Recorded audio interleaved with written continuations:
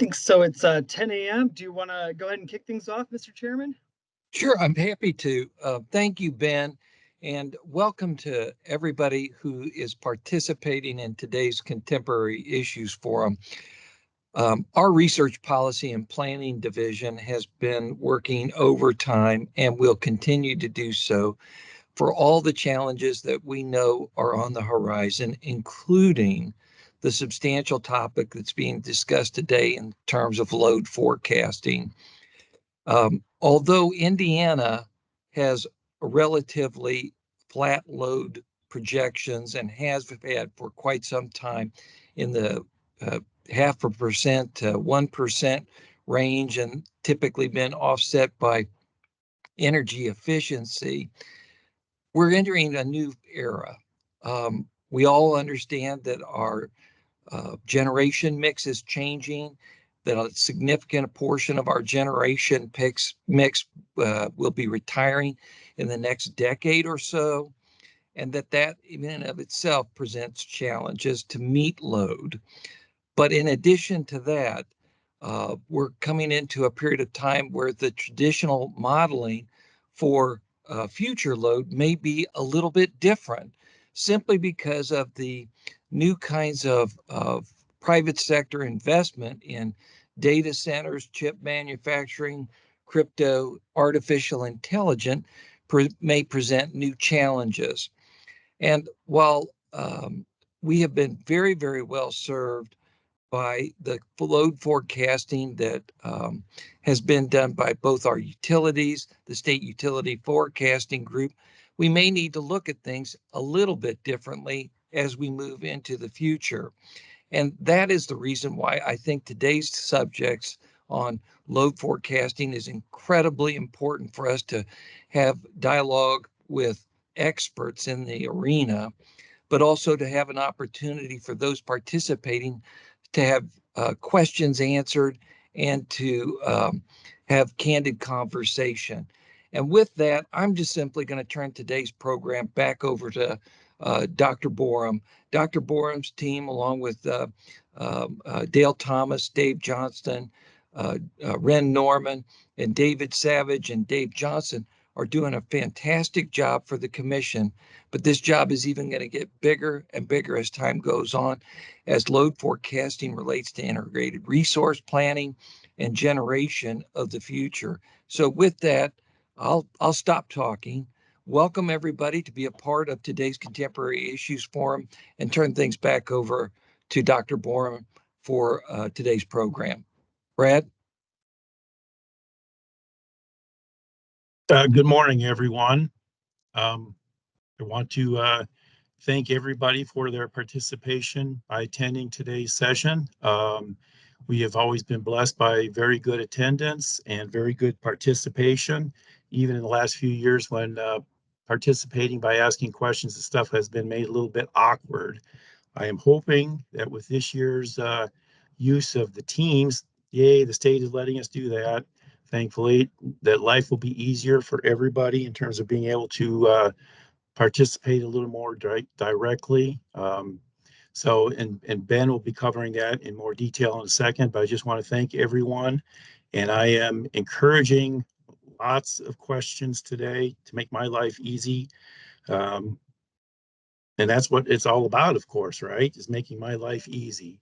I do, like I said, I want to thank the speakers, and I do emphasize that the topics today, I think, are we tried to make them helpful in the sense that I don't think too many people understand just how important the LOLE studies done by the RTOs, how important those are for determining resource adequacy requirements, and also, and now increasingly, resource accreditation. I mean, so in order to understand resource accreditation and resource adequacy, you really have to understand what the RTOs are doing with LOLE studies.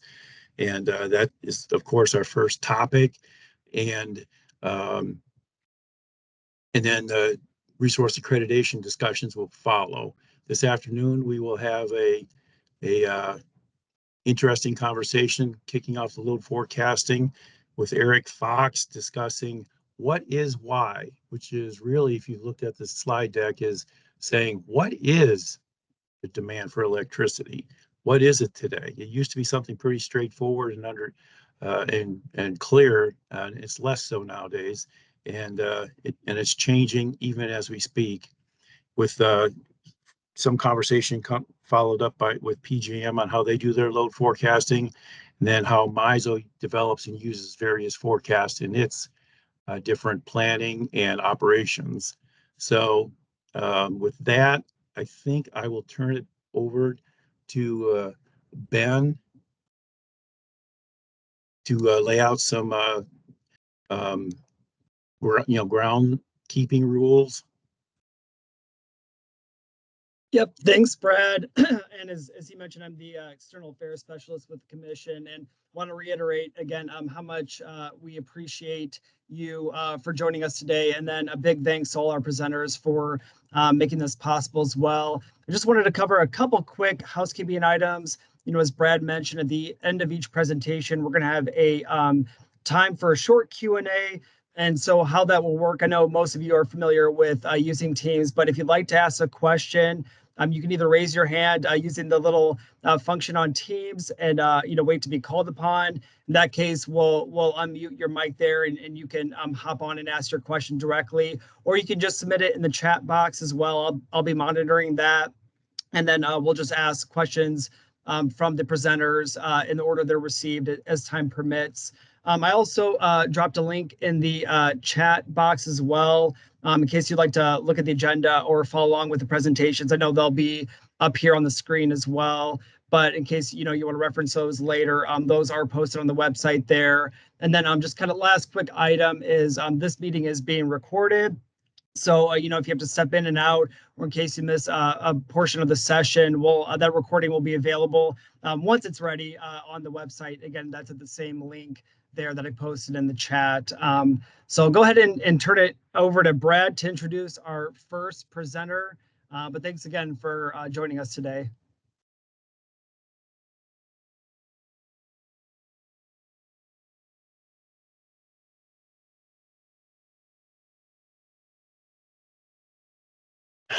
All right, sorry about that. User error on my part. Problem of having multiple screens open, you can lose your cursor. With that, I think Eric Rodriguez is on, and Eric is a resource adequacy planning engineer 3 with the MISO. And he has been a part of the team since 2017. Some of his past and current responsibilities include leading MISO's LOLE study, seasonal resource assessments, and wind capacity credit study, as well as assisting with various resource registrations and accreditation efforts as they relate to the MISO planning resource auction. So you can see he is the ideal person to speak on this first topic, and he is doing double duty for us. So he will be back a little bit later this morning to talk about resource accreditation. So with that, I think I will turn off my mic and camera and let Eric go forward. All right, thanks for the introduction. Let's go ahead and get started. I'm going to share my screen so we can see my slide deck, and let's put that in full screen here.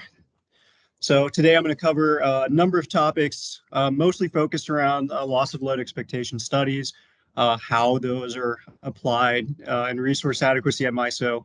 But just want to tee up kind of the topics I'll be touching on today. So first, going to hit an overview of resource adequacy, what that construct or department looks like at MISO. Then go into the various model data that goes into building the loss of load expectation model, which is used for a variety of functions and sensitivities here at MISO. But specifically the ones that go into the planning resource auction, which is MISO's capacity market that we run once a year on a seasonal basis.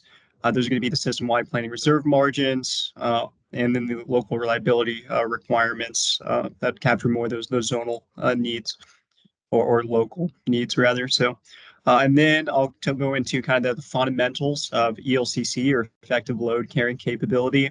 And then finally, I'll end on some of the current accreditation methodologies we utilize in resource adequacy for the planning resource auction. So what is resource adequacy? Why is it important? Well, really the aim here is to determine what the volume of available capacity resources, ones that we can reliably depend on, what volume is needed to maintain system reliability, to serve demands during real-time operations, as well as what might we need to hold back as far as reserve margin needs to cover those 1 day and 10-year events. And this is going to take into account generation performance, maybe variability in terms of weather on a seasonal basis, trying to capture some of those more extreme events as well. And then uncertainty in load, what based on the historic load we've seen and forecasted load growth, and taken into account, you really can't forecast to a perfect extent what tomorrow's load is going to look like. Trying to capture all of these elements of uncertainty into the equation.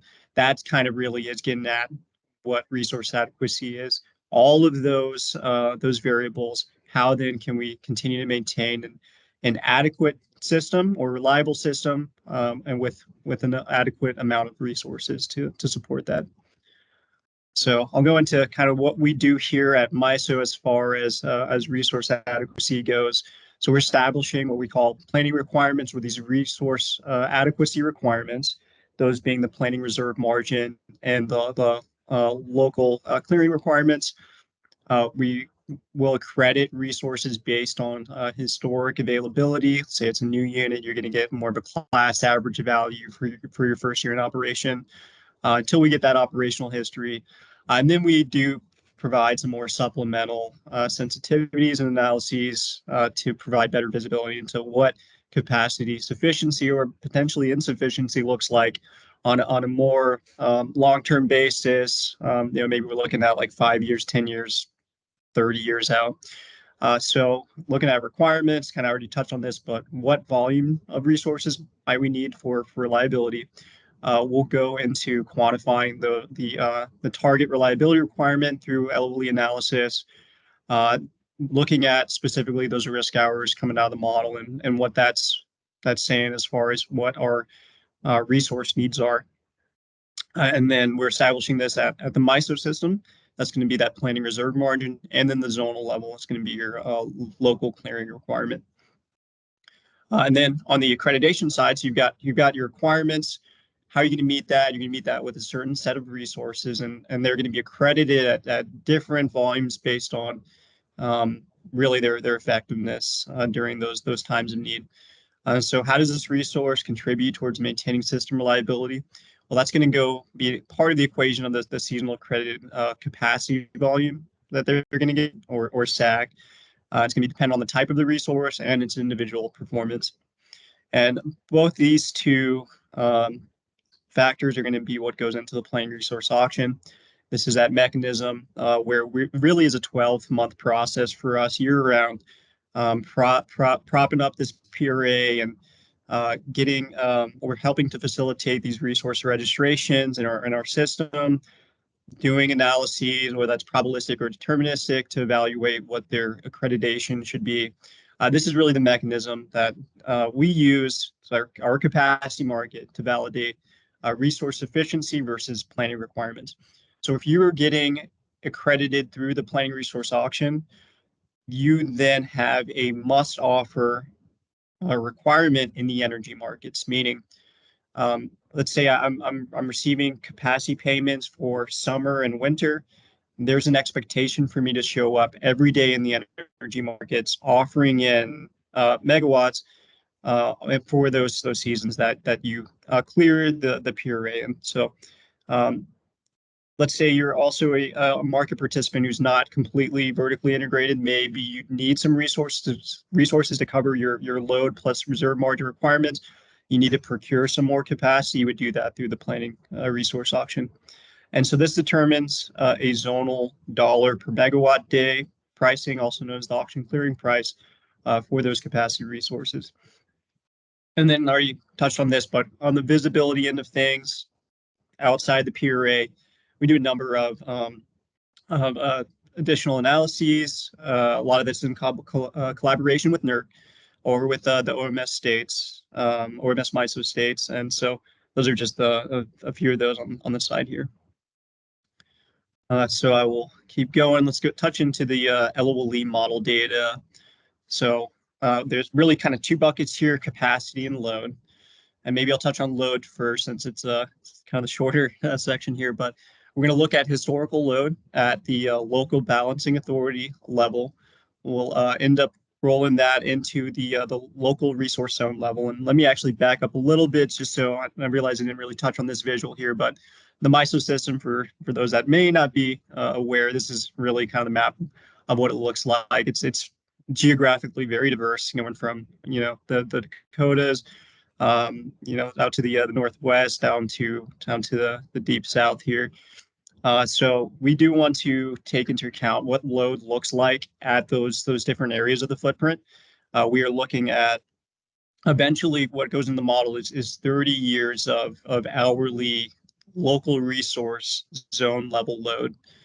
And so I'll touch into the kind of load development process in a little bit here, but the basis is this historical load at the LBA level. Then we'll also find, like, one of the last steps in the process is to see the zonal coincident peak forecasts that are submitted by our load serving entities. Those are going to be used to scale the load shapes that eventually make their way into the LOE model. And so those are going to be peak load forecasts. We'll get those on a coincident peak basis, coincident to the MISO peak, or on a zonal coincident basis. So coincident with when the zone's expected to peak. So then moving on to the capacity side of things, really we're looking at the seasonal capabilities of all the various number of resources in our fleet. For where it applies, outage reporting resources, they'll have seasonalized forced outage rates, and then an annualized planned outage rate. So the model is going to use those to determine the unavailability of a particular resource during times of simulation. So it has this optimization where it's going to schedule planned outages around the year to avoid peak load periods. And then, each unit has a specific planned outage rate and 4 seasonal forced outage rates. I will also consider suspension and retirement dates. Obviously, we don't want to consider any units in the year of study if they're expected to be offline during that study period or part of that study period.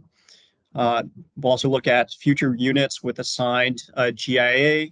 We'll take their anticipated service dates and append that, push that a little bit further back based on some of the delays we've seen in the generator interconnection queue. That can be somewhere in the range of like 2 to 3 years, depending on the class, just based off of what we've seen in historic periods or near-term periods. And then also any firm externals that we're getting that, these are resources that physically reside outside of MISO, but have transmission service into MISO and have participated in the planning resource auction. They then have a must-offer obligation to serve MISO load during the seasons in which they clear, and we also want to consider those in the LOLE model. Wind and solar resources have hourly profiles to kind of capture their more intermittent nature. And then pulling in the PRA results. So if you have, committed to serving MISO load, we're gonna consider you in the model. You'll be included, and so that's just part of that selection criteria. And then finally, any resources that had an exclusion from the independent market monitor for a number of reasons. Maybe they are exporting out of MISO. Maybe they're going to be on long-term outage. There's going to be a small subset of resources that will not participate in the PRA, and then also, the downstream are not going to be included in the LOLE model for a variety of reasons. So then I'll go kind of touched on some of this already, but some resource-specific characteristics. These resources are going to be modeled at their local resource zone. This doesn't particularly matter for the system-wide analysis. That really is it's a copper-plated system.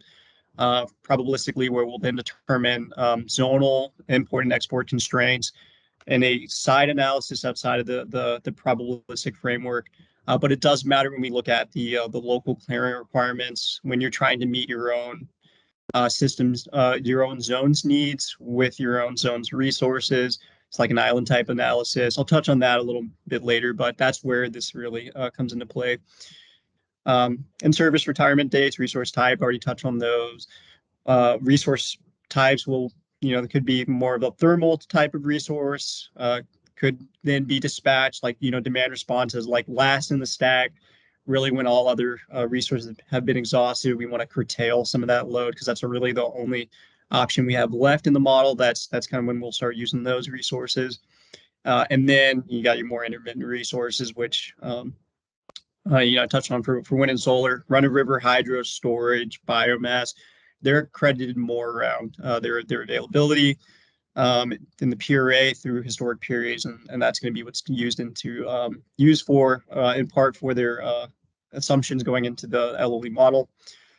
Outage rates, really how that looks like is percentage of time and during a season or the year where your resources unavailable for dispatch. So your model trips you offline, for whatever reason, maybe it's planned outage or forced outage. You're outputting 0 megawatts until you've had enough time to repair the model, and then the unit will be brought back on. And then, again, profiles for wind and solar generation. They are going to be specific to wind and to solar and to each local resource zone. So we've got 10 local resource zones, wind and solar, really 20 profiles here that are like the load profiles, 30 years of zonal, and they're at the hourly granularity. That's just to capture some of the geographic diversity and intermittent nature of these resources. So looking at load uncertainty in the LOE model, that the risk in model is going to be largely driven by two factors: your uncertainty in both generation and in load. And so we are using historic load and temperature data to capture load uncertainty to inform the load development process. This is going to capture some of that variance in peak demand in the load shape, and then in temperatures. And we run all this data we take the most recent 5 years and put that through a neural network so it can establish some relationship between temperature and weather, and use that to predict essentially the shapes of if at this period of time, if we experience these temperatures, what might the load look like for this area of the footprint. And so kind of more at a high level, we'll take some of that historical and weather data formatting, look at the most recent 5 years. We're going to recognize that there's probably been some load growth during that time, so maybe scale up some of those older years in that time frame to kind of more what the more recent, like 1 or 2 years, look like. Put that through the neural network, where it's going to train and establish what those patterns are, and use that to predict some correlated load and weather years. Then recognizing that the neural network may over or under predict in some cases, maybe due to a lack of extreme weather data. Some of those peaks, we may smooth those peaks out just to account for kind of what the neural network may be overcompensating for. And then finally, we're taking these most recent zonal quincent peak forecasts from the load serving entities and using that as a monthly scaler to shift around the shape so that the average of the 30-year peaks matches what we're getting from our load serving entities. So kind of talking on that last step here, we are scaling them at the monthly and the zonal level so that each LRZ's monthly zonal quincent peak load forecast matches, kind of like I said, that the average of the peaks that we're seeing for those, because we're really modeling 30 years of load shapes. We want to make sure that the average of those peaks matches kind of with that one single zonal quincent peak forecast value we're getting when we roll up everything from the LSCs to the LRZ level. This is an important nuance here, but LMRs, this means load modifying resources. Those come in two types. Those are behind the meter generators and demand response. So meaning They would be not resources that MISO can expect to be, can either, they MISO can't directly dispatch, but they are going to affect the load shape, behind the meter generator more at the kind of local level there. You can see that as reducing the load that that electricity demand that otherwise MISO operators might need to direct some megawatts towards. They're helping to reduce that, and demand response is like, hey, MISO's hitting an emergency event. We're starting to see an emergency event materialize. We're going to call on demand response resources to then curtail some of their load to help us navigate through that strained period. So these load reductions from LMRs, they should be included in the LSC provided gross load forecast. I believe Mike Robinson is going to speak on kind of the peak load forecasting methodology aspects. I might so a little bit later. And then finally, we're going to look at the ratio of these non-quincent peak forecasts to zonal quincent peak forecasts. We really only get that for 2 years. We want to produce those relationships of those scalars for really 10 years out. So just some more kind of specifics there. But ultimately, what goes into the probabilistic analysis are 3 load 30 years of load shapes, but these scalars are going to be used for really adjusted for 3 years of study. That's going to be this prompt year. So for this year, we're currently just kicked off planning year 24-25. We're going to start to study the resource or reserve needs for 2025-2026. And so this is going to start in so the planning years at MISO start in June and they end in May. So that's what we call our prompt year. And then we've got out year 4 as well as out year 6 that we always look at. So then I'll move on to kind of the deliverables for the PRA. So the LOE study, kind of as I teed up before, it's a system-wide and zonal reserve margin type analysis. We're establishing those needs on a seasonal basis for the upcoming planning year. The LOE study, we use the strategic energy risk and valuation model or SURVEM. It's developed by Astrape Consulting, recently acquired by PowerGem. So if you're familiar with them, they also produce the Terra software, which we use for our transfer analyses. This is a probabilistic Monte Carlo stochastic simulation where we are meeting the 1 day and 10-year LOE criterion on an annual basis. And there's various generation assumptions, load profiles that go into that model. And there's a tariff requirement to publish results by November 1st of every year, specifically to establish the PRM and the local clearing requirements. Then you've got your separate transfer analyses using Terra to determine the importability or exportability of each zone. And SIL, or capacity import limit, is used as a reduction to your zonal requirements. So you would need to come into the auction and the PRA process with less resources, recognizing that your zone has some ability to bring resources in outside of that zone, either from external neighboring entities or from other local resource zones within MISO. And these LOE deliverables are established once a year on a seasonal basis.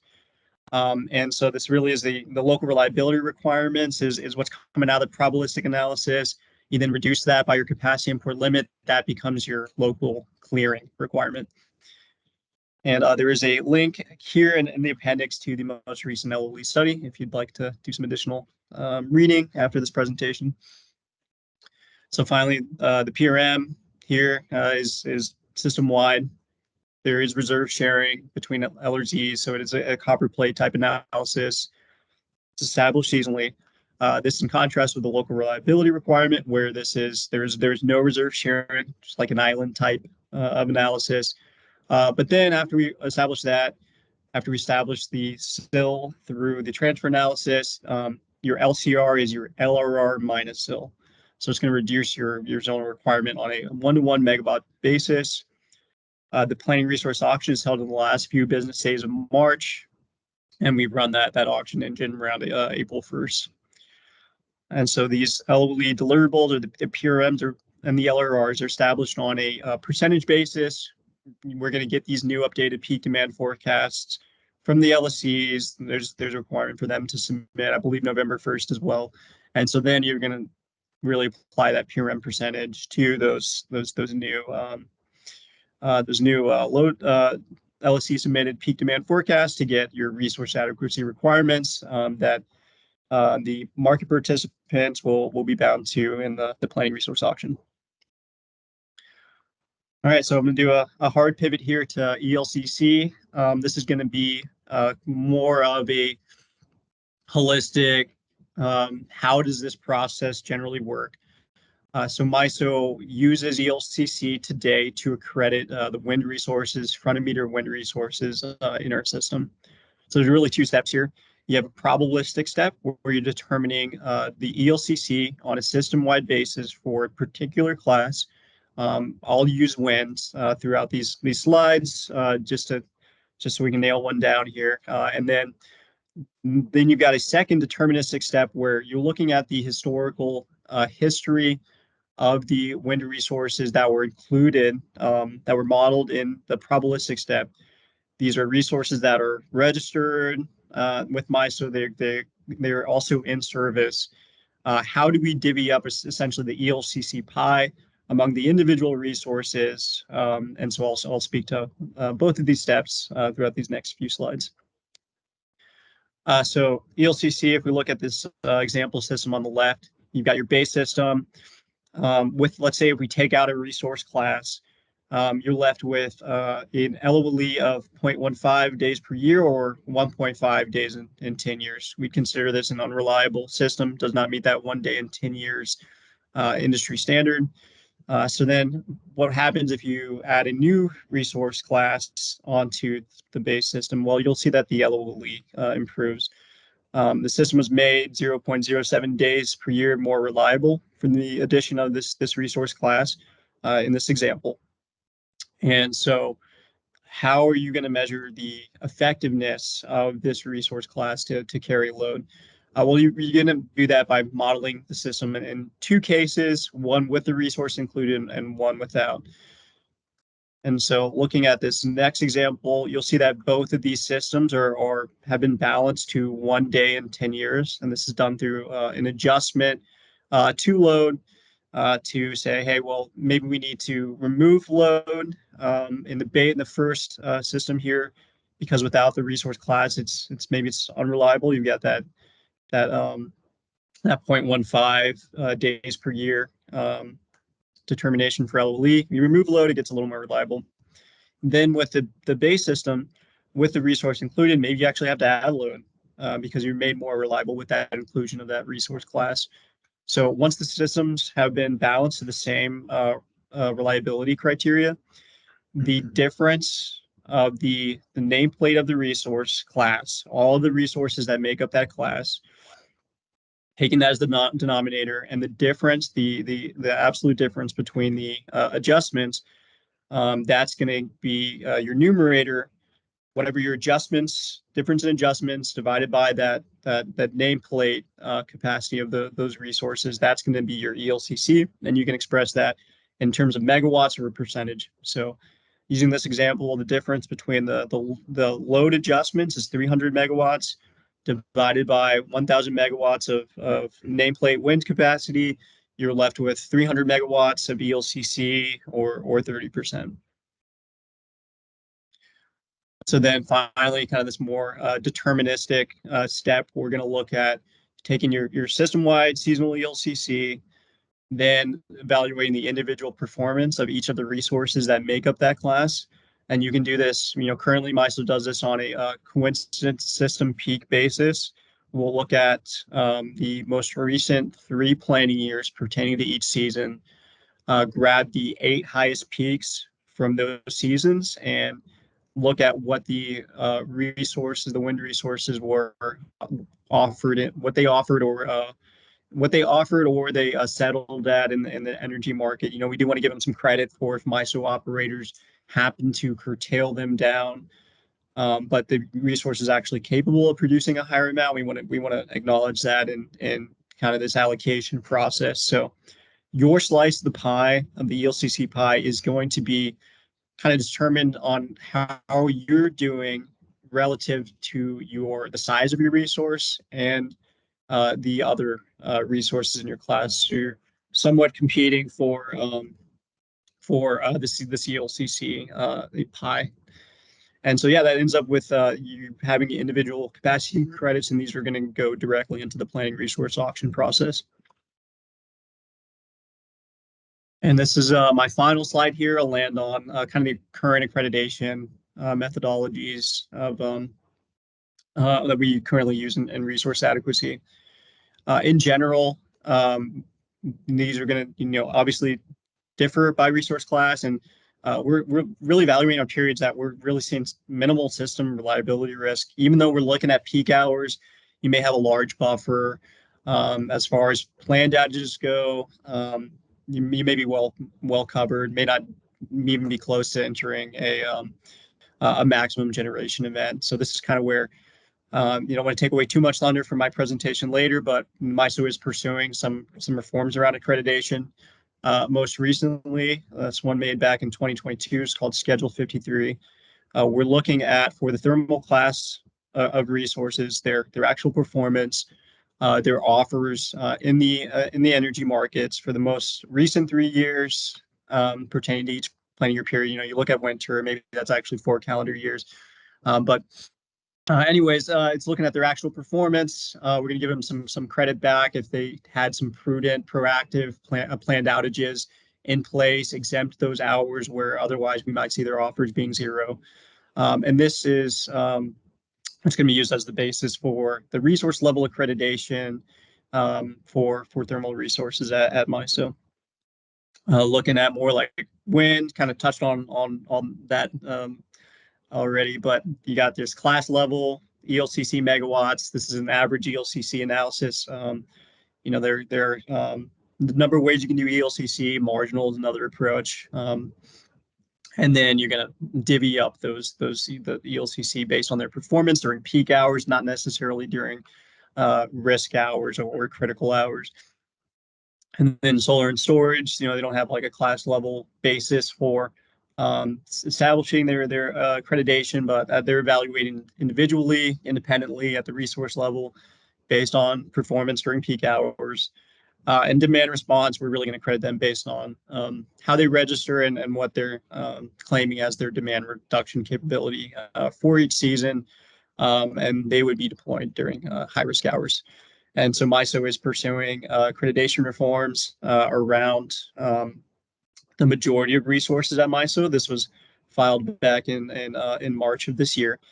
That's been called DLOL, or direct loss of load. But that filing's out there, waiting on FERC to rule on that.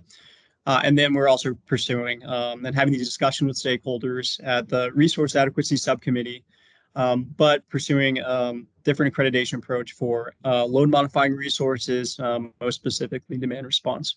So I will focus more on the more recent FERC filing, accreditation reform. So a little more holistic later today, but this does conclude my presentation. So I'd be happy to take any questions. Okay, thanks, Eric. Yeah, we have a couple questions so far, so I'll go ahead and just ask those to you directly. The first one we received it refers to slide 6. You were talking about different resource types under capacity modeling, and it had storage listed there under intermittent resource. So just wondering, why is storage referred to as an intermittent resource? So storage is maybe it's more appropriate to put it under use limited. I think when it is deployed, you have pretty good assurance on what it's going to be able to produce in a given hour. But it is not, essentially, it's not there every hour of every day, like a thermal resource you might expect it to be. So taking that as feedback, I think maybe more appropriate to call it use limited. But here at MISO, there is a requirement for a storage resource to be available for 4 hours around the forecasted MISO peak. So that's 2 hours before the forecasted peak, and 1 hour after. And that if they were to clear the planning resource auction, they do have a daily must offer obligation, not for every hour of every day like other resources might have, but for that 4-hour period. So they're intermittent in that they're not always outputting. That makes sense. Thanks, Eric. One more for you. Slide 14. I think this is reference to slide 14. What is the basis for the 0.1 days per year LOLE standard? Is it worth reconsidering this standard? For example, could we save tens of billions of dollars by increasing it slightly to 0.12 days per year, maintaining a reasonable level of reliability at a reduced cost? Or we're just picking kind of a nice round number that lacks a rational basis because this is the way, quote unquote, it's always been done? Yeah, that's a great question. We've been having those conversations with NERC in recent months. So this is a NERC standard. It's actually the BAL 502 standard. And I think where we ultimately landed was, and NERC's perspective was, well, it's a starting place. And it's not one that MISO necessarily is bound to utilize in our capacity market or resource adequacy construct. We can go for, setting a reserve margin around EUE or expected unserved energy.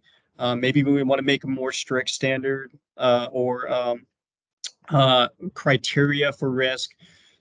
So we have had a discussion with NERC around, hey, do we want to revise? Do we want to retire the standard? I think where we ultimately landed at as well. I think MISO can continue to make proactive improvements in this area and do some analysis around maybe, like I said, picking a different risk metric, whether that's LOLH, maybe that's EUE, maybe we have more strict requirements. So we're not, it's a starting place. Really what the standard says is to produce analysis, probabilistic analysis with that standard to show what the reserve margin needs. May not necessarily need to apply that in the capacity market. So we are looking actively at EUE is the one we're primarily focused on, trying to see how that trends with LOLE, with different adjustments in the model, keeping things the same. What does EUE look like today, maybe 20 years out? I'll to speak to, when we moved to the seasonal construct a number of years back, we actually are kind of more balancing the system around. So we do meet that annual LOLE target of 1 day in 10 years or 0.1 LOLE. And then we'll look at each individual season. And what we found on a system-wide basis, this is not the case necessarily for every zone. But at the system-wide basis, we'll look at the distribution of loss of load expectation across the 4 seasons.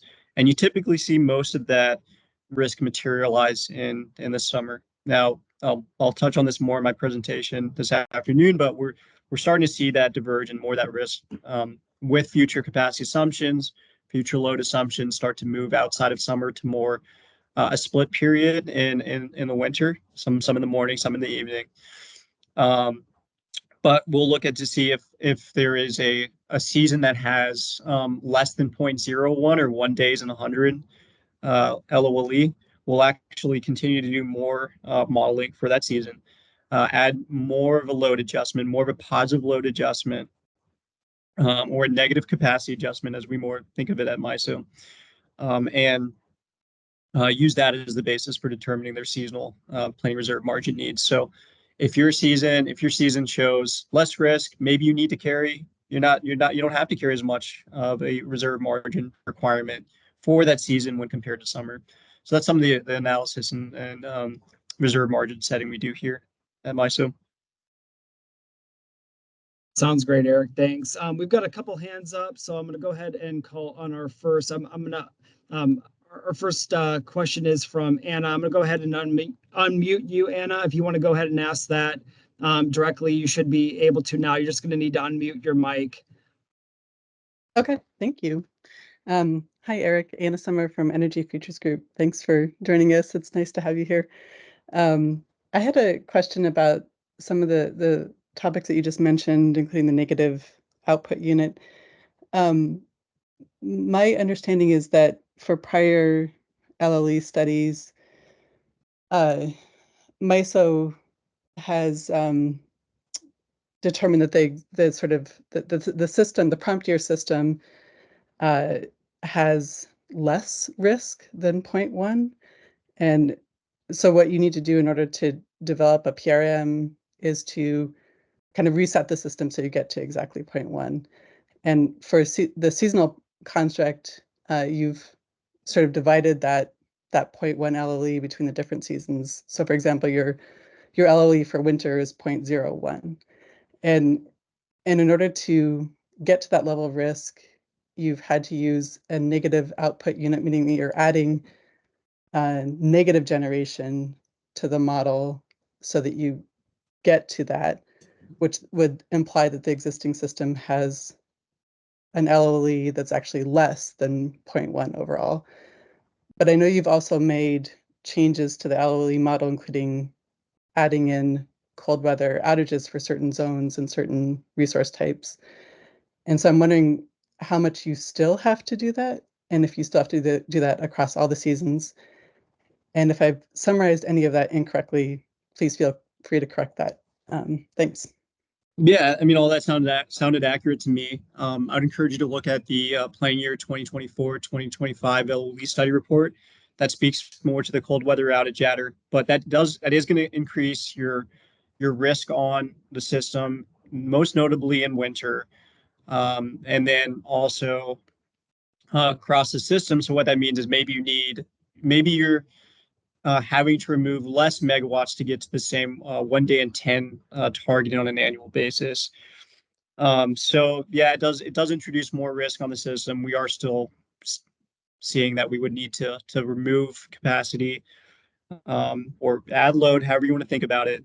We think about it as removing capacity and a negative capacity adjustment from winter to get it to 1 day in 10, or for that season in particular, if on an annual basis. We see that it's not showing risk on a system-wide annual basis. That 1 day in 100 target, rather, I should say. So, Okay, perfect. Thank you, Eric. you're welcome. Okay, thanks, Anna. We've got one more hand up here, looks like, from Padram. I'm going to go ahead and unmute you. If you want to go ahead and ask your question, you should be able to unmute your mic now. All right, thank you very much, Eric. Ron with Duke Energy. So we talk about, you did talk about the conversion of temperature to load. Is this done in Servom, or is it something that you guys are doing separately outside Servom model? So I think you cut out a little bit. A conversion of, I'm sorry, what to load? So you have the temperature to load model, right? The neural network, yep. And then you mentioned about the peak that is somewhat different. Is it done in Servom, or is it outside of the Servom model? Yeah, great question. It's done outside of Servom. So prior to us importing those load shapes into Servom, we use this program called NeuroShell Predictor. It's kind of an older program developed by Word Systems, but that's what we've been using for a number of years for our neural net. Yeah, appreciate that. So in general, what we saw in Duke Energy is it's very difficult, and I appreciate your point of view. There's very difficult on what we're measuring, what we should be measuring here. That is just the event, those extreme colds or extreme heats, and it really doesn't matter how you're looking at it. It's like you put a micrometer on some other aspects and missing this really big one. That is, maybe you have 2 or 3, or maybe you're lucky and you get 4 or 5 extreme events in your service area, and it's just not enough sample size for you to generate a shape out of it or predict the next peak. I want to hear your comments on that, because this is really what we are measuring. It's, at the end of the day, reliability is about those 4 or 5 events. They're not 10,000 simulated events. It really, out of that, is very limited number of samples. Yeah, no, I agree with you. Sampling is a concern for us. And so I think that's where MISO takes two approaches. You've got the neural net, which is going to look at the most recent 5 years and capture it there. But then also we want to consider maybe on the resource side what we can do to account for cold weather outages. So you've got your load element with the neural net, and then on the resource side, we want to recognize that, hey, these resources might be less capable or more likely to enter into a forced outage. And so we've had those discussions with the software vendor for ServM, Strape, and they actually recommended, hey, typically we'll do a 5-year rolling period for looking at forced outages. Maybe we want to continue to include 2018 in this year's analysis. It does show some elevated winter risk, and dropping that off would would result in a lower cold weather outage adder. That's not necessarily representative of those extreme events. So I think it's just something that's continuing to evolve at MISO in the industry on how to really account for what you're calling out as these limited events. But when they do happen, they introduce a lot of system risk. We want to make sure that we're accounting for them. But at the same time, you don't want to overcompensate. So it is a balancing act. And I think that's one that we continue to collaborate with our vendor and with our stakeholders on to make sure we're doing as best a job as we can.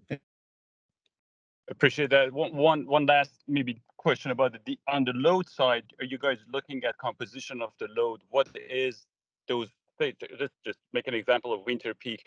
Do people go buy small heaters for their house, or is there any new peaking thing going on? Do you look at the load composition or not? Not for our needs. We're really just looking at the numerical values, not necessarily the hows or the whys that go into those. I think that's more around maybe the load forecasting methodologies. There might be some analysis that's done there, and potentially Mike might speak to some of that or adjust some of that analysis. I really cannot say. But as far as what goes in the neural net composition of load, that's not a factor. Thank you very much. You're welcome. Okay, I think we have time for maybe one more, and I've got one in the comments. This is from Commissioner Bennett, who says, I'm hearing a lot of what seems to be subjective criteria for modeling. Can you touch on that a little bit? Subjective criteria for modeling. Without more context, from your perspective, how different is MISO's process from PJM maybe? I think he added a clarifying comment there. Yeah. So, we've got our different approaches to accreditation. Everybody's taking on different things. I mean, got Davey here next to me. Maybe he can kind of help me out. But I believe, PJM largely uses ELCC for the majority of their classes. It's just a difference in philosophy and what the stakeholders in those markets, are think is most appropriate. So, here at MISO, we're largely stakeholder driven reform kind of organization. So, we do take into account largely what our stakeholders are telling us they think is appropriate. So I'm sorry to interrupt, Eric. Thank you for that. To give you a little bit more context, as I was listening to your presentation, I was hearing we try this or we try that, or we plug this in or we plug that in. Is it structured criteria, or are you just looking for different scenarios from maybe you're speaking on the resource side? Pardon me? Is it more like, let's say, like this slide is what triggers that question for you? Yes. So these are just a number of factors that go into the model. These are like variables attached to the resources. This is kind of at a high level, some of that selection criteria.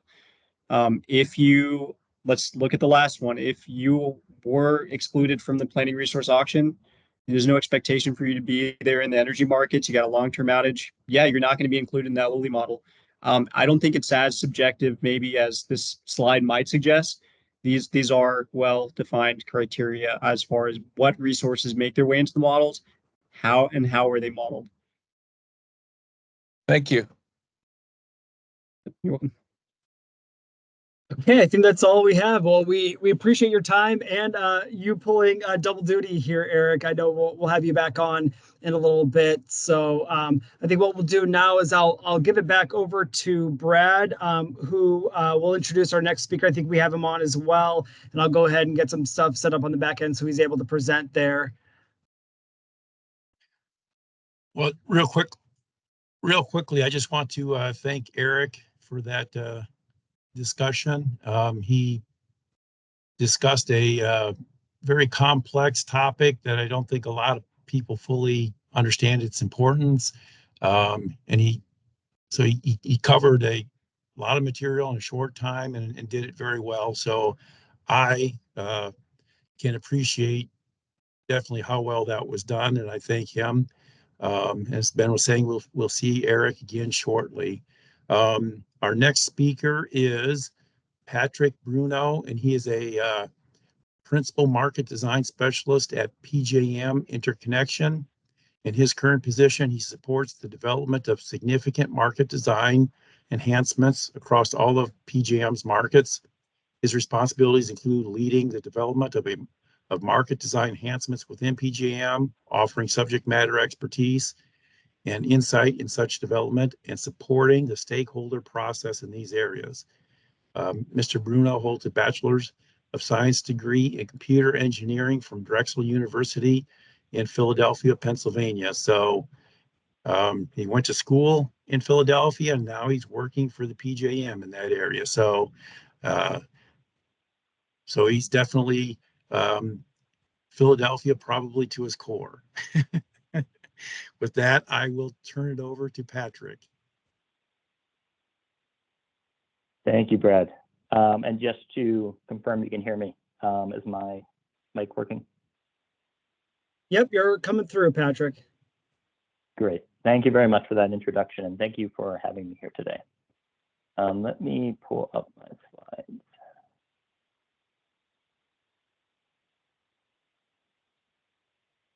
Okay. So Eric did, I think, a great job covering sort of the overview of the loss of load probability analysis and resource adequacy studies and accreditation studies. I'm going to be reviewing some of that as well and how that's handled in PJM, focusing the first half on the resource adequacy studies, how we determine the reserve level targets in PJM at a high level, and some of the recent reforms that we had in that area, and then go into how accreditation is handled in PJM. So this first slide here, this is just background on PJM, which I'm sure most folks are already familiar with. Just a couple relevant statistics.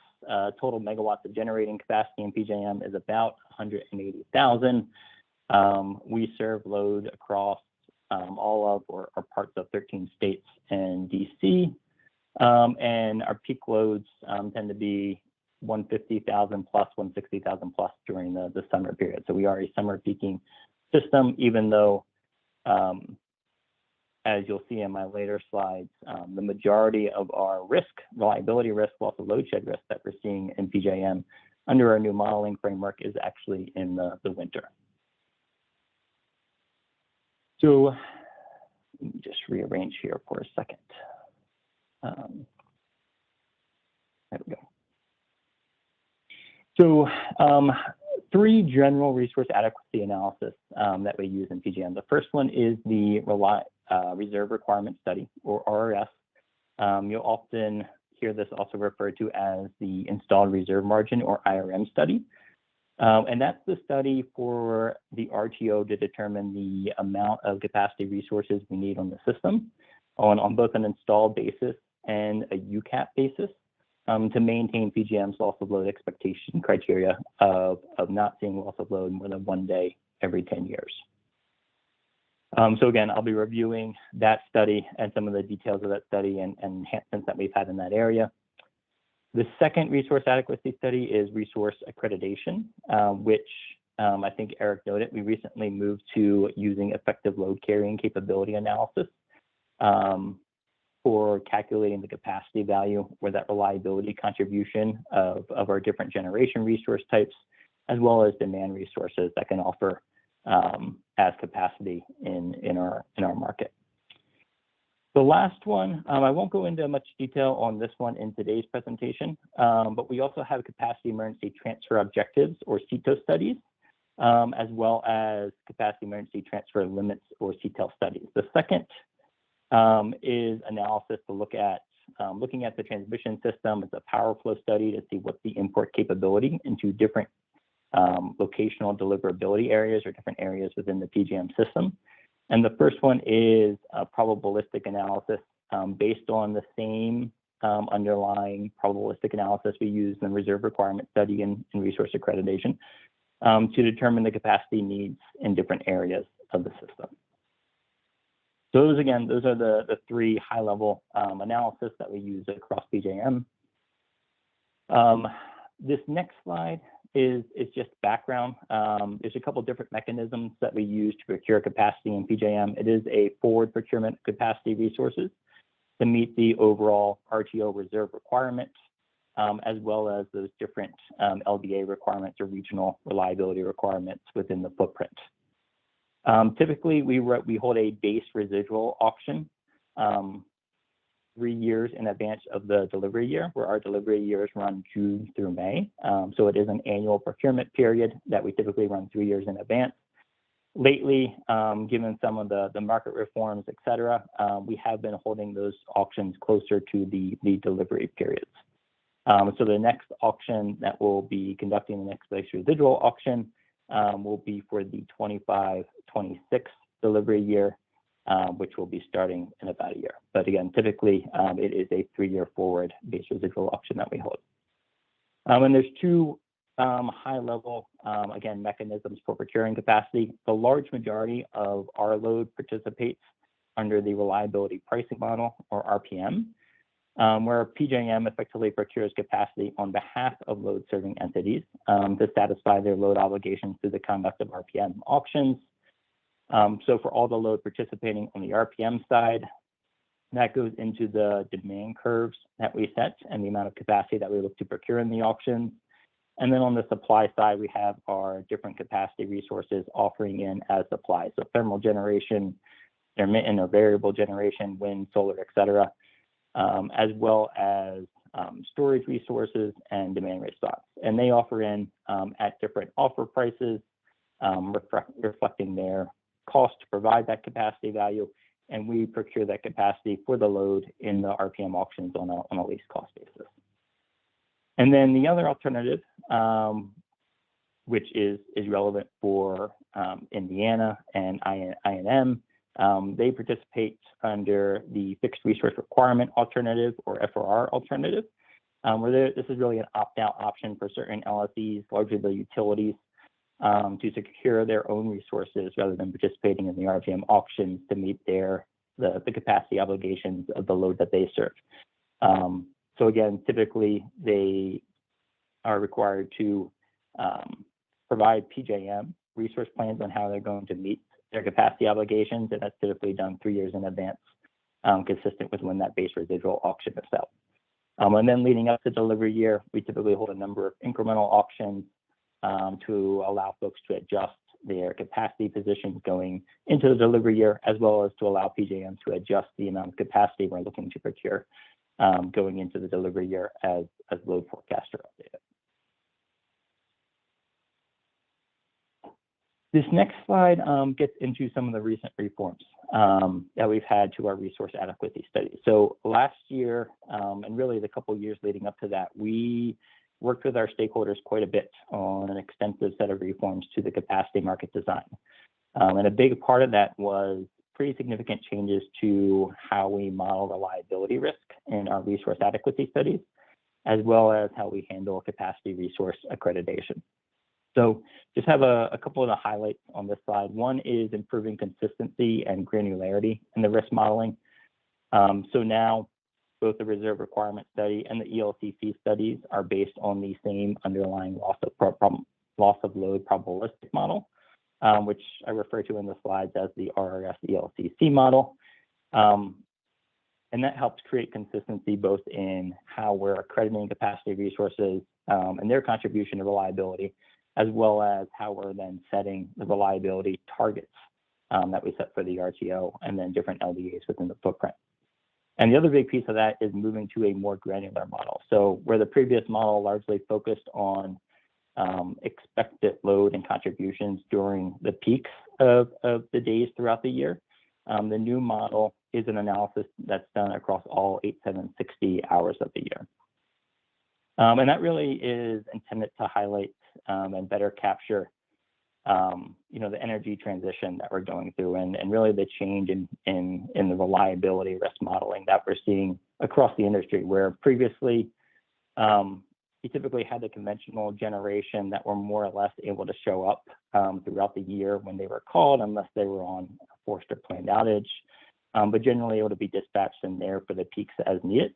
And the assumption was largely if they were able to show up for the peak load periods, they'd also be available, and we wouldn't run into resource adequacy concerns outside of that peak. So historically, the focus of the resource adequacy studies and where most of the risk was observed in prior studies was for PJM during the summer peaks.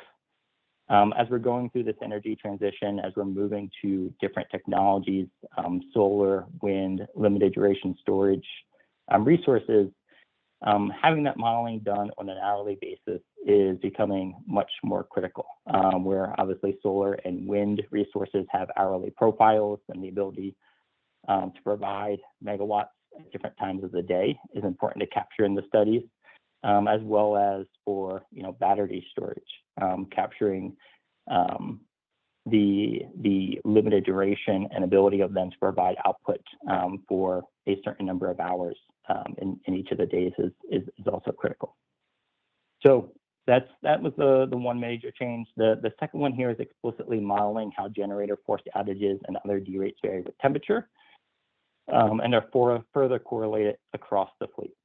So one thing we have certainly observed when looking back in history is generator outages are not independent, which that has been the historical assumption. But when we look at, for example, thermal generation, particularly with our gas fleet, we see significantly higher forced outage rates, and they trend upwards during more extreme cold weather and then more extreme hot weather.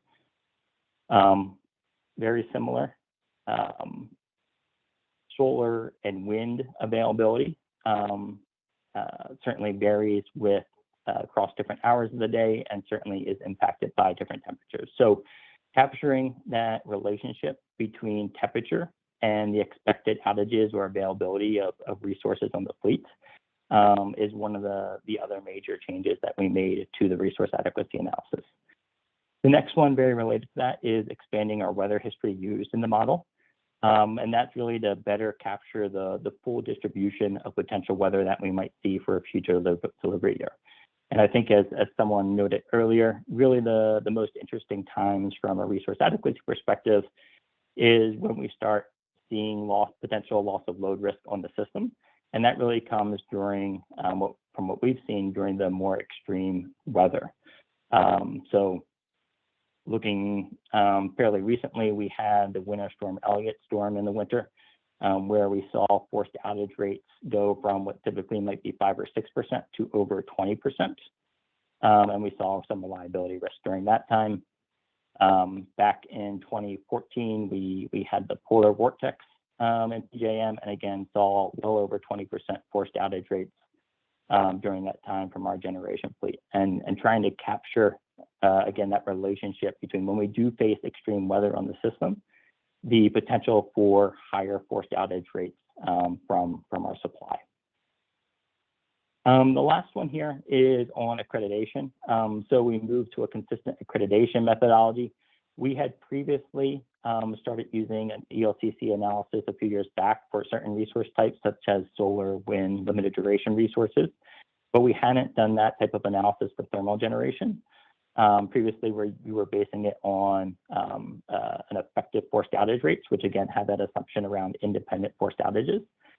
So one of the reforms that we made to accreditation was, again, moving to a consistent methodology across all resource types, and basing that on their ELCC analysis or the reliability contribution that we're seeing in the model. The last piece here in capturing that reliability contribution provided to the system, we have started moving towards considering additional metrics beyond just loss of load expectation in our models. So when we're looking at what's the reliability contribution provided to resources when we're doing the accreditation process, and again, I'll get more into this later, we're looking at their expected unsurge energy or their EUE contribution. And the thinking there is where loss of load expectation, yes, captures how often we may see a loss of load event on the system. It doesn't capture the duration of the event. So whether it's 1 hour or 10 hours or 15 hours across the day, LLE won't capture that, where the amount of unserved energy that we might see on the system would be impacted by the duration, as well as the depth of the loss of load. So again, whether it's a 1 megawatt loss of load or 1,000 or 10,000 megawatts of loss of load, again, that's not embedded in the LLE metric, but it will impact the expected unserved energy or the EUE that one might see. So resources that are able to reduce the expected loss of load on system and minimize either the depth of that loss of load or the duration of that loss of load would receive a higher accreditation under this analysis. Okay, so jumping into the model itself, and then I have a few slides so this first slide's an overview, and then I have a few slides to go into the different details underlying this model. So just at a high level, there's a few different inputs that feed into the probabilistic modeling. The first one is weather scenarios. So we pull in historical weather patterns back to 1993. So about 30 years of weather patterns in our recent studies. And again, the thinking there is making sure we're pulling in the potential for extreme weather patterns that we've seen, further back than 5 or 10 years, and considering the fact that we may face those same extreme weather patterns in the future. The second one is load scenarios. So hourly load profiles are used in the model, and those are derived from PJM's load forecast model. Molly from PJM will be talking more about that load forecast model later today. But those hourly load profiles driven by the different weather scenarios that we're using in the model are used in the analysis. And one piece of that, we do shift the weather patterns plus or minus 6 days to account for day of the week or holiday variables. And that's really, if you take Winter Storm Elliott as an example. At that time, we had seen very cold weather in December during a holiday weekend. And given it was a holiday weekend, it certainly would have impacted the loads that we saw at that time. It's very possible that we could have experienced that same type of weather during a weekday away from the weekend or holiday, where the load patterns would have been quite different and potentially much higher. So we shift those weather patterns plus or minus 6 days from what we've seen historically to account, again, for those day of the week or holiday variables, and recognize that that same type of weather pattern might be seen during a weekday and therefore impact the load profiles. The third one is, and this is largely the one that I'll mostly focus on in my slides, given, again, Molly will be covering the load forecast and the load scenarios more in depth later today, is the projected resource mix and how we capture the expected performance of different resources. So as Eric noted, sort of the two high-level uncertainties that go into the probabilistic model is load uncertainty, and then the second is generator or resource uncertainty.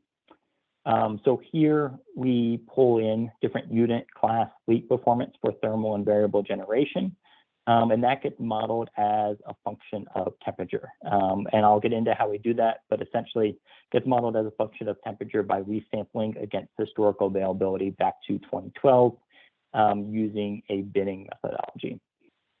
So one key change was explicit with the resource adequacy modeling was explicitly pulling weather scenarios into the model so that we could capture that relationship between what the weather has on the load scenarios, which generally we see during more extreme weather patterns, higher loads. And then at that same time during those more extreme weather scenarios, what we typically tend to see is poorer resource performance or higher resource unavailability, particularly during extreme cold conditions. The last note there on projected resource mix and performance, for unlimited resources, which is generally thermal resources, and the variable generation, solar, wind, etc., we use this binning methodology and the sampling approach.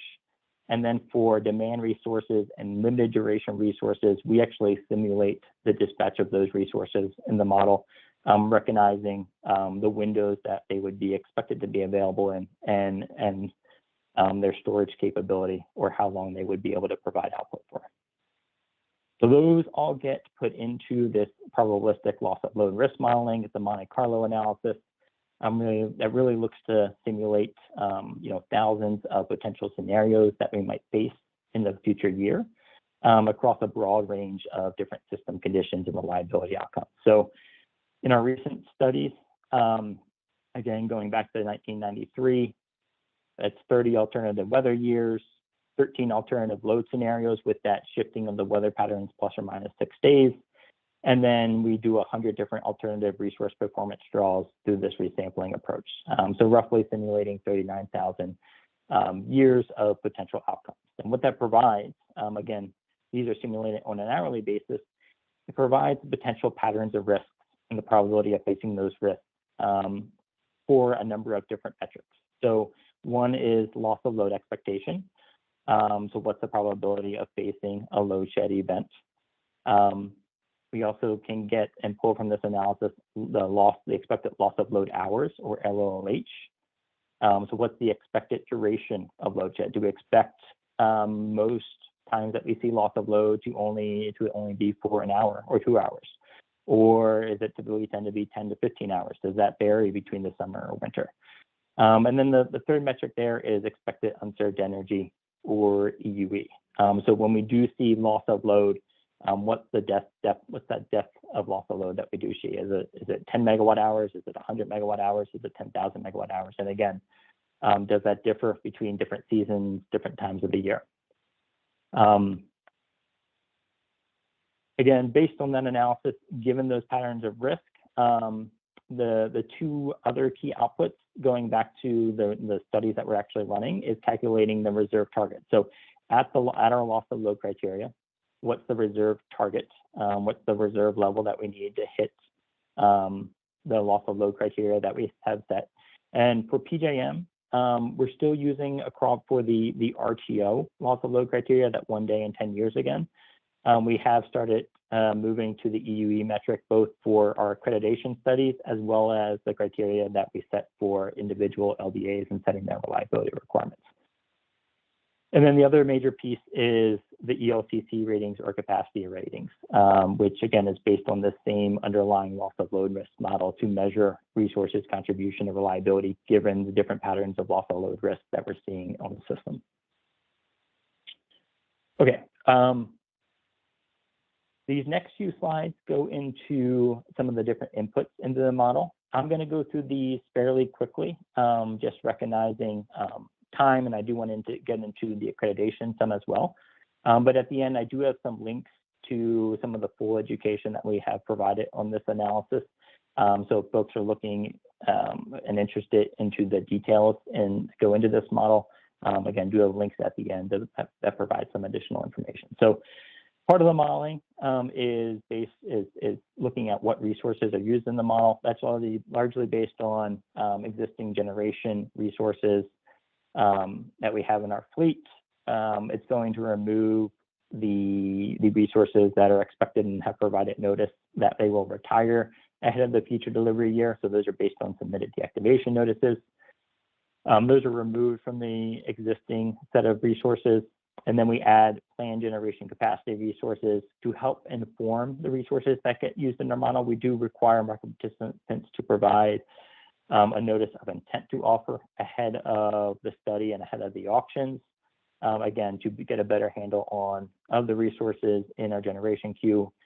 Who do we expect to be there for that future delivery year and offering in the auctions? And then the last note here is, again, we do model demand resources, and we have roughly 7,000 to 8,000 megawatts of demand response, registered demand response on the PJM system. So the fourth one here is recognizing and including the demand resources in the model. To briefly, so again, sticking with the inputs of the model, these next few slides go into how we characterize resource performance for different resource types. So just going down the table here for forced outages and ambient derates for unlimited resources. Again, that's largely the conventional thermal generation. We look at historical weather and corresponding forced outages and the ambient D rates back to June 1st, 2012 to characterize their thermal outage rates as a function of weather based on a binning methodology. So when we have seen extreme cold weather in the past and we've seen higher forced outage rates from our thermal fleet at the time, that'll be pulled in to that characterization that then gets used in the Monte Carlo model when drawing from different potential performance patterns that we might see from the resources. For variable resource availability, again, historical weather and corresponding variable resource performance, both actual and putative, since 2012 to characterize, again, their performance as a function of weather based on that same binning methodology. One note here, given that many of our variable resources, wind, solar, may not have been in service back to June 1st, 2012, that term putative there is for those resources that don't have the full history back to June 1, 2012. We work with a vendor, we collect information, location, specific physical characteristics of the solar or wind unit, and we work with a vendor to backcast what their performance would have been on an hourly basis back to June 2012, and then use that in the analysis for performance. For planned and maintenance outages for the thermal fleets, those we pull in the megawatt weeks of planned and maintenance outages per year based on historical data. And then we use heuristics to schedule the planned and maintenance outages, generally during periods of lower load, so they're outside the periods of reliability risk, except for the note here, a small portion that we intentionally schedule during high risk periods, given that there have been times in the past when we have faced extreme cold weather, we have faced reliability risks where there were some approved planned outages on the system. So capturing the fact that that's happened in the past and could occur again. Intermittent hydro, those are annual draws of performance back to 2012. That really is used as a function of closest matching seasonal peak loads. And then for limited duration storage / combination resources, which might be hybrids, a combination of solar and battery storage, as well as demand resources. For those, again, we use a simulated dispatch in the model that looks at other system conditions to see if those resources should or should not be dispatched during different hours of the day in the model. To touch on the temperature bins and that binning methodology that I was referencing, again, as a way to mix and match or sample load and resource performance that occurred within similar conditions or temperature bins historically. So to do that, the methodology that we use is each historical day in the analysis is assigned to a temperature bin. And for the winter months, we base that tag on the minimum hourly RTO-wide THI. And then for the summer months, we base it on the maximum hourly RTO-wide THI. So each of the historical days are, again, essentially tagged based on those minimum hourly temperatures for days in the winter or maximum temperature days or maximum temperatures for hours across the days in the summer. Those temperatures are then grouped using binning methods, and we use a particular statistical approach to do that binning methodology, and that gets used to develop the histograms that you see on the right. The historical data since June 1, 2012, and the corresponding temperature bins form the resource performance bins that are then used to derive the 100 different resource performance patterns that are used in the Monte Carlo analysis. So you can see on the right-hand side in the blue the different winter temperature bins, and then in the oranges color there the different summer bins. And as expected, as you go towards the tails of those different distributions, you're going to generally see less observations in those temperature bins. So in the coldest temperature bin that we have 9 observations in that coldest temperature bin. Again, sort of as expected, given that you would only expect to see the more extreme temperatures and corresponding performance less frequently than the typical temperatures. So that is, again, how we form the temperature bins. And then we go back to 2012, look at the performance within those different days that are assigned the hourly min-max temperatures and assigned to a bin. And then when we go through the Monte Carlo analysis, again, we're sampling from those different bins and the different availability or outage rates that we've seen historically to pull into the analysis. So here on the left-hand side, you have the different weather scenarios, and those are being pulled across a number of years. Again, I know the chart here has back to 1970 some. Ultimately, we landed on just going back 30 years. So as of 1993, essentially forward. So if you look at a day in January in that particular weather scenario, we're in the winter season. For that particular day, its minimum temperature in this example is -5 degrees. Let's assume that temperature falls in our coldest temperature bin. So if you look at bin 1, there's a number of observations in that coldest temperature.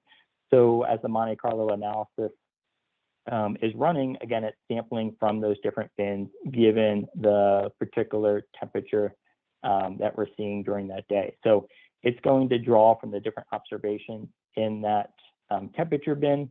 And here, for again, one example, let's say it's pulling from a particular observation in this bin in this particular Monte Carlo draw of a recent day, February, someday in February 2015, where again we saw quite cold weather, and it's pulling the hourly availability patterns of the thermal and the variable resources that we saw on that day. So if we saw relatively high forced outage rates from our thermal fleet during that particularly cold weather, it would pull that in for this particular, again, draw of the Monte Carlo analysis. And again, the purpose of the sampling and assigning historical performance to different temperature bins and then drawing from those bins is to capture the relationship that we've seen historically of thermal and variable resource availability or outage rates that we've seen back to 2012 for this analysis. So that's, again, high level, how we do the sampling of performance for thermal and variable resources. For the simulated dispatch that we use for, again, limited duration resources and demand resources, we follow the general paradigm that we dispatch the less available resources first, the more available resources first, and save the less available resources for dispatch later in the day, really to maximize the system reliability benefit.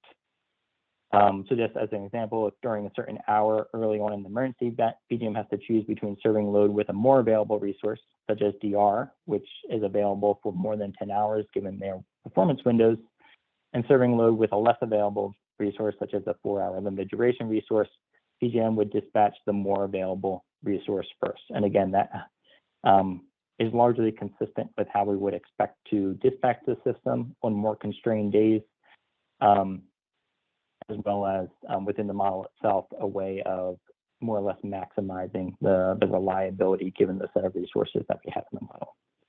So at a high level, general order of dispatch, first we look at the availability of unlimited or thermal fleet and variable resources for any particular hour. And then if we need to, we will dispatch demand resources to meet the load in that particular hour. And then if we further need additional supply capacity to meet load in that particular hour, we would start dispatching limited duration resources, again, with those that are have the most available capability first to those that have more limited duration availability. So we have different classes of limited duration resources. We have 4, 6, 8, and 10-hour limited duration resource classes. So in that dispatch order, we would start with resources falling in that 10-hour bin first, and then move to 8, 6, and 4-hour under the simulated dispatch. Okay, so that is, again, that was some of the inputs to the model. So this is looking at some of the seasonal risk patterns that we're seeing as an output from the model, given the changes that we made. In particular, this is for the upcoming 25-26 BRA and the different loss of load metrics that we're seeing coming out of the model. So one big change is we're seeing significantly more reliability risk observed in the winter season under the new model compared to what we've seen in prior studies.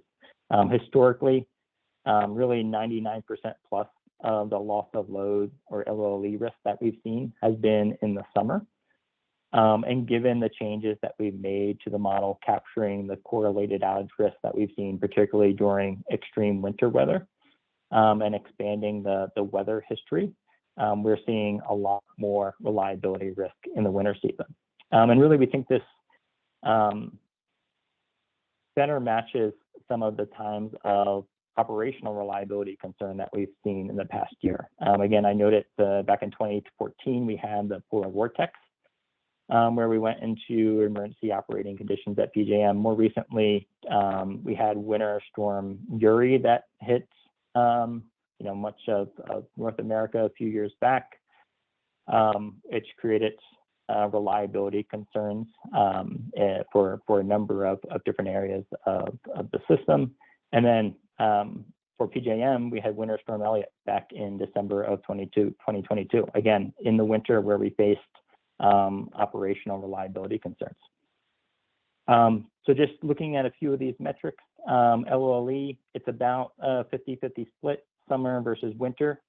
Loss of load hours or expected duration is about 0.3 on average hours per year. And given that typically when we see loss of load on the system in the model in the winter, it tends to be longer than the loss of load that we see than the loss of load events that we see in the summer. So that's why you see the LLH metrics, more of that is concentrated in the winter relative to the summer. And likewise, and to even a greater extent, the EUE metric, which again is a metric of the magnitude of loss of load that we see. For the year, we're seeing about 1450 megawatt hours per year on average. And again, most of that is concentrated in the winter.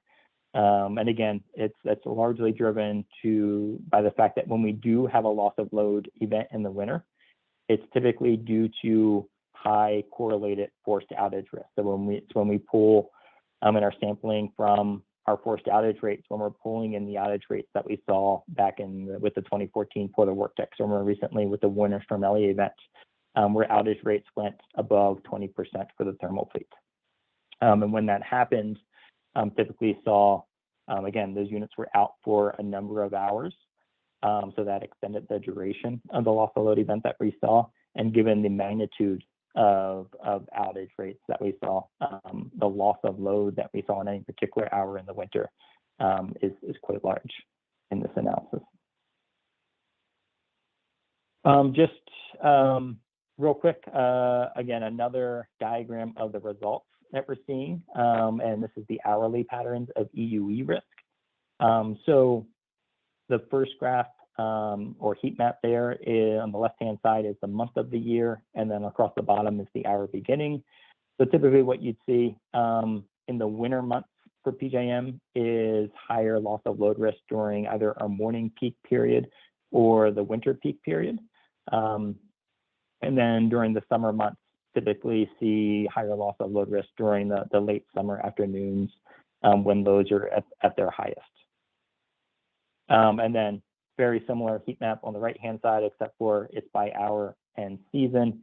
And again, you're going to see just within the seasons as well, the majority of the loss of load risk during the summer period is during those peak hour times in the summer, late summer afternoons.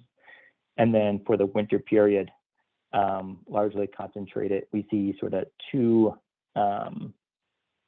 different peaks during our winter days, one in the morning, one in the afternoon. And then that's where you'll see also the concentration of loss of load risk. Okay, so that was a review of, again, the resource adequacy study, the reserve requirement study, and some of the recent reforms that we had to those studies to try to better capture potential performance that we might see during extreme weather patterns and to capture the correlated availability or outage rates that we see when we face that extreme weather. Moving now to capacity accreditation. Again, this is another area where we had a set of reforms that were filed and then later accepted by the commission earlier this year. So just a quick sort of overview of capacity accreditation. It's a way to measure the capacity value or liability contribution of a resource. In PJM, it's quantified in terms of UCAP megawatts or accredited UCAP or unforced capacity, and there's a number of different names for it that we have in PJM. As far as why is it needed, at a high level, resources do not provide the same amount of reliability value per megawatt of installed or nameplate capacity. 1,000 megawatts of installed wind capacity doesn't provide the same reliability value as 1,000 megawatts of installed nuclear capacity. So really accreditation is a way of quantifying the amount of capacity or reliability value provided by different resource classes and individual units, recognizing their particular characteristics and their particular limitations in deriving that reliability value. It also allows for a single substitutable market product or UCAP to be used across resource types with different operating characteristics, such that we can exchange 1 megawatt of qualified UCAP for another while maintaining resource adequacy. And given that UCAP is tied to the amount of capacity that a resource is able to offer in the auctions, the capacity auctions, it's therefore commensurate to the compensation a resource can receive. So for the same 1,000 megawatts of two different resource types, the resource type that provides the higher reliability contribution will have the higher UCAP value, and therefore also be able to receive higher capacity compensation for that higher reliability value. Hey, One note Pat, here is I just wanted to do, this is Ben here, just wanted to do a quick time check, let you know you've got about 5 minutes left. So I know you've got a couple slides left. Don't want to rush you, but we do have a couple questions as well. So just want to be cognizant of that. No, really appreciate it. I will jump through these next few slides quite quickly to still allow a little time for questions here. So there is a link between accreditation and risk patterns here. Just the main message is depending on when we see different risk patterns within the footprint, really the reliability value provided by different resource types will depend on their expected contribution during those times that we see reliability risk. So again, the message here is there is a strong link between the patterns of reliability risk when we're seeing that, and then the accreditation of resources or the reliability contribution that they provide during those times of reliability risk. In PJM, we recently moved to using ELCC analysis across all generation resource types. We base it on that same underlying probabilistic model to measure the incremental reliability contribution provided by a particular resource or resource class. And we do that relative to that of perfect capacity. So in this slide, I have an example here. Won't walk through the specifics of the methodology, just recognizing the time remaining. But generally, we look at the profile of a particular class of resource. When we add an increment of that type of capacity, 100 megawatts, we look at what is its reduction in expected unserved energy that we see in the model when we add that 100 megawatts. So in this example, we saw 40 megawatt hours of reduction from the resource type that we're testing. We compare that to what we would get from a perfect or 24/7 resource. In this example, let's say the perfect resource provides 50 megawatt hours of reduction. So to get the ELCC class rating, we compare the reliability contribution or EUE reduction for the class we're testing, 40 megawatt hours to perfect capacity, 50 megawatt hours, to give them an 80% ELCC class rating or capacity rating. This slide is really informational. So here you'll see the 2025-2026 ELCC class ratings. We have different class ratings for onshore versus offshore wind, fixed versus tracking solar, different duration classes for limited storage duration, and then different classes for thermal fleets. It also shows a comparison relative to that of 24-25. And largely the changes that you're seeing there are driven by the changes in risk patterns that we're seeing under the new model. So those resources that generally provide more value, can provide more value during times of winter reliability risk, you'll see an increase in their accreditation. Those that don't perform as well in the winter relative to how they perform in the summer generally saw a decrease in contribution. This next slide goes through the ELCC resource performance adjustment. Again, won't walk through the methodology, but the whole concept here is for resources within an ELCC class, we do look at their individual resource performance historically to determine their final unit-specific accredited value. So resources that performed better, overall on average better than how their class performed historically, they'll receive a unit-specific adjustment that's above 1. Resources that had individual performance worse than the class 1 average historically will receive a performance adjustment below 1, and that'll impact their unit-specific accredited value. So just have a couple of examples here. Nuclear units, 1,000 megawatts of installed capacity or nameplate, exceeds the 95% ELCC class rating. In this case, this individual unit outperformed the class average. So the 1,000 megawatts times the 95% class rating times the 1.02 unit-specific performance adjustment factor gives it the 96.9 megawatts UCAP. And then have a couple of other examples for solar tracking and onshore wind. And then the final note here is, as part of these calculations, we do look at the capacity interconnection rights or study deliverability for the individual units when accrediting them. Okay, sorry, I went through the accreditation section there rather quickly, but this is my last slide. And again, this is just some additional links for informational purposes for folks looking for more information on either the ELCC analysis. We do post a number of information, a number of data as far as inputs that go into the model, as well as outputs on that ELCC webpage, and then have some of the manuals references for the different rules. And that is it. Happy to take questions now. Thanks, Pat, and appreciate you speeding up, through some of those. So I'll go ahead and ask a couple we had in the chat. I'll start with a few we had from Anna. MISO has done some analysis that led it to the conclusion that thermal cold weather outage adders do not capture all the observed thermal unit outage risk. Do you have any indication whether or not the same is true in PJM?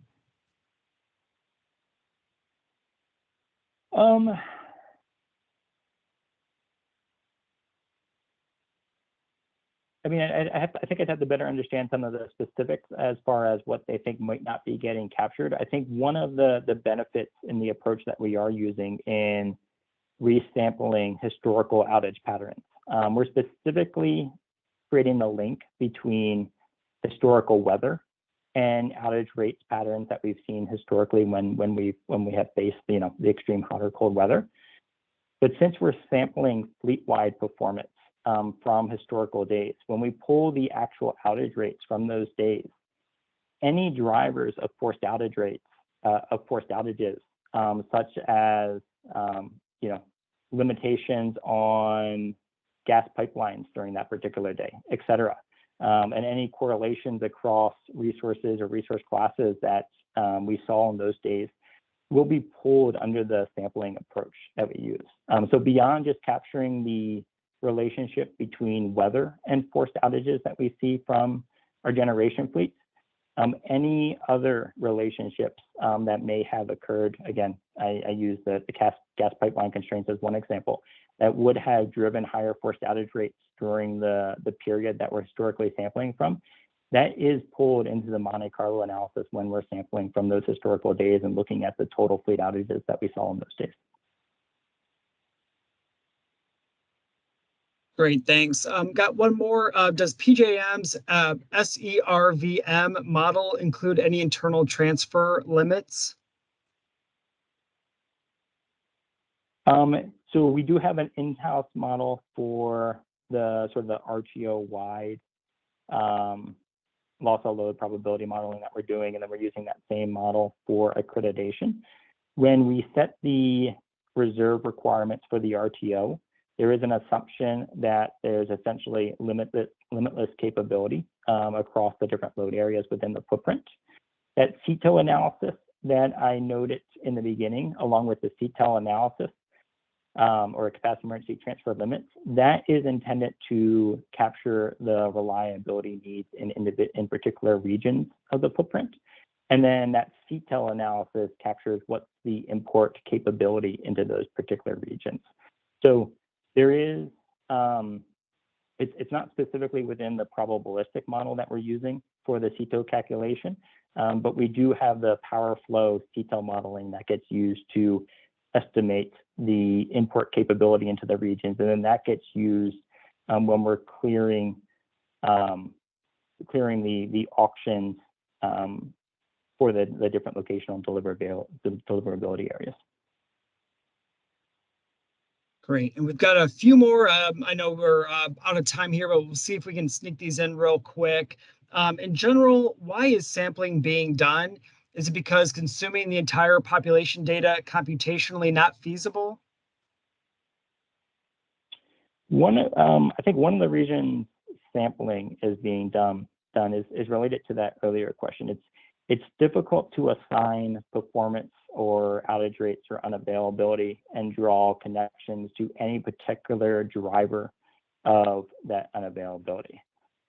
Whether it's mechanical failures, and there's a whole lot of underlying reasons that a resource might mechanically fail, or whether it's due to CAS constraints or some other reasons that a resource is unavailable.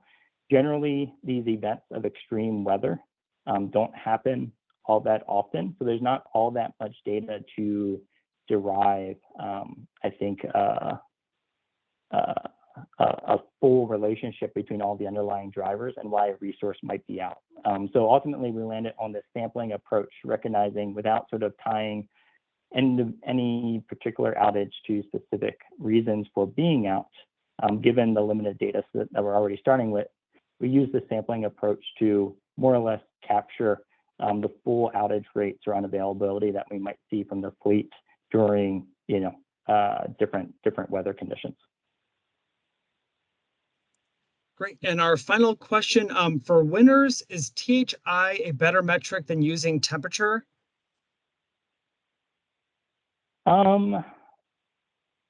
That I am not sure.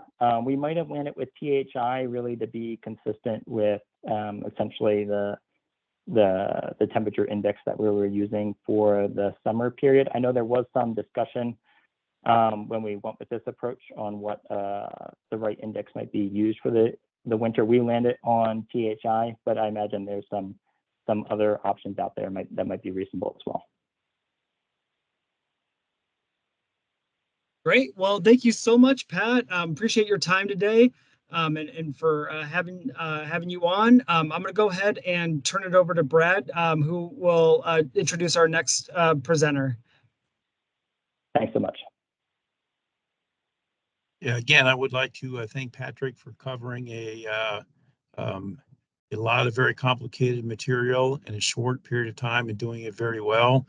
That is not an easy task, so I can appreciate just how well he did that. Now let us move on to, again, bringing back Eric Rodriguez.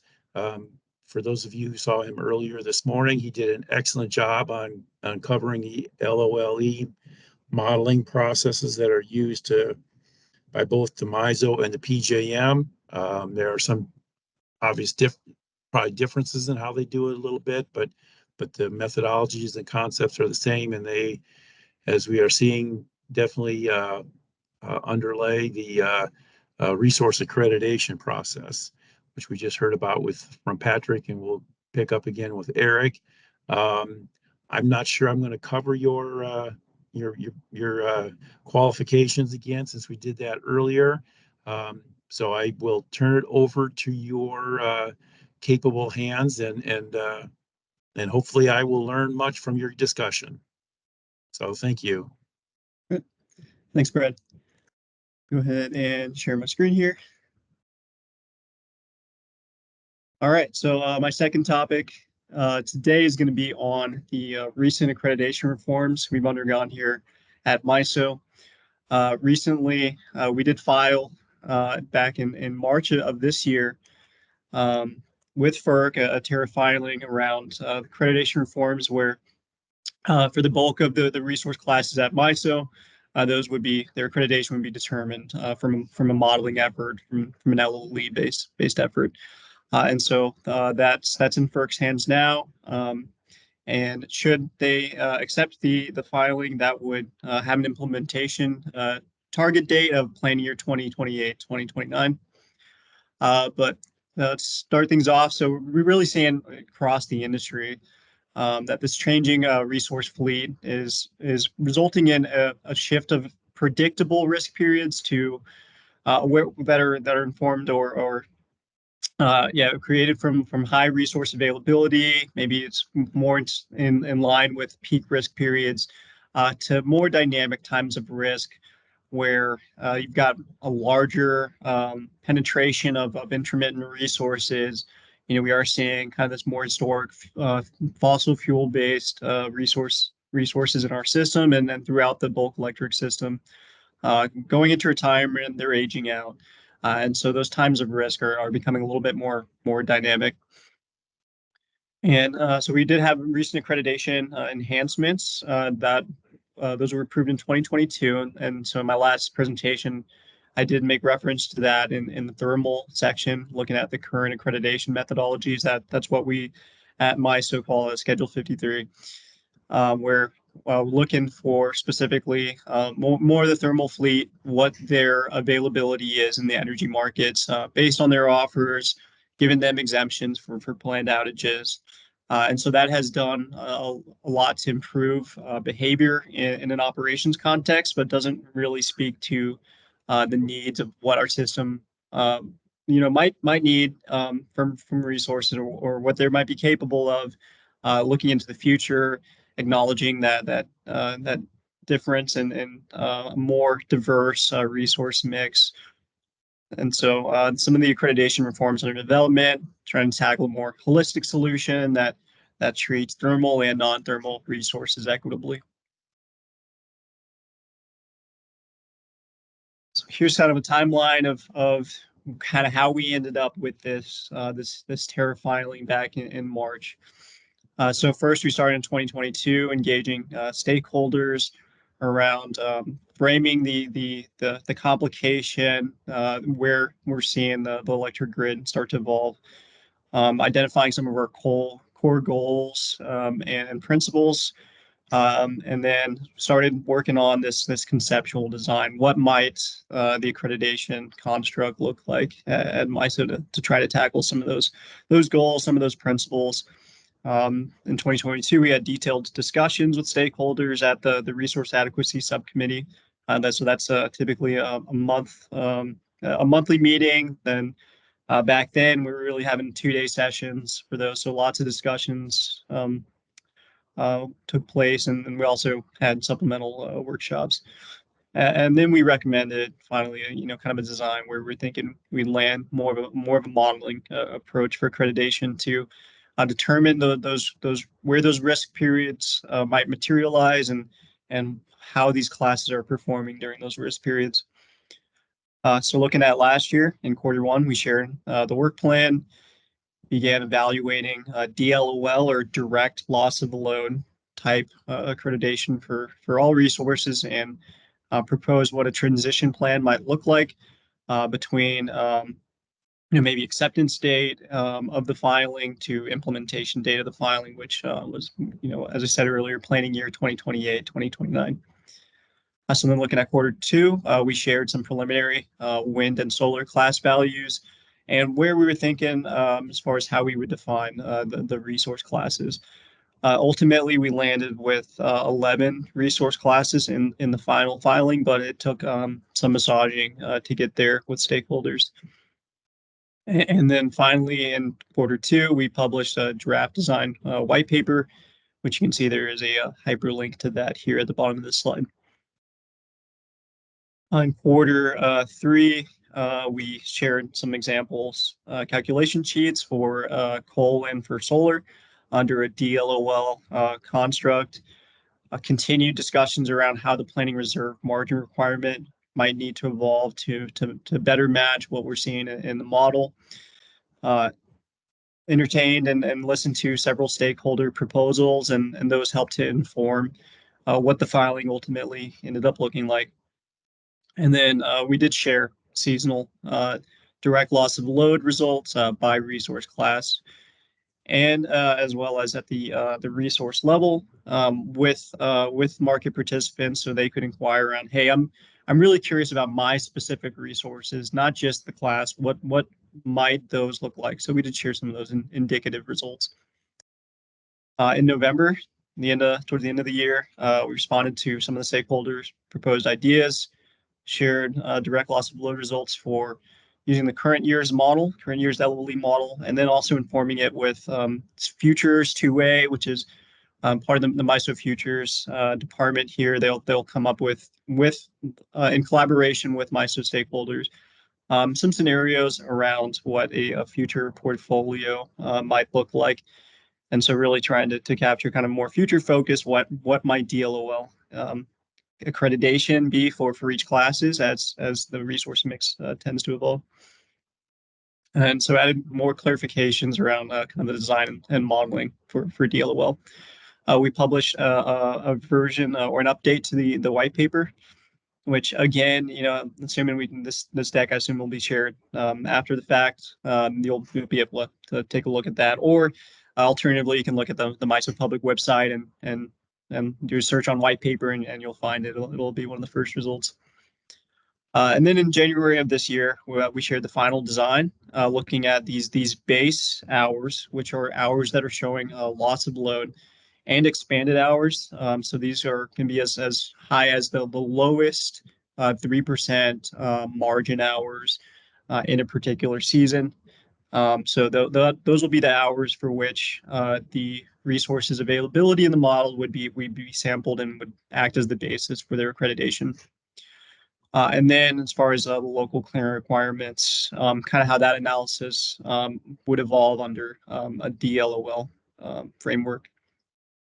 We posted some of the draft tariff language back in January as well, and garnered stakeholder feedback on that. And then we again shared updated seasonal DLOL results by resource class. And then finally, in March, or in February, we posted the final tariff language for stakeholders to review and actually had that filing place with FERC in March. So it does have an effective date of September 1st of 2024, should FERC accept. The MISO's proposed accreditation method we see as the next step in the evolution of what MISO's reliability imperative is, and we're calling that effort the resource availability and need initiative, which Schedule 53 accreditation. That's the seasonal accreditation calculations for thermal resources bucket here. That's kind of went into RAN as well. And so filed in 2021, I believe accepted in 2022 with an implementation of 2023. Holistic accreditation methodology, that was what we recently filed. Also called as DLOL, direct LOL, or just simply accreditation reform filing is kind of how we refer to it. So looking to implement that for the planning year 2028-2029 horizon. This does exclude load modifying resources. That is a separate accreditation effort. We are having those ongoing discussions with stakeholders currently at the resource adequacy subcommittee meetings. And so that also has a target implementation date of planning year 2028-2029 with a filing target date of Q2 or Q3 of this year. So still working on the design of that, what that might look like with stakeholders. So on to the kind of the outreach and collaboration we've had with stakeholders, 17 stakeholder meetings, including 4 workshops, 15 plus individual meetings with individual market participants. The organization of MISO states had over 10 meetings there with that organization and with state commission staff, as well as over 10 meetings with MISO's independent market monitor, Potomac Economics. So there's a lot of collaboration that have gone into maintaining MISO's reliability imperative through the RAN initiative. So looking at the proposed accreditation method and some of the details around that. So what we're looking is, it would be somewhat similar to ELCC, where you're establishing this class level PI through this direct LOL method, first with your resources in the model and your load profiles. When are the risk hours emerging? And so those are going to be those hours that show LOLE. So your LOLHs, loss of load hours, plus that band of expanded hours where you've got really tight margins. And so together, loss of load hours, tight margin hours, we've defined as critical hours. And so that's going to establish for your class what the size of the pie is. And then for your particular resource, it's going to be an evolution of the current Schedule 53 method, where we are looking at your historical performance during these high-risk hours. And then, during all hours with high-risk hours weighted more heavily. And that's going to be used to determine, well, what slice of the pie is your individual resource going to get from the resource class level megawatts. So as Patrick mentioned, we are seeing the risk start to shift in our system as well from summer peak to more winter. If you look here in the planning year 23, 24 timeframe, this light blue here is summer, where you see really as people start to return home from work, maybe turn on their air conditioning or run some laundry. That's when you're kind of seeing it kind of more in the evening period. During the summer, where annual peak tends to be the highest, that's where we're start to see the highest frequency of loss of load hours. Looking more at a future scenario and as early as 2032, and in this example here, you see actually this darker blue tends to emerge as the highest magnitude, with some of the risk showing up in the early morning hours, maybe as you've got a higher penetration of solar resources on your system during these years and these future years, and the sun's not kind of at its strongest there. So you're kind of really losing out on a lot of the nameplate of those resources. They're just on an effective basis. They're not that effective in the morning, and then kind of the same story there in the evening. So these risk hours will tend to shift in general. Those evening hours will tend to shift later into the evening, and you do see some of those hours emerge in the morning. So the accreditation is based on the reliability contributions. We believe at MISO that's the right direction, and that's where we're heading. And this will require close coordination with members and state regulators to effectively plan for where we're seeing these emerging risks start to materialize in these later scenarios. So from looking at these graphs here at the top, these bar graphs, you've got let's maybe look at like gray versus green here. So gray being the existing kind of time frame versus 2032. You do see that the effectiveness for kind of these more intermittent resources, especially solar in the summer, you see it really drops off a cliff there from 32% to 4% in 2032.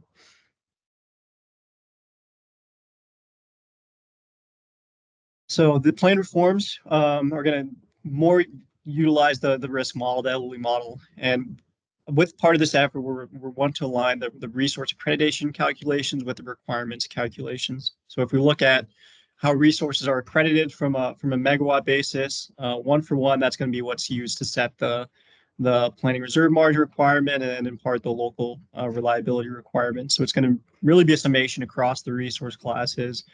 How much you're accredited, that's how much the requirement's going to be set at, because we're using the model to determine when those risk periods are and balancing the model to the LOE standard. So what you've got here, you got your model inputs, those feed into a LOE risk model. What's shown here is a 12 by 24 heat map of where you see on an EUE basis, where you see those loss of load periods emerge and to what magnitude. So currently we're seeing the majority of the risk showing up in the summer, July timeframe, kind of evening hours. I mean, that's when we do see typically our highest system coincident peak is going to be in July. So you got your accreditation methodologies, which I touched on in my first presentation, kind of how are we tackling these currently versus in future focus. They're going to be more around their availability during those highest risk hours in the LOE model. And then kind of when we get down to the resource level, based on your past performance is going to be used as a basis for what your individual resource in that particular class is going to receive. We look at requirements. That's going to be based around also the model today, but more of around a UCAP basis. For wind and solar, we're going to be using an average ELCC method to account for those resources on an unforced capacity basis. So, we've got the nameplate values of those resources, more of an ICAP installed capacity value. ELCC is used to determine what a UCAP value of that would look like. So it's a way to get from kind of this hourly intermittency to one single value to put those towards the planning reserve margin and local reliability requirement calculations. So for context, PRM and LRR really depends on the kind of the size of your system, but the general equation is capacity minus peak demand divided by peak demand to get that kind of in more percentage basis. So it is important to understand kind of what your numerator, what your capacity evaluation is for setting those requirements. And then from a future standpoint, the requirements are going to be based on the resource classes. So the collective accreditation value of those under a DLOL context, that's going to be the requirement essentially.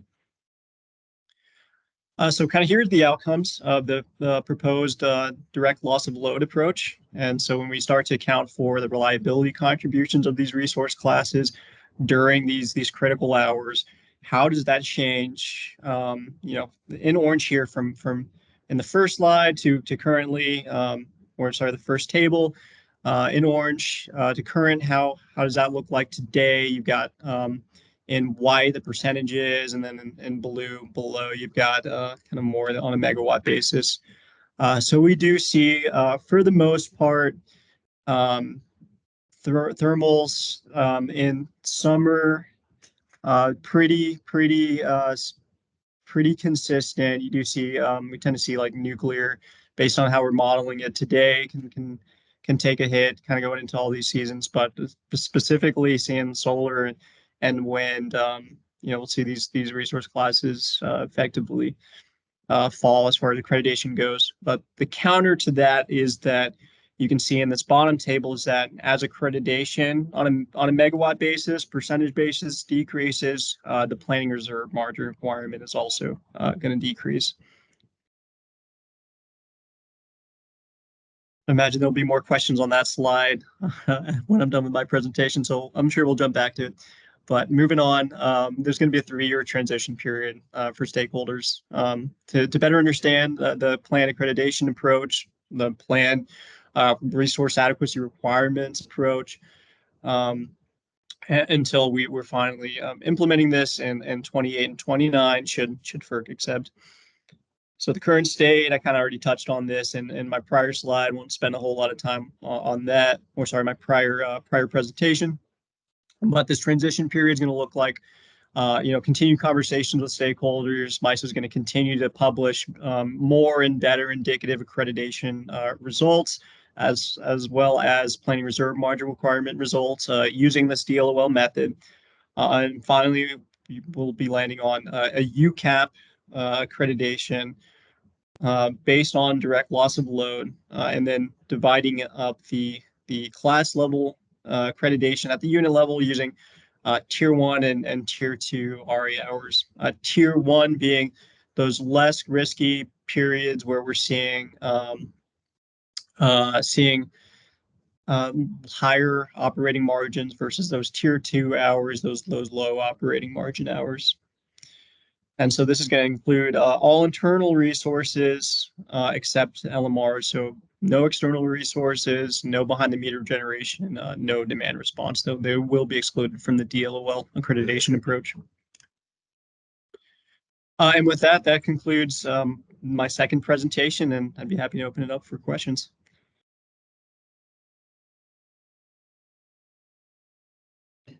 Great.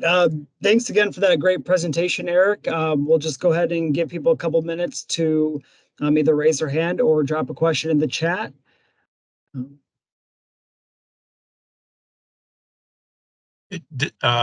This is Brad. And let me jump in and ask a question here.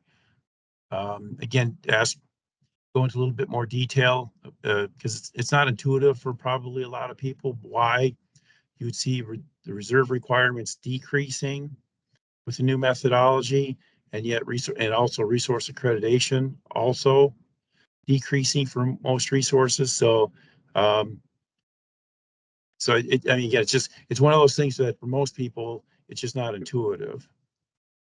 Yeah, and absolutely. And so I think that's really shown here visually on this table at the bottom. You can see the planning reserve margin requirement is a summation of all of the resources classes on a megawatt basis, what their accreditation values are. So when we determine it, we tie it to periods of risk in the model.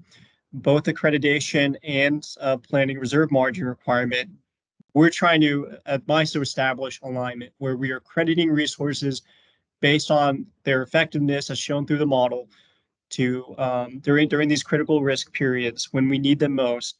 That's what we ultimately want our requirements to reflect for the planning resource auction. Then I believe maybe Davey's got Davey here next to me. He's gonna support me on the response there.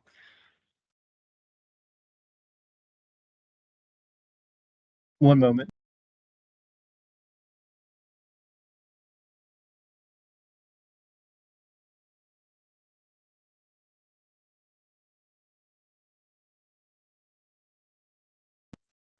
Davey was trying to come join from his laptop, but he's sitting right next to me. So yeah, so I just wanted to add on to what Eric was saying. So, you know, when you look at this side by side, you see, oh yeah, the requirement goes down, but it's really not an apples to apples comparison. You need to think of it as we're moving to a different currency altogether. So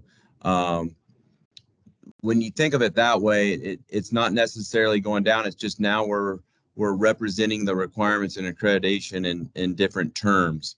And so, but the question makes sense because you're comparing, well, it goes down, but we're totally shifting the paradigm to a different methodology. So that's how I like to think about it.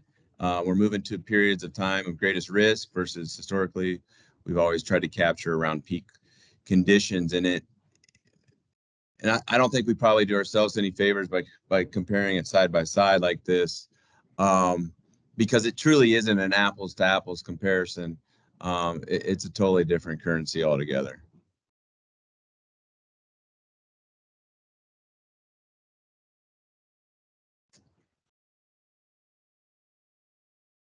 Great. Well, thank you both. We'll probably leave it open for another minute or so, but if we don't have any questions, then we'll go ahead and just take a quick break for lunch. So again, we'll leave it open for another minute. And then if we don't have anything, we'll just hit that pause button until our 1:30 session. Well, this is Brad. Let me ask one other question just for how stable for utilities trying to do integrated resource planning, and they're trying to make resource choices today based on what they think this process will look like in 2028, 2029 and beyond, because they have to make choices today. I mean, how, based on your work and how it's evolved over the last, say, 6 months, I mean, how stable do you think like the reserve requirements will be or not, and what's determinative of that? And then also the accreditation of specific resources types, because again, that's something that really is something that they have to take into account today when they're making choices today. yeah, David's gonna jump in here again. Yeah, sorry, I can't get my camera to work. So, great question. We through this process we evaluated many different options. We even thought about maybe we could go all the way down to the unit level. And one of the problems of going all the way down to the unit level is there'd probably be a lot of volatility from one year to the next, and we realized that isn't good. So we think that as a class, these resources will be fairly stable from one year to the next. Now, they certainly can change but we do believe that from one year to the next will be stable. Now, over time, you can see in a slide previously that Eric shared, the more penetrate, depending on the resource mix, it could certainly shift what these values look like. From an individual resource standpoint, there's going to be more volatility than what historically we've seen, and that's because historically we were pretty comfortable with peak load and we knew what to expect, and but with the change in resources and extreme weather and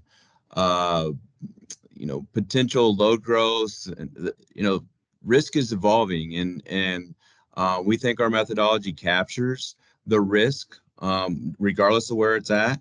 But on a specific resource to resource basis, I do expect a little more volatility than what you've seen historically, because times are changing.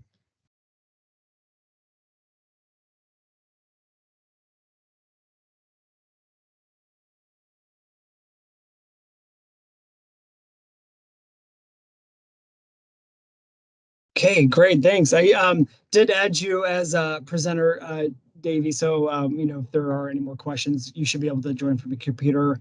But again, we'll just leave it open for a little bit longer, and then I think we'll break for lunch. All right, thank you all.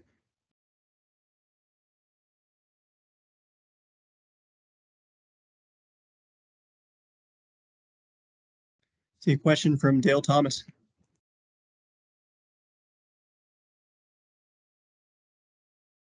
Hey, Dale, I just unmuted your mic, so you should be able to ask your question directly. Go ahead, Dale. Thank you. Yeah, I see that. I guess I'm in trying to get in the context of the apples to apples changing currency sort of concept and trying to understand the impact. If I was to look at this this chart that you have on your screen now, the lower right hand one, if I was to look at the percentage that, for example, gas contributes to the PRMR, would that be a fair, and I did that in both the current and the proposal, would that be a fair way to kind of understand the impact on each of them? Right, I haven't done the math. I believe it's aligned with what's in the top left, where you've got the 90% would reflect that if you round 3.3 gigawatts versus the 29.5 respective 88%. And so I think what Davey's saying is they're not really fair apples to apples comparisons. Is like under the current approach, you're setting your PRM from a peak load construct. It's around your kind of UCAP value of those resources. How we calculate them as UCAP based, net of their forced outages, and in the LOE study, that's not how we accredit resources today. For the most part, they'll be accredited from a Schedule 53 standpoint for wind, maybe more of an ELCC standpoint. It's sort of a mixed bag. But under the proposed methodology, that's kind of really where you see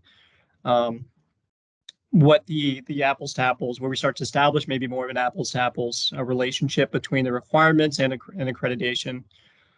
So I think that apples maybe to oranges is what we have today that we're trying to align better with the DLOL proposal.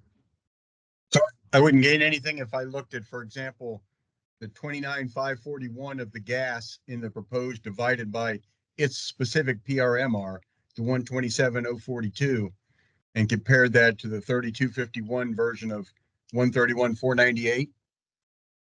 Yeah, so Davey's going to step in here. Yeah, so this is Davey.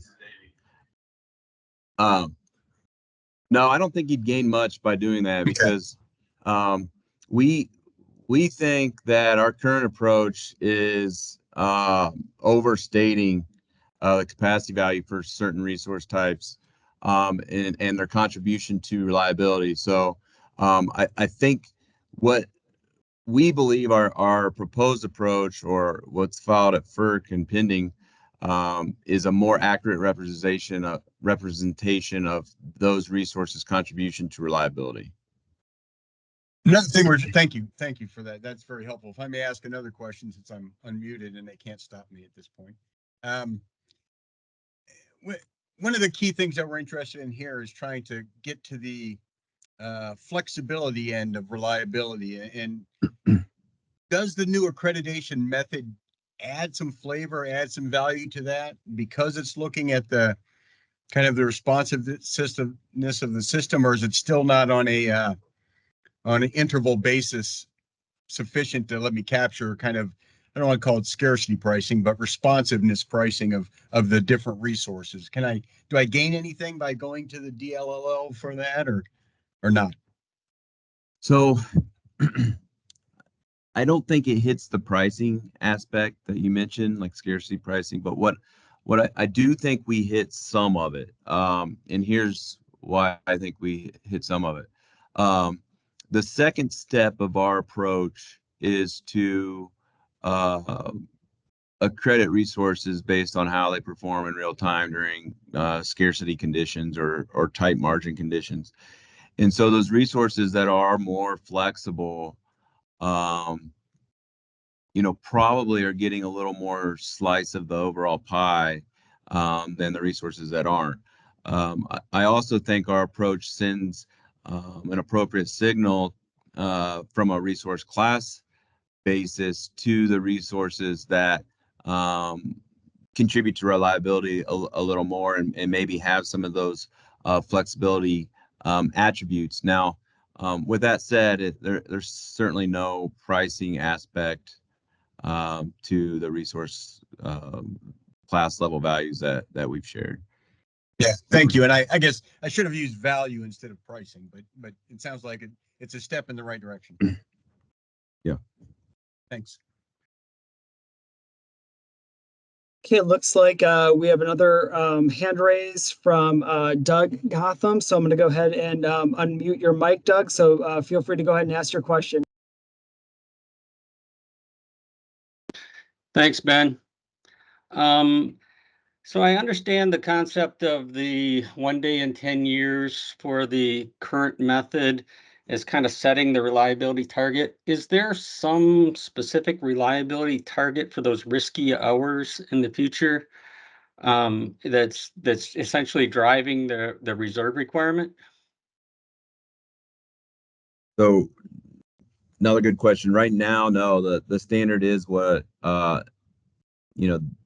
now and in the future, we're using the 1 day in 10 requirement, or depending on the season, it could be 1 day in 10 or 0.01 for the non-summer seasons. I think Eric touched on, I can't remember, it was probably the first presentation he gave. He touched on the standard, the BAL 502 standard, but NERC is evaluating that standard and thinking about maybe an energy adequacy type standard. And then also MISO is doing some internal work as well regarding, as we move into the future and the fleet transition, extreme weather events, does that standard still make sense, or should we be thinking about it differently? Thanks. And I apologize, I've kind of jumped in here without introducing myself. My name is Davey Lopez. I'm a lead here at MISO and Resource Adequacy. And I've been heavily involved with this reform effort that Eric presented on.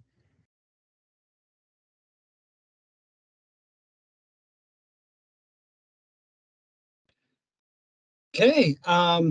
Well, thanks, Eric and Davey, and also Patrick, our first round of speakers, for presenting this morning, and really appreciate everyone's participation. I think we've had a really good conversation so far.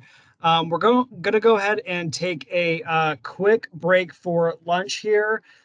So we're going to break from about 12:30 to 1:30. Then we'll be back with Eric Fox with Itron for our afternoon, kick off our afternoon session. So again, we'll take a break and then we'll be back at 1:30. Hi, everyone. Good afternoon, and welcome back to the IRP Technical Conference. My name is Ben Kapellik. I'm the External Affairs Specialist with the Commission. For those who are just joining us for the first time, I did want to go over a couple of quick housekeeping items for the second half of our conference. So we're going to have about 3 presentations. At the end of each of those, we're going to have there'll be a time for a short Q&A. So we ask that you hold questions until the end. And if you'd like to ask a question, we ask that you either raise your hand or you can put it in the chat. If you raise your hand, we'll unmute your mic and you can just ask your question from the speaker directly. If you'd like to follow along, I did put a link in the chat box. So that's where we have the agenda and presentations. That's where those are available. We also will have a recording at the end. So in case you miss a session, recording will be available so you can catch up on those. Or if you want to reference a part of the conversation, that'll also be available, the link we put in the chat box. So with that, I'm going to go ahead and turn it over to Brad, who's going to introduce our first speaker for the second half of the conference. Yeah, I want to thank this afternoon's speakers. Obviously, load forecasting has gone from being a relatively, I think, stable matter to a very controversial and often filled with uncertainty as to what the future does hold. And leading us off is Eric Fox, who will be addressing this matter directly, just how complicated it is in this environment. But Eric is the Director of Forecasting Solutions with Itron, where he oversees the development of gas and electric demand forecast and manages the Boston office. Eric has over 30 years of forecasting experience with expertise in financial forecasting and analysis, long-term energy and demand forecasting, and load research. He has helped develop long-term and financial forecast for AES Indiana, also known as IPL, and Centerpoint Indiana, also known as Vectren or Southern Indiana Gas and Electric. Eric has provided forecast training for several hundred utility and non-utility forecast analysts and directs the work of Itron Energy Forecasting Group, or EFG. The EFG provides members with annual end-use model inputs derived from the EIA annual forecast training, and holds an annual forecast conference. Eric received his undergraduate and graduate degrees in economics from San Diego State University. So he's gone from living and going to school in San Diego, now living and working for many years in Boston. So he's gone about as far apart as he can between those two. And I will also note that Eric, besides doing some work for Indiana Utilities, is no stranger to this forum. He presented, I don't know what, 5, 6, 7 years ago, the Itron methodology for modeling. So it's been a while, but he is definitely no stranger to us here in Indiana. And with that, Eric. Great. Can you hear me? Yep. We Perfect. can. Well, thanks everybody for having me. Yeah, it's like it was 2015, something like that, last presented at this forum. I'm going to, of course, share. Sharing is a really nice thing to do. Screen and presentation and make it big, make it big. Make it big. All right.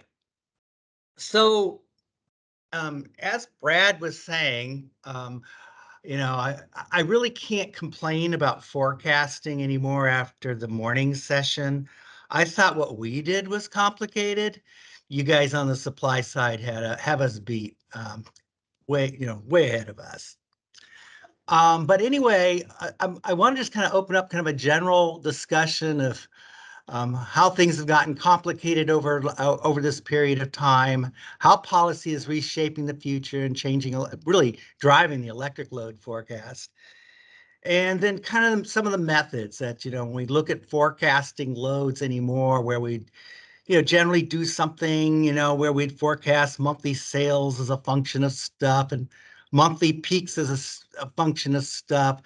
With all the new technologies layering on, really the only way to address the forecast and to develop long-term forecasts is through hourly load modeling. And so my title was, even why isn't known. And it kind of came out, and I'll talk about it, work that we've been doing for Vermont with Velco, the Vermont Energy Electric Company, which is the transmission company for the state, is that when we start looking at the data, we always, we like data. We're forecasters, but it's always good to start with data. The one thing we always knew was the Y variable. So the Y is the thing you're trying to forecast. The X are the things that you're using in your forecast model. So you have the Y on the dependent variable, X is on the independent variable, and we always knew the Y. What I realize as we've gotten more and more into the forecasting is we don't even know the why. So policy has been driving the forecast, and we look at going ahead, we look at the electrification, the Inflation Reduction Act, but really it's been driving at least a lot of the forecast for a long time. Starting as early as 1975 with the Energy and Policy Conservation Act, which was really kind of the first time that standards were addressed in terms of appliances and their impact. And the outcome was directed the Department of Energy, DOE, to establish energy conservation standards. And in 1975, if any of you remember, Brad, you probably do, rolled out of the oil embargo. And I was just looking at what that happened on prices. I was just looking at that, and it did something like had a dramatic impact, a 40% increase on prices, gasoline prices, that went from 38.5 cents a gallon all the way up to 55.1 cents a gallon. So that was just, mind-boggling at that point in time. A lot of lines in front of gas stations. And out of that says, we really have got to do something in terms of reducing our energy use and energy consumption. That started things. Actually, you could even go back further if you really want to get back to policy, but it wasn't really, it was more driven by GE, and that was the gold medallion home. In the early 60s, GE was promoting all-electric homes, and if you bought one of the all-electric homes, it literally had a gold medallion in the front of the house declaring it was an all-electric home. And now 80 years later, we're going back to the all-electric home. So one thing I have learned overall, there's nothing that's really new. It just keeps circling, going back and over again. So moving through, though, we have the Energy Policy Act of 1992, EPAC. And this has added standards, particularly for fluorescent and incandescent reflectors and a bunch of products and motor loads. And then probably the really big one, again, the most current was, it's not even that current anymore, was the Energy Independence and Security Act in 2007 that basically eliminated incandescent light bulbs. Around 2011, the electric industry kind of joined in also. I mean, we were actually doing conservation before that, but in a big way, around this time, 2010, 2011, there was a tremendous utility spending on efficiency programs. The ACEEE estimated that between 2011 and 2021, something around $70 billion were spent on efficiency programs, which reduced energy requirements over that period of time by 7.5%. That's pretty crazy when you think of how much energy over a 10-year period was reduced through really, funding and government mandates. Where it shows up, looking at this next slide here, when you look at the relationship between GDP, kind of a measure of economic output and economic growth, and electric sales. So the red there is a moving average. I believe it's like a centered moving average of annual U.S. electric sales, and the blue is the same thing, moving average for GDP. And if you look at this graph, what you notice is that up through about 2010, and you can see the little recessions there. There's one there about 1984. And then you get a little dip in the economy again right there at 2008, 2010. But right at about that last recession, 2008, 2010, the economy recovered but the energy use went flat. Which is fairly, really kind of an amazing change in the relationship between economic activity and electricity. That bottom graph shows the electric intensity, which is showing, showing kilowatt hour per dollar GDP. And so we've been rolling into a significantly more efficient world in terms of energy use. In the old days in forecasting, if you knew GDP, you could pretty well forecast electricity. To the right, there's a table which shows you the correlation of GDP to electric sale. I mean, it was almost a one-to-one correlation until you get to past that 2010 break. And then we had a really significant reduction in the correlation between electricity use and economic output. And you see 2022 to 2023 get a little bit of an upturn in that correlation. And that's just because we're coming out of the COVID recession where we're seeing electric recovery, mostly in the commercial sector. And that's kind of correlating with the recovery in the economic activity. The 2022 Inflation Reduction Act is the latest to kind of supercharge efficiency and electrification. $369 billion targeted at reducing greenhouse gases. That's probably, one of the biggest bills that has ever been passed targeting at the environment. Provides $18 billion in federal grants and $43 billion in tax credits for solar efficiency and electrification. Probably the most direct program is the Home Energy Rebate Program. And this is funding that will go directly to the states for the states to disperse, across its state. In Indiana, I was just looking at the number. The total number is $181.9 million, with $91.1 million targeted at efficiency and $90.8 million targeted at electrification. And again, there's based a wide range of different programs and incentives designed with the ultimate goal of reducing greenhouse gases. So we've learned over the last few years that you can't really forecast energy without accounting for efficiency. And this, again, we kind of saw it's coming out of 2010 and up through early 2000. A lot of our forecasting work was done with what are called end-use models. And we did a lot of work, I did a lot of work supporting the EPRI end-use models. REAPS was the residential, Commend the commercial, Inform on the industrial. And it kind of died out when we no longer needed to do a long-term forecast because the market was going to take care of everything. But that didn't go particularly well, particularly not in California. And thus back to long-term forecasts. And as we said in 10, a need to account for efficiency. And the other thing we realized as we started modeling, and this really kind of came from our end-use modeling background, was that you couldn't just drop in efficiency as a model variable. You couldn't just drop in the economics. You couldn't just drop in the price. It was the interaction of these variables you needed to capture.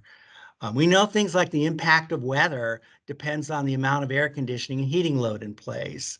Impact of the economic drivers. Impact depends on the efficiency of the underlying equipment stock. We could see that in the prior slide.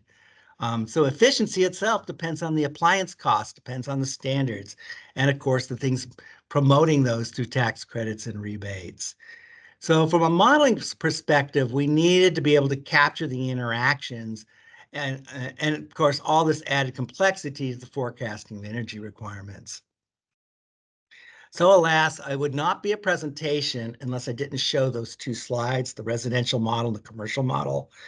And this is basically was the topic of the last time when I presented at the technical conference.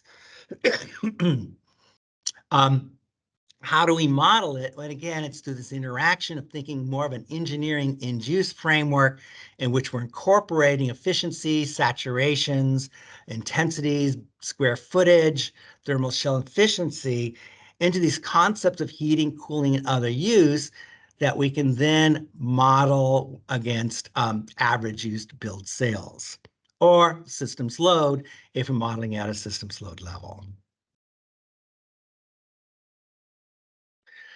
But things have changed again, as we all know, with electrification, the IRA passage, new money. So I wanted to take you on a trip to Vermont. And I know Anna's out there. Anna lives in this beautiful state. I like to go to Vermont as much as I can. I'm in Boston, so not too far. But what's interesting about Vermont is it has probably the most aggressive energy and clean air policies in the country. California would be right up there. Massachusetts not far behind, but the total state has a population of 650,000 people. So it's like the ultimate experiment. What you can see happening in Vermont potentially can be happening everywhere. The biggest metro area is Burlington, up on Lake Champlain, with a metro area about 226,000 people. And I always like to get some fun facts when I look at different states. And the ones I have for Vermont is they make 2.5 million gallons of maple syrup per year. And they export 500,000 teddy bears per year. That's a lot of teddy bears. Montpelier is the smallest state capital in the country. And in Montpelier, there are no McDonald's, Starbucks, or Walmarts, which really makes me sad because I love the Quarter Pounder. I have to go to Rutland for that. Vermont legislation, they have been active in in promoting renewables. Going back, the big one was the Renewable Energy Standard passed in 2015, required 75% of renewable energy by 2032. Burlington Electric, which serves the municipal Burlington, has already achieved 100% renewable energy. In 2020, to address again climate change in the state, they passed what's called the Global Warming Solutions Act, with targets of greenhouse gas 25% below 2005 levels by next year, and 40% below 1990 by 2030, and 80% below 1990 by 2050.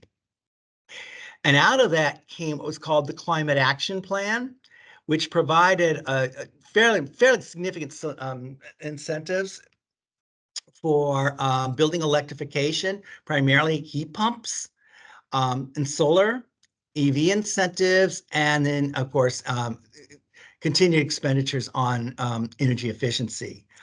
They've also adopted the California Zero Emissions Vehicle Standards. And the most recent is what's called the Affordable Heat Act of 2023, which requires fossil fuel providers, so companies providing the primary heating source in Vermont is heating oil, propane, and wood. There's a little bit of gas in the Burlington area, but mostly heating oil and propane.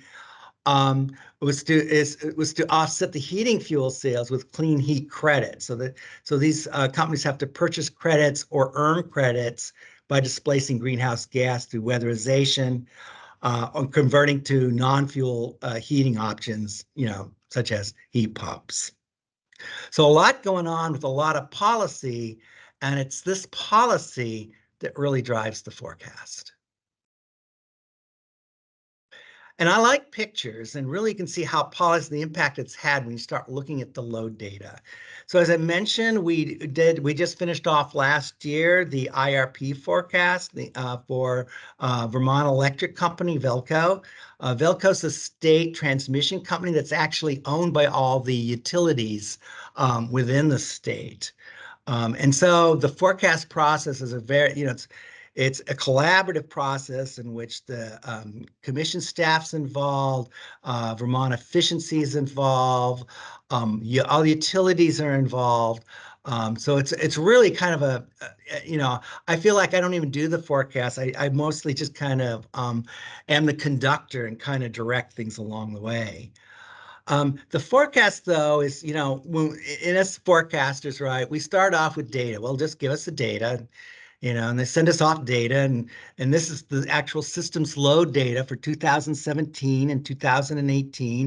And you can see 2018 systems load hit a peak there in the summertime, about 1,000 megawatts. And that's kind of how we've been thinking of the system, about 1,000 megawatt system. So small, but a lot going on. Well, that was the load in 2017, 2018. So that looks good. I can model that. In 2019 and then 2020, we started getting loads that look like, wow, that's a little hard. There's all these just drops in the load. See bigger drops in March and April, and then some in October.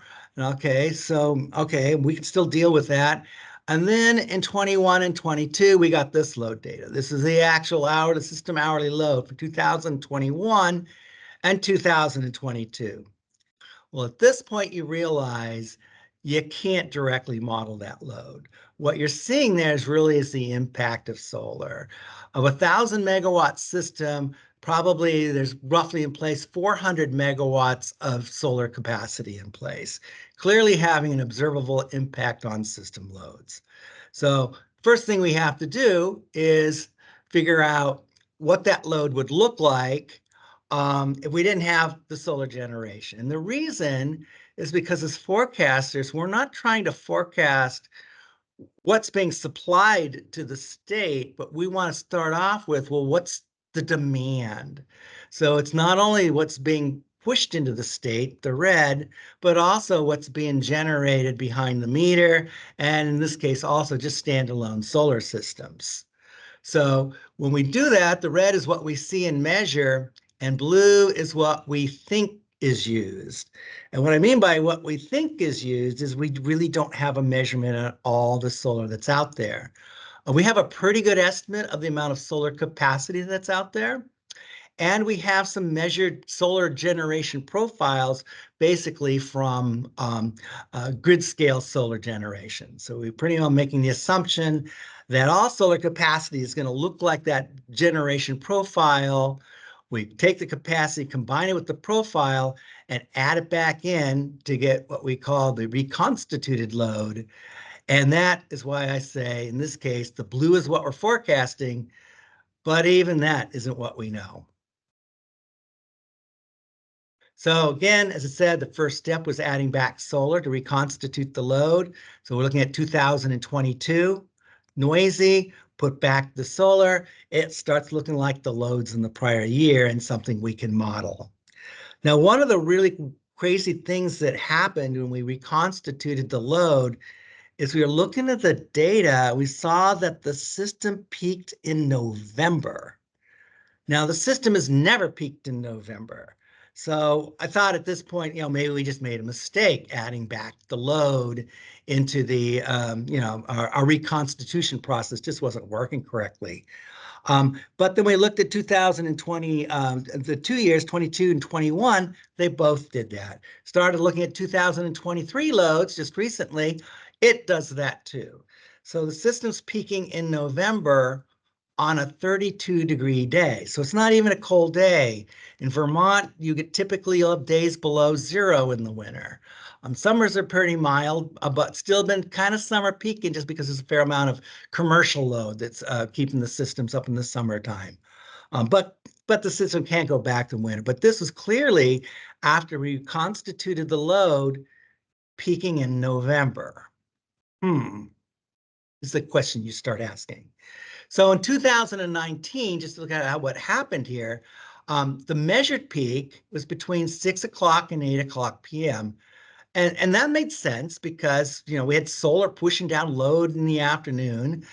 So the peak happening later in the evening and the day. In fact, when you add back in the solar, the reconstituted load in 2019, the system peaking between 1 o'clock and 3 o'clock, which again, totally makes sense because we've added back in the solar generation over those hours. In 2022, the measured peak again was between 6 p.m. and 8 p.m., but the reconstituted peak, that peak time, that November, happened between 10 a.m. and 12 p.m. And again, you just never saw a peak that happened in the morning hours. And when we compare just looking at the reconstituted load, so in this case, solar added into both of these. In 2019, it's peaked between 5 o'clock and 6 o'clock. In the spring hours, these are the fall and spring hours, so not the peak, not the summer or winter hours. And in 2022, for those hours, between 9 a.m. and 10 a.m. So what we realized as we were looking at this load was not only was solar shifting loads, but so are heat pumps. Vermont's had a really active heat pump program. I'll talk a little bit about that in a second here. But another way where we could see what was going on was when we looked at a scatter plot. So that scatter plot shows daily load against daily temperature. And of course, you can see the left side's the heating side, the little roundabout, the round edge on the right-hand side is the cooling side. And you can see now those red there are the year data points in 2022 and 2021, which were significantly higher in November. But note that on the extreme weather days, they're about the same. So the peak during the winter months were about the same. Again, we're just looking at reconstituted usage here because we want to look at demand. But the systems were clearly getting the highest loads in November. So what we kind of realized was going on, what you're seeing is heat pumps. And I'll talk again about this, but we're adding about, I want to say 40 to 50,000 heat pumps over a 5-year period in a, in a state with like around 280,000 customers, electric customers. So what was going on, at least our theory is at this point in time, is it partly indicates how the supplemental heat pumps are being used. What most people are putting the most of the market are these mini split auxiliary heat pump systems. So they sit outside, you have an internal head, and what appears to be happening is they're running them at lower rates or not at all on the coldest days. That they're primarily using when they have the most efficient, the warmest output is up to about 32 degrees. Though these are cold climate heat pumps and will generate heat with more output versus input, below 0 degrees. So what it looks like is happening is that when it gets really cold, the primary heat systems are coming on, the supplemental heat pumps are shutting off. So still having a significant impact in terms of reducing, fossil fuel gases, but probably not as much as expected because these things look like they're being turned off in the afternoon.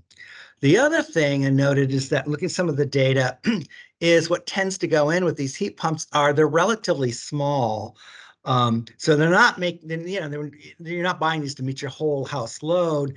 And the sizing is pretty equivalent to cooling requirements. So you're seeing like 2.5 tons, so something 3 kW units going in. And where that's being used is really, it looks like a lot of that is being sized to meet cooling loads because it is getting hotter, and there's you get fairly amount of large rebates on these units. So we're seeing these kind of systems going in. A lot of homes are old homes, so they're not ducted, and so you see these systems going in to meet a lot of it, meaning cooling and replacing room air conditioners.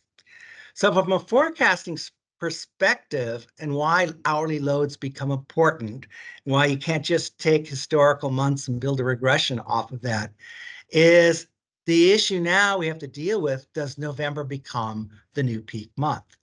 How do we account for that in our forecasts and in our models?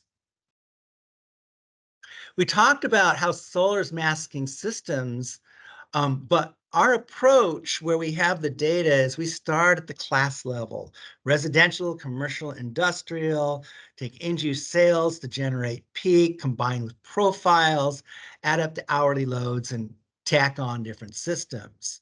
But even at the class level, we could see there was a significant impact due to solar. So again, we had to do the same thing in which we had to add back in an estimate of solar to get to custom residential average use.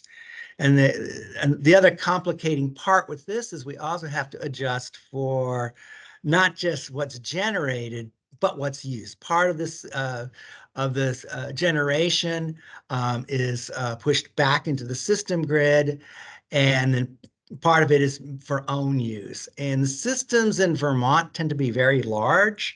Relative to household large, they tend to be oversized, largely because their incentive to sell back power to the grid based on the way solar is treated.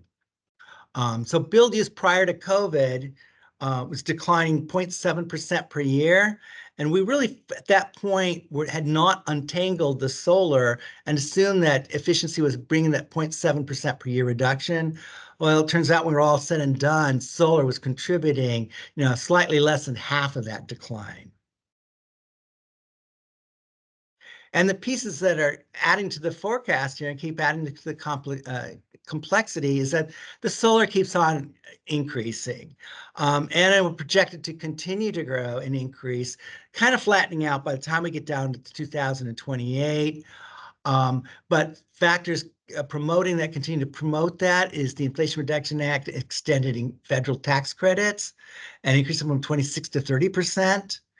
And also the payback generation in Vermont, where your paid retail rate for the generation you push back into the grid, and that retail rate is currently 16.6 per kilowatt hour. So what that means, if you take that out long enough over a period of time, is that literally in some of the planning zones, we forecasted load for something like 12 different transmission planning zones. That in one of the zones, the load literally goes negative significantly by the time you reach 2040. Unless you do something, of course, right? You have to see to start capping solar in this particular zone and reducing incentives, or start adding battery storage. And one of the things that were happening, of course, everybody saw this also, was that COVID came along and kind of upended electric sales, resulting in a higher use in the residential and then a big drop in the commercial sector sales.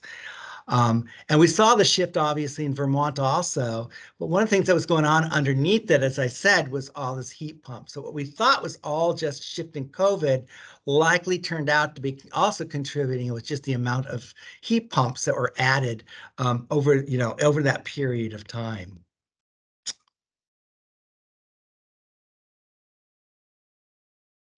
The heat pumps are one of the key technologies to meet the climate action plan. And the expectations is that the number of heat pumps sold per year will continue to increase, reaching about 18,000 per year in 2029. Again, primarily targeting homes with heating with oil and propane heat. So by 2030, the objective or target is anyway 50% saturation of homes having heat pumps by 2030. Right now we're about 20%, close to 20%, and then 85% saturation by 2043. So what that means is when you combine that with hourly load, so this is the heating load profile, by 2043, the end of our forecast period, heat pumps adding 275 megawatts of loads. And again, remember, this is on top, starting a system of 1,000 megawatt system with the load peaking at 7 a.m. in the morning. Now, it does make this general assumption is that we get everyone to start using their heat pump, as I put in quotes, correctly. And that really has to do with making sure these heat pumps, to the extent can, are running during the cold months of January. And that really means you need to kind of coordinate the thermostats on the heat pumps with the primary heating system. Because, well, again, what happens now is it gets below 30, 32. The primary heating system is doing all the work and it's shutting off the heat pumps.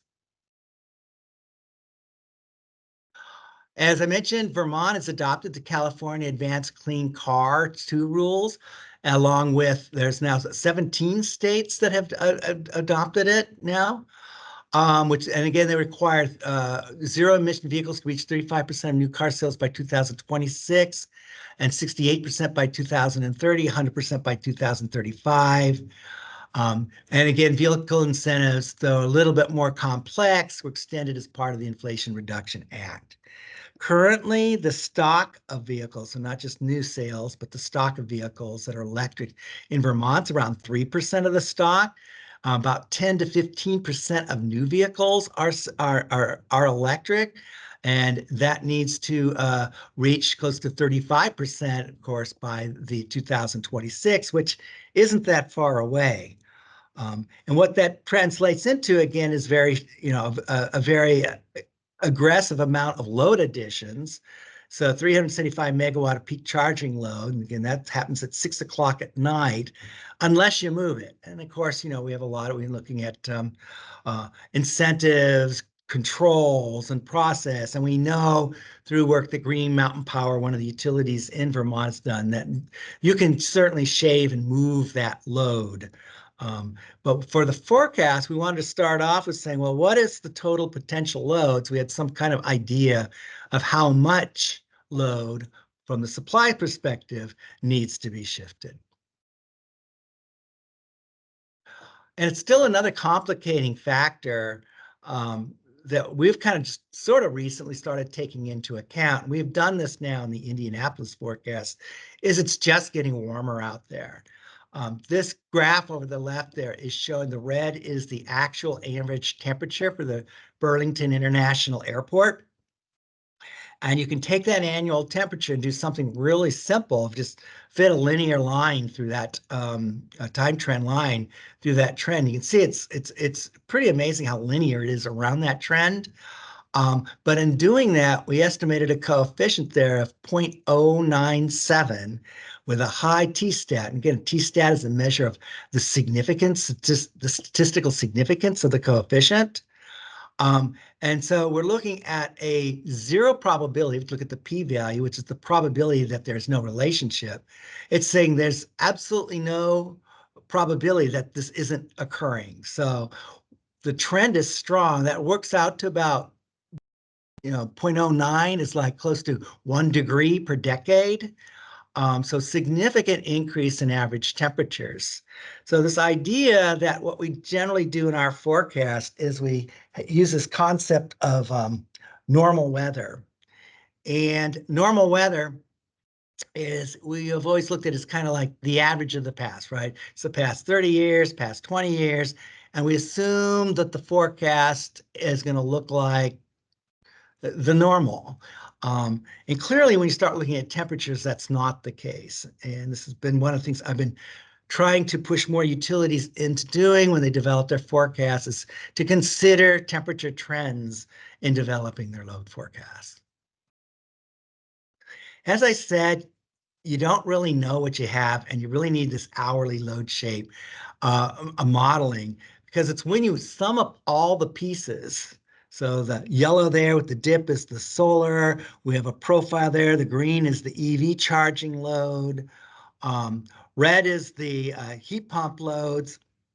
That black line is kind of the baseline load. If we just kind of run efficiency and run economic growth through it, that's kind of where we're at. And then, of course, the final forecast is that light gray line at the top. And we had no idea what the peak's going to be, nor the time it's going to be, nor the season it's going to be, until we aggregate up all the hourly loads. So how does this impact the demand? For the winter peaks, first of all, it shifted from summer to winter peaks. EVs coupled with the heat pumps do that. And it adds 40% load growth in 10 years and 60% in 20 years. So significant load growth associated with both the EVs and the heat pump adoption. So that's what we're coming up with on our end of the picture, but it's the resource side that now really has the hard part of how do you manage that kind of load growth where there really wasn't once there wasn't any? We're talking about flat load to significant load growth. So battery storage systems, what role do they play? What's the strategy? How do you optimize that? EV charging controls and incentive, TOU pricing, interruptible loads, rake loads, and direct load controls all complicate the process. So one of the questions we're always asked when related to forecasts is how accurate is your forecast? Accuracy starts to get to be kind of a tough question to answer when we're dealing with as much uncertainty as we're dealing with. Vermont system demand historically over the last 10 years, you can go back 20 years, has been averaging around 0.5% per year growth. And now our projecting over the next 10 years is 3.6% growth. I wish I had a picture of this because you'd see something really flat and all of a sudden taken off. In fact, I was looking at Molly's presentation, who she'll be talking about here soon, and she has a graph that looks like that. So I'm guessing they're seeing some of the same stuff in PJM. There's a high level of uncertainty. The forecast hinges on significant government action, laws, and incentives. So that's our forecast really is based on, meeting or getting close to meeting the greenhouse gas targets. And the other thing I've learned related to this, people just don't respond like we think they will.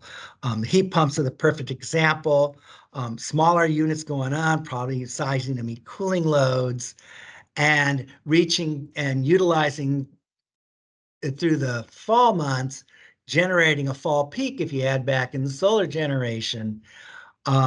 So not what we had expected to see when we look at the loads.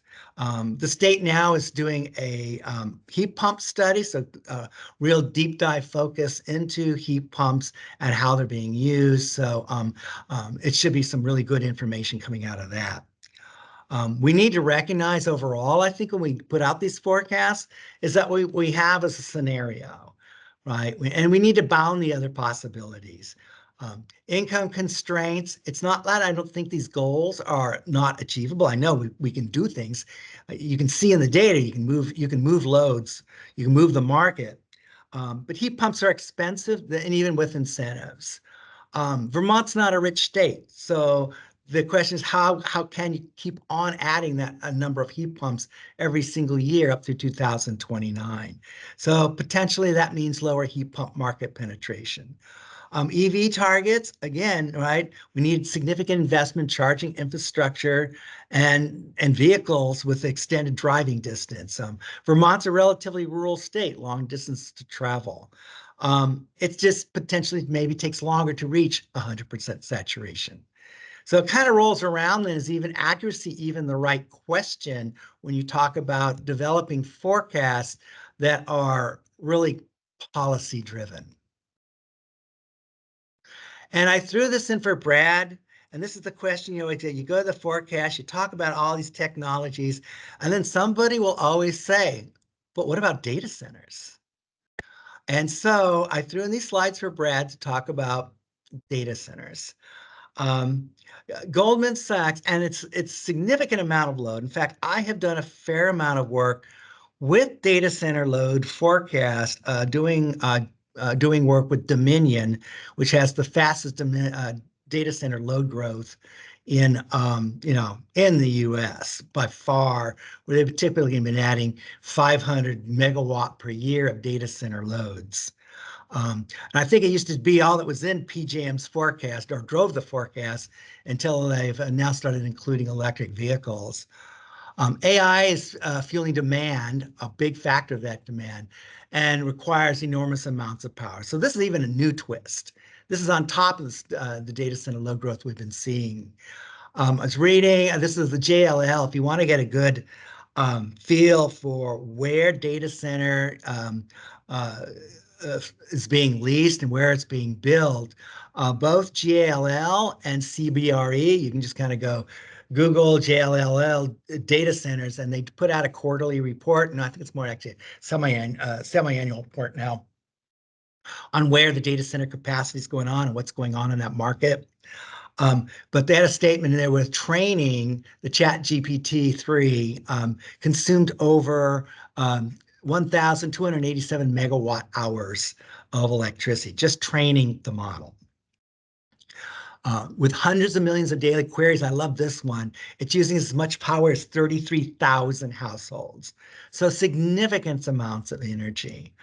Meta announced in Indiana, so to bring it home, and plan to build an $800 million, 700,000 square foot data center designed to support AI.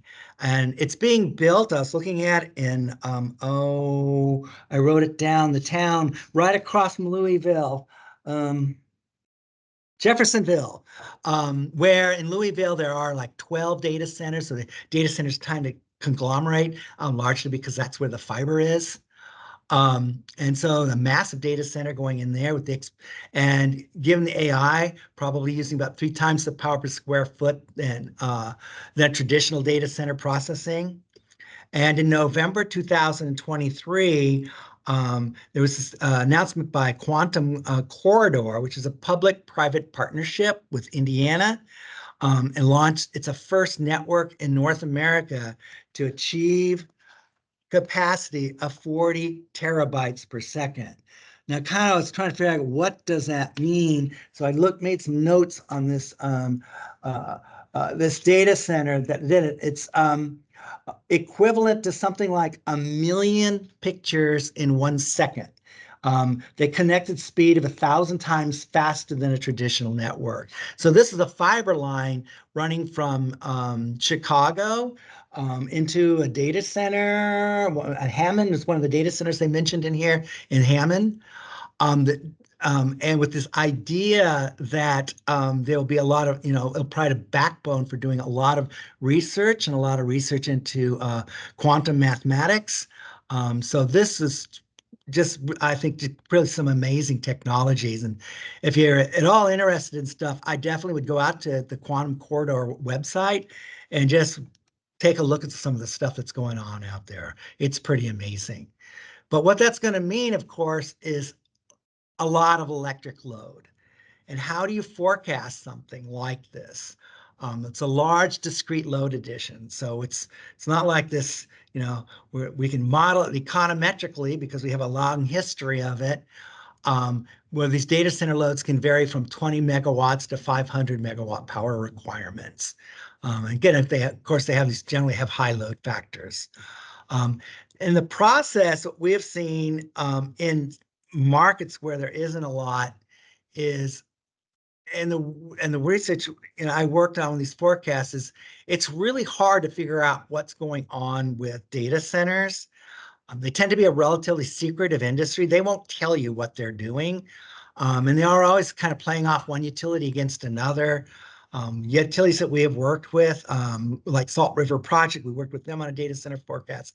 A lot of these utilities, we don't know who they are because they're required to sign an NDA when they start working with some of these data centers. But we do know it's concentrated. 80% of the data center capacity is still being built even now in Northern Virginia. And then when you add in Phoenix and Seattle, it's about 90% of the new construction is in those 3 cities. So how do you just forecast discrete loads? What we do, kind of like we're dealing with large industrial loads, is take it from a probabilistic perspective. So we have different aspects that are likely to happen or not happen, like what's the probability that the data center will locate in the service area? Again, it's subjective in process, but there's really no other way around that. Combined with the next steps, you start to get much higher probability. And once you know that it's been permitted, so we have what's the probability that DC will be permitted and constructed. And then even when it's constructed and they tell you they're going to put in 400 megawatts, it's the timing. Not all that is going to be absorbed at once. So timing and probability of load addition occurring is always something we need to deal with then too.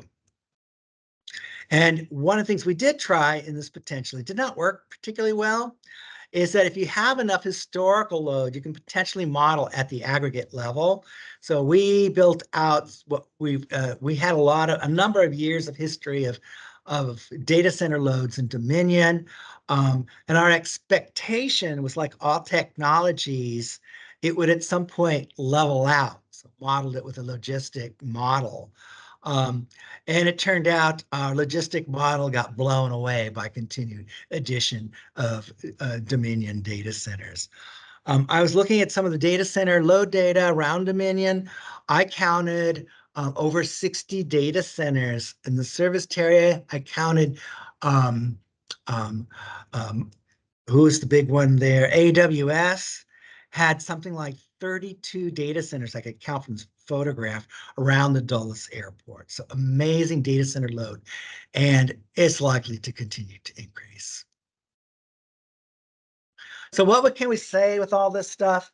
It's certainly more complex. The forecasting process is more complex. We need to understand and be able to model the interactions of the factors that drive electricity sales and demand. We need to have an hourly modeling framework. You really can't model the impact of these technologies without putting in an hourly modeling process in place. We know that we can move the market. We see it in the data. We see the results. We see what we did with efficiency. We see what we're doing with heat pumps and solar in Vermont.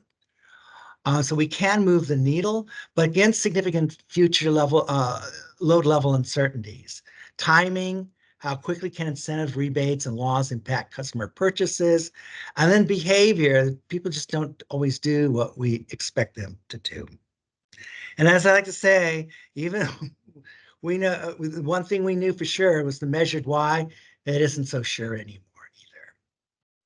So that's all I had to say. I could probably say more, but I will stop there because I'm sitting here talking to myself, and open it up for any questions you may have.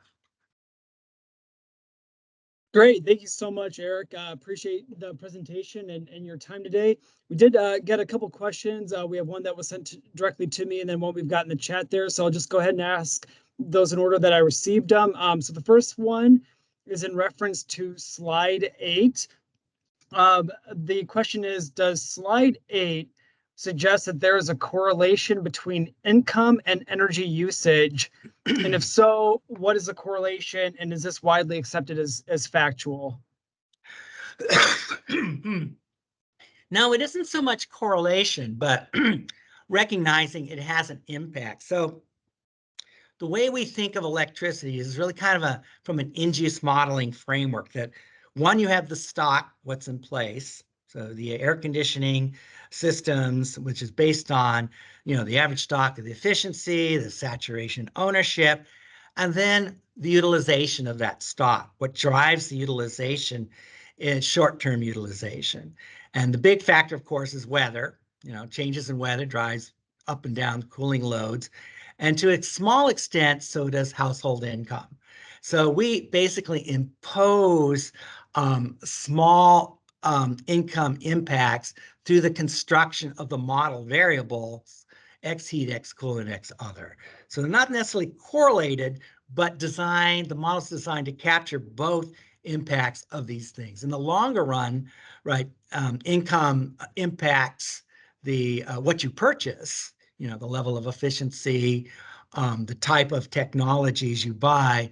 But we basically piggyback off the National Energy Modeling Systems, EIA's annual forecast. So they do an annual INGEUS forecast, and we go into the database and pull out all the parameters. Okay, great. Thank you. We've got one more from Sunil. What is the expected annual electricity consumption of heat pumps in Vermont? Annual.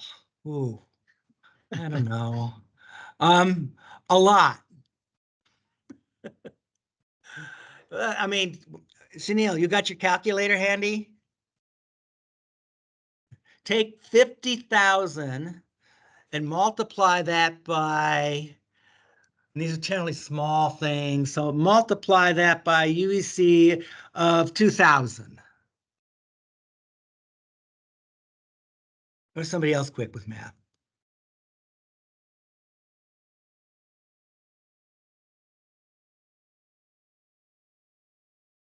I guess I could do it.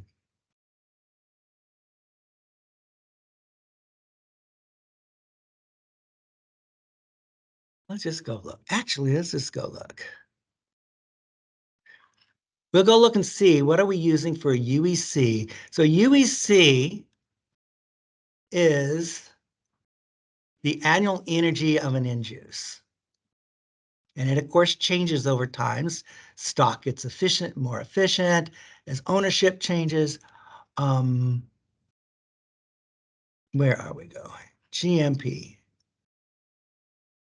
Forecast 25. Data. Heat pumps. Heat pump forecast.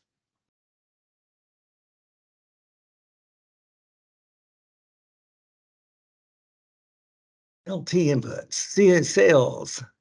2024. Now this is just for Green Mountain Power, which is a utility that serves about 70% of the state.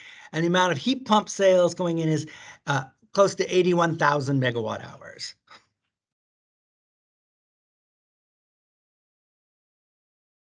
Great, thank you so much.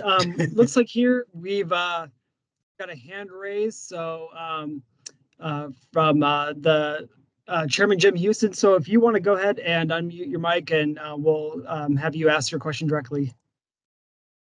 Eric, thank you very much for this very thoughtful presentation. Your experience around the country is so vast. I think I started off today mentioning some of the evolving challenges around load forecasting, number one of which is the economic development folks here and elsewhere around the country love the idea of potentially attracting data centers, AI, and chip manufacturing high load customers. And so much so that one of the considerations that's being tossed around is potentially having standby electricity built so that you can meet those economic development challenges with electricity already in place.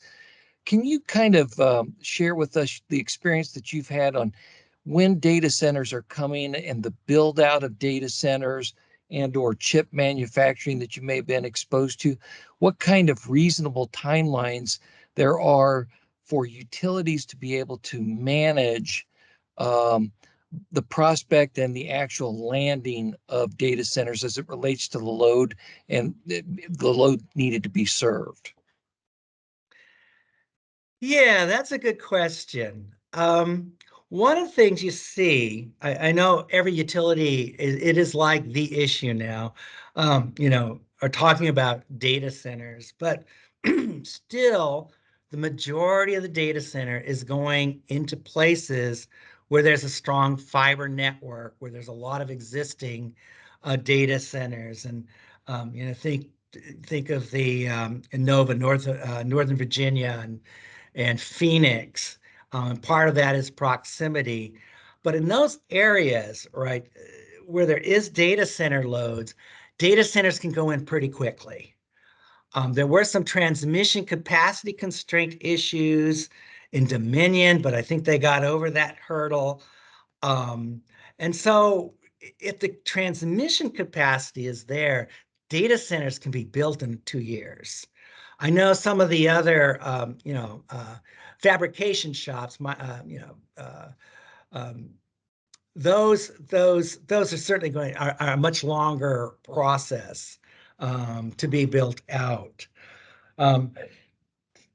And again, like I'm thinking about the one, the Meta data center that went in your state. That place that can be built pretty quickly. Once you have the fiber, and it sounds like there's plenty of fiber because they're right across the river from Louisville. It just doesn't take long.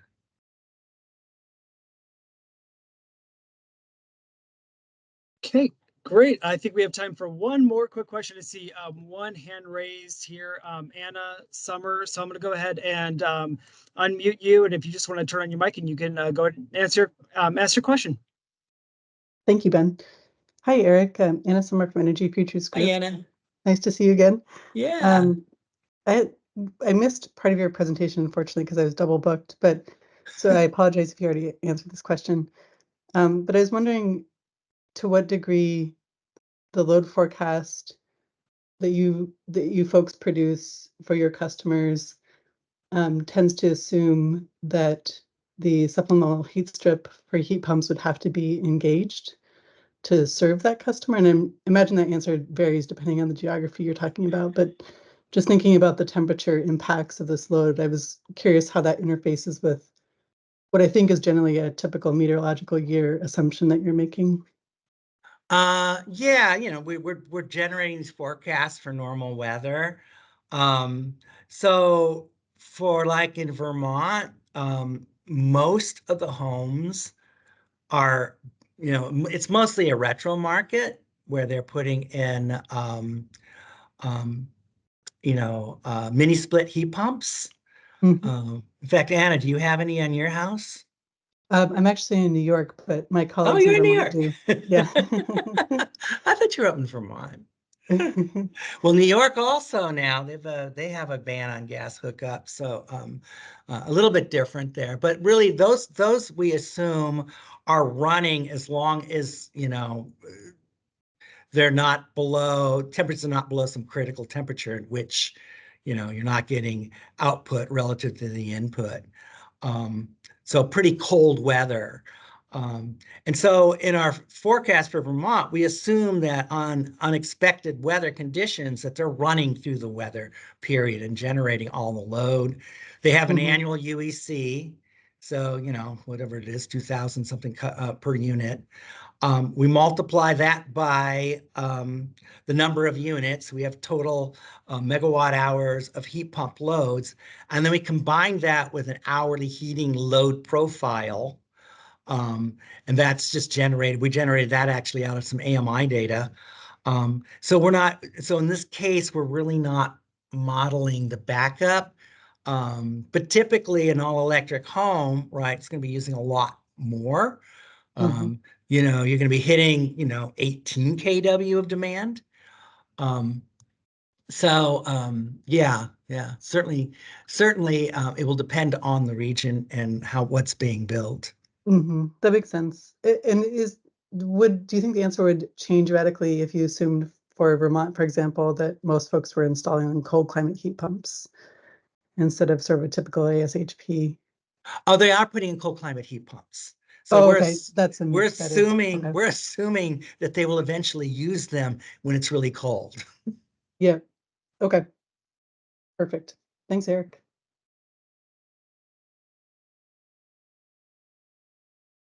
Okay, great. Well, thanks, Eric. That's all the time we have today, but we appreciate your presentation. And I know it's always difficult to be the one that follows lunch, but I thought you did a fantastic job.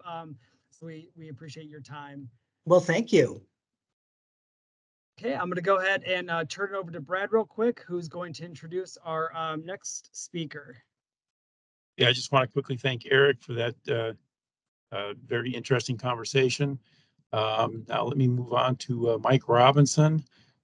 He is a principal advisor of market design at MISO.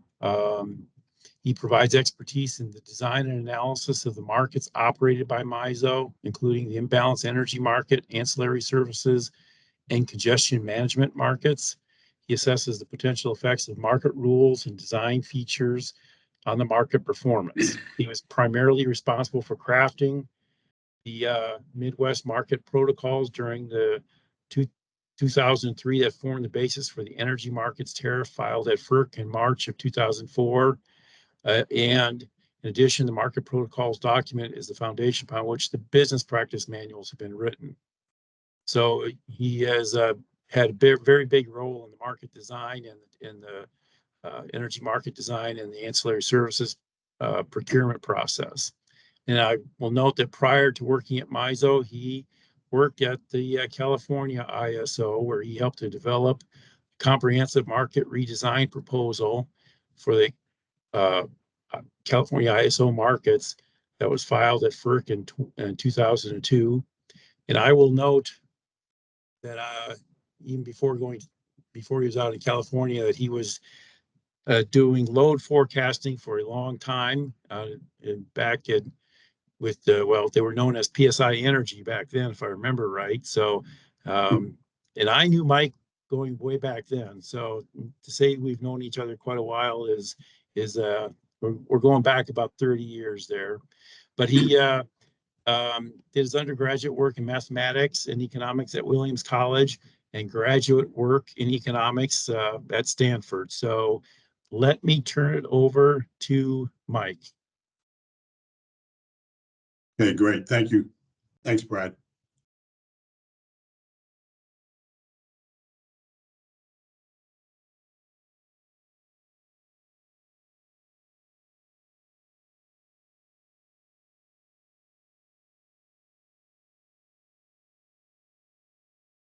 Okay, can you see this document? Yep, looks great, Mike. Okay, thanks.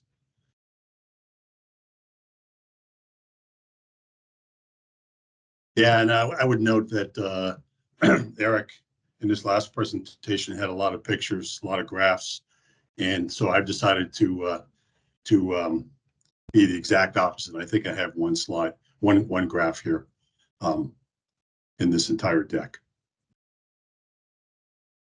So I want to talk today about the different types of load forecasts we do in MISO. And so there's really, you can break them down into 3 different time periods. If you look at the last bullet first, we'll start with the long horizon.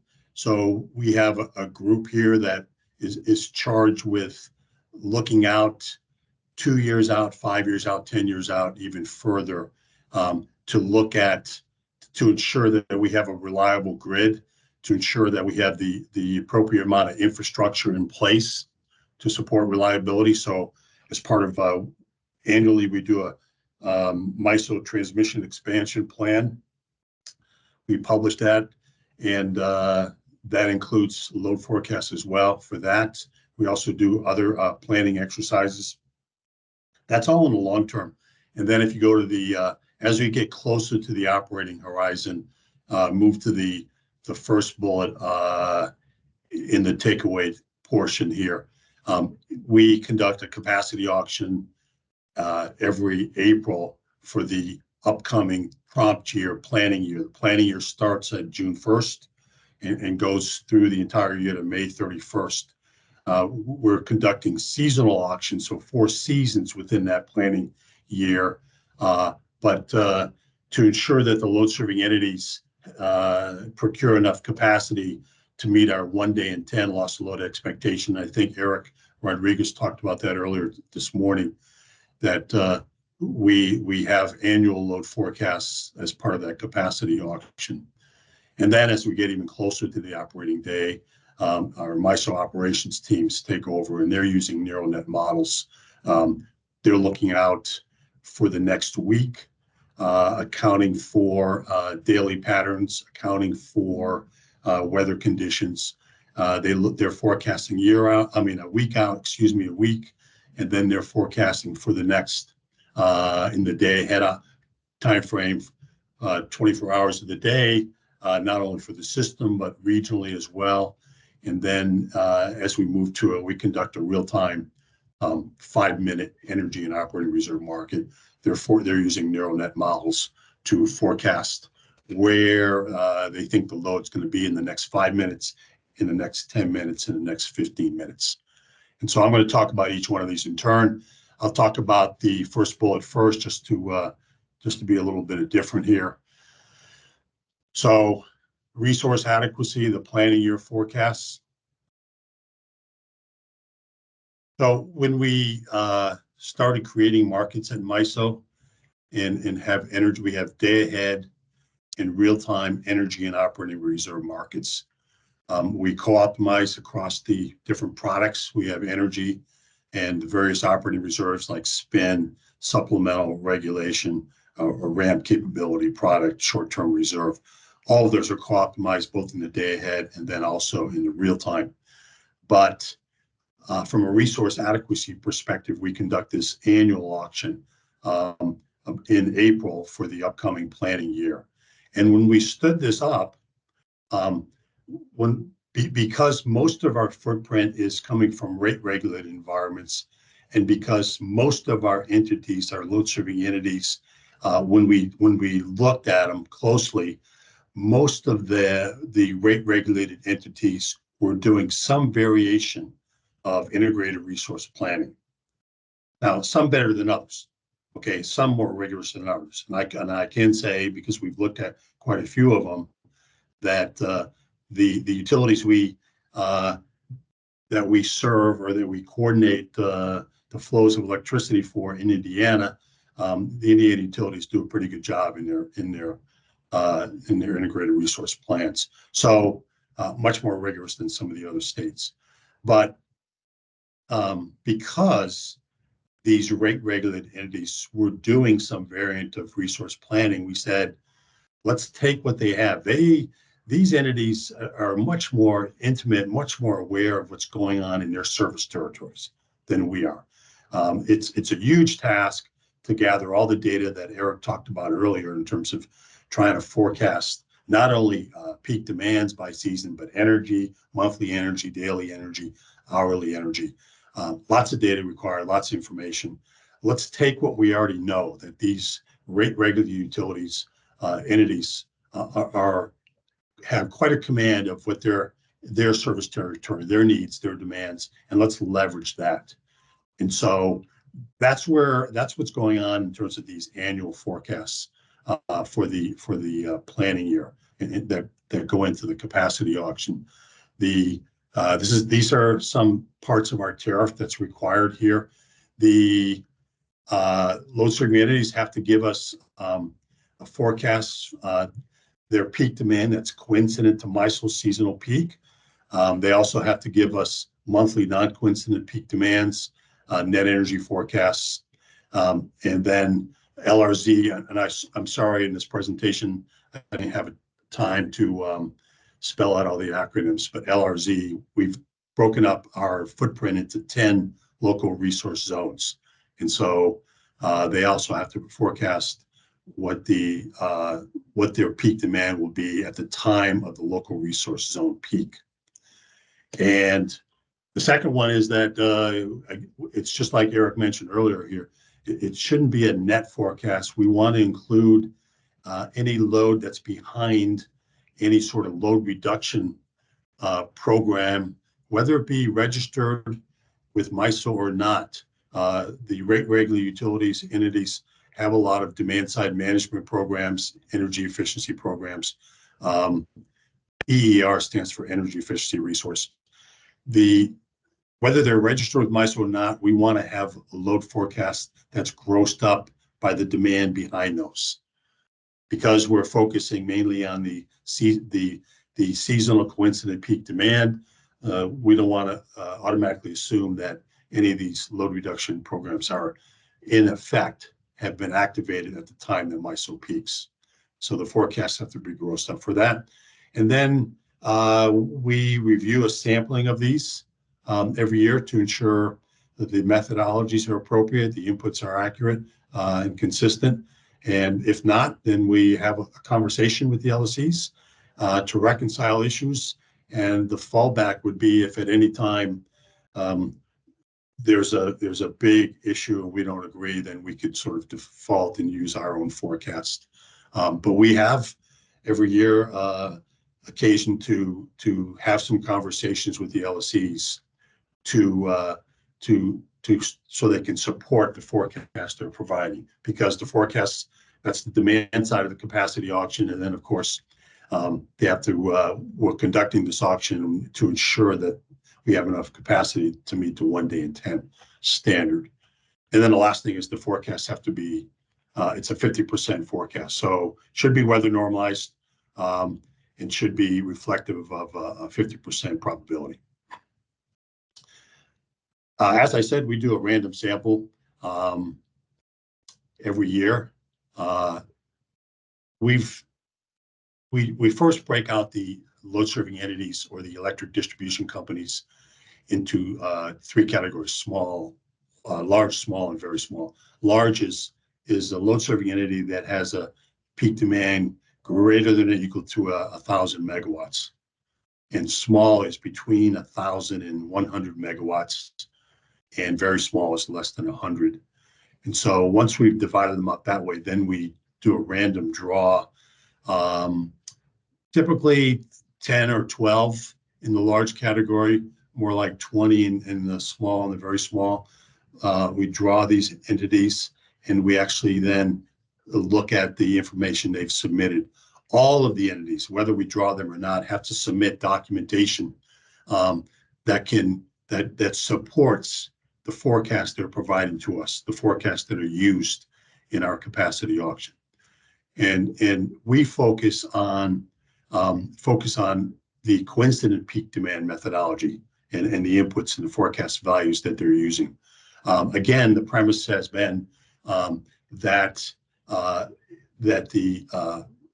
the retail regulatory authorities, because these entities are mostly, again, doing some sort of integrated resource plan, and that's being submitted to the retail regulatory authority, that it's that entity, the retail regulatory authority, that's passing judgment on the validity, the credibility, the replication of these non-coincident peak and energy forecasts. We look at them, but we're expecting, again, to sort of to draw on the power of these entities providing these forecasts to the retail regulatory authority.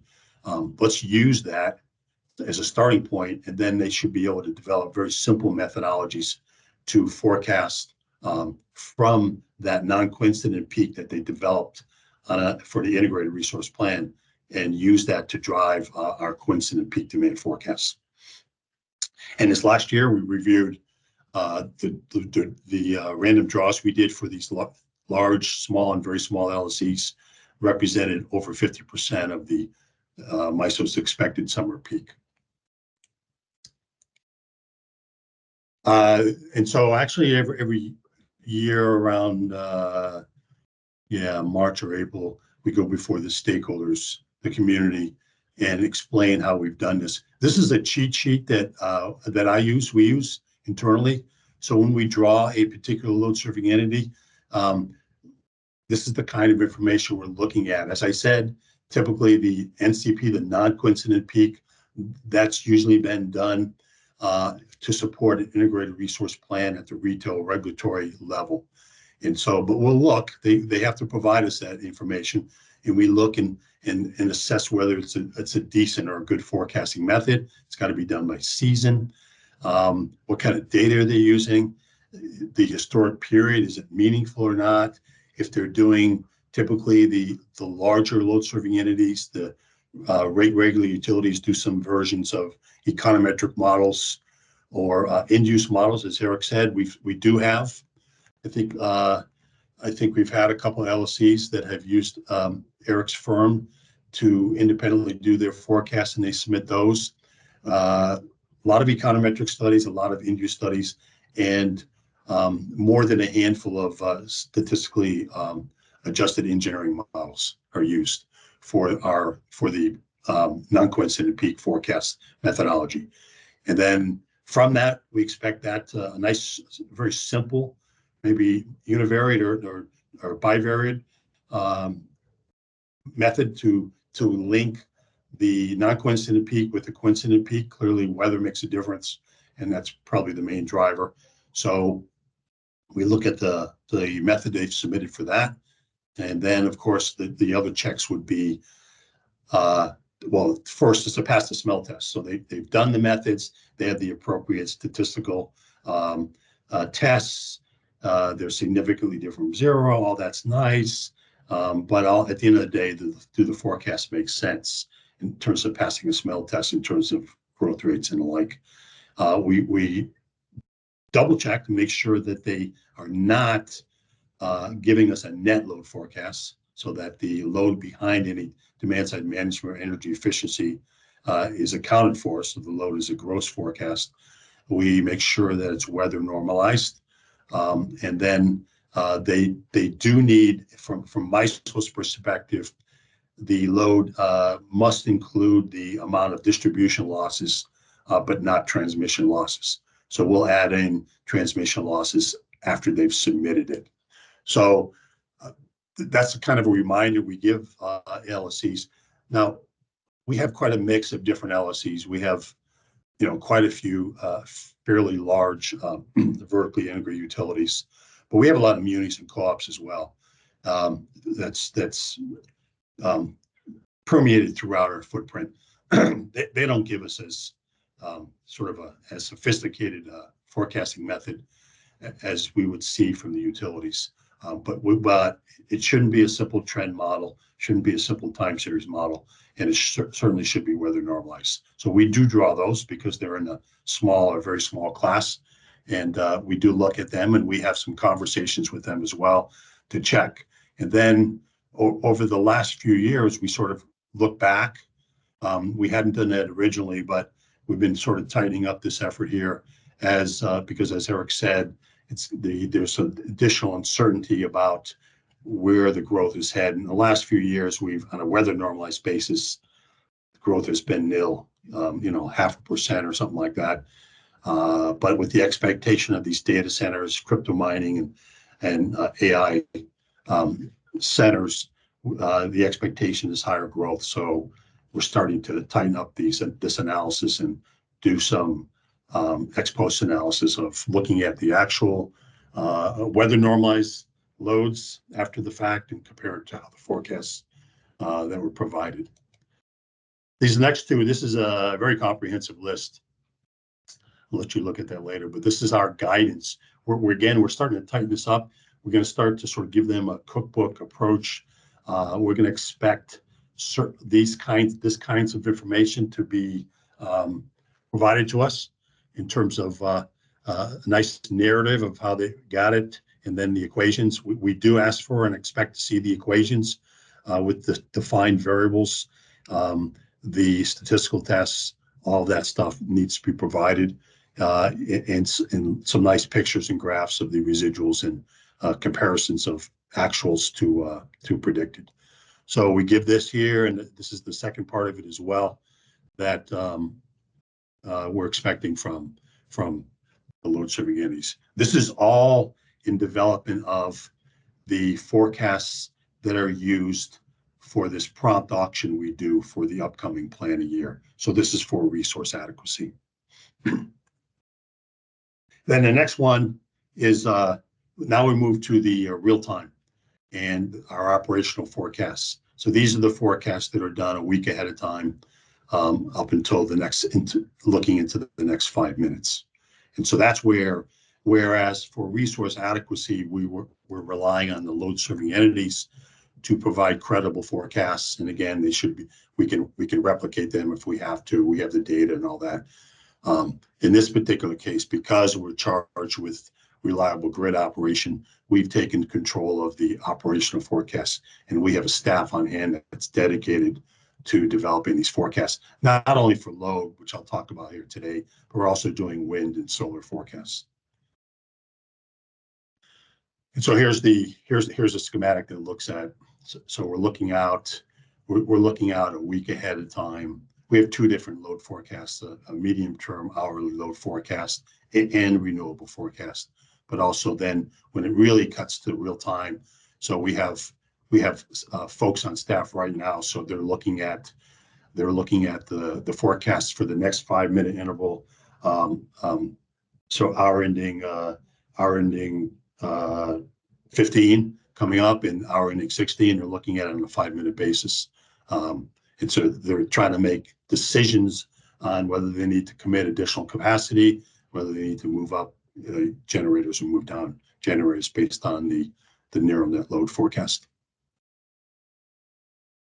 So here's the responsibilities again. So this team is dedicated 24/7 to providing these forecasts, and the supply forecasts again near real time hourly for the next 7 days, and they're constantly monitoring them and constantly evaluating them. They're providing this information not only internally, it's being broadcast out on the market footprint for everybody to see. So and constantly reassessing if they can improve these forecasts.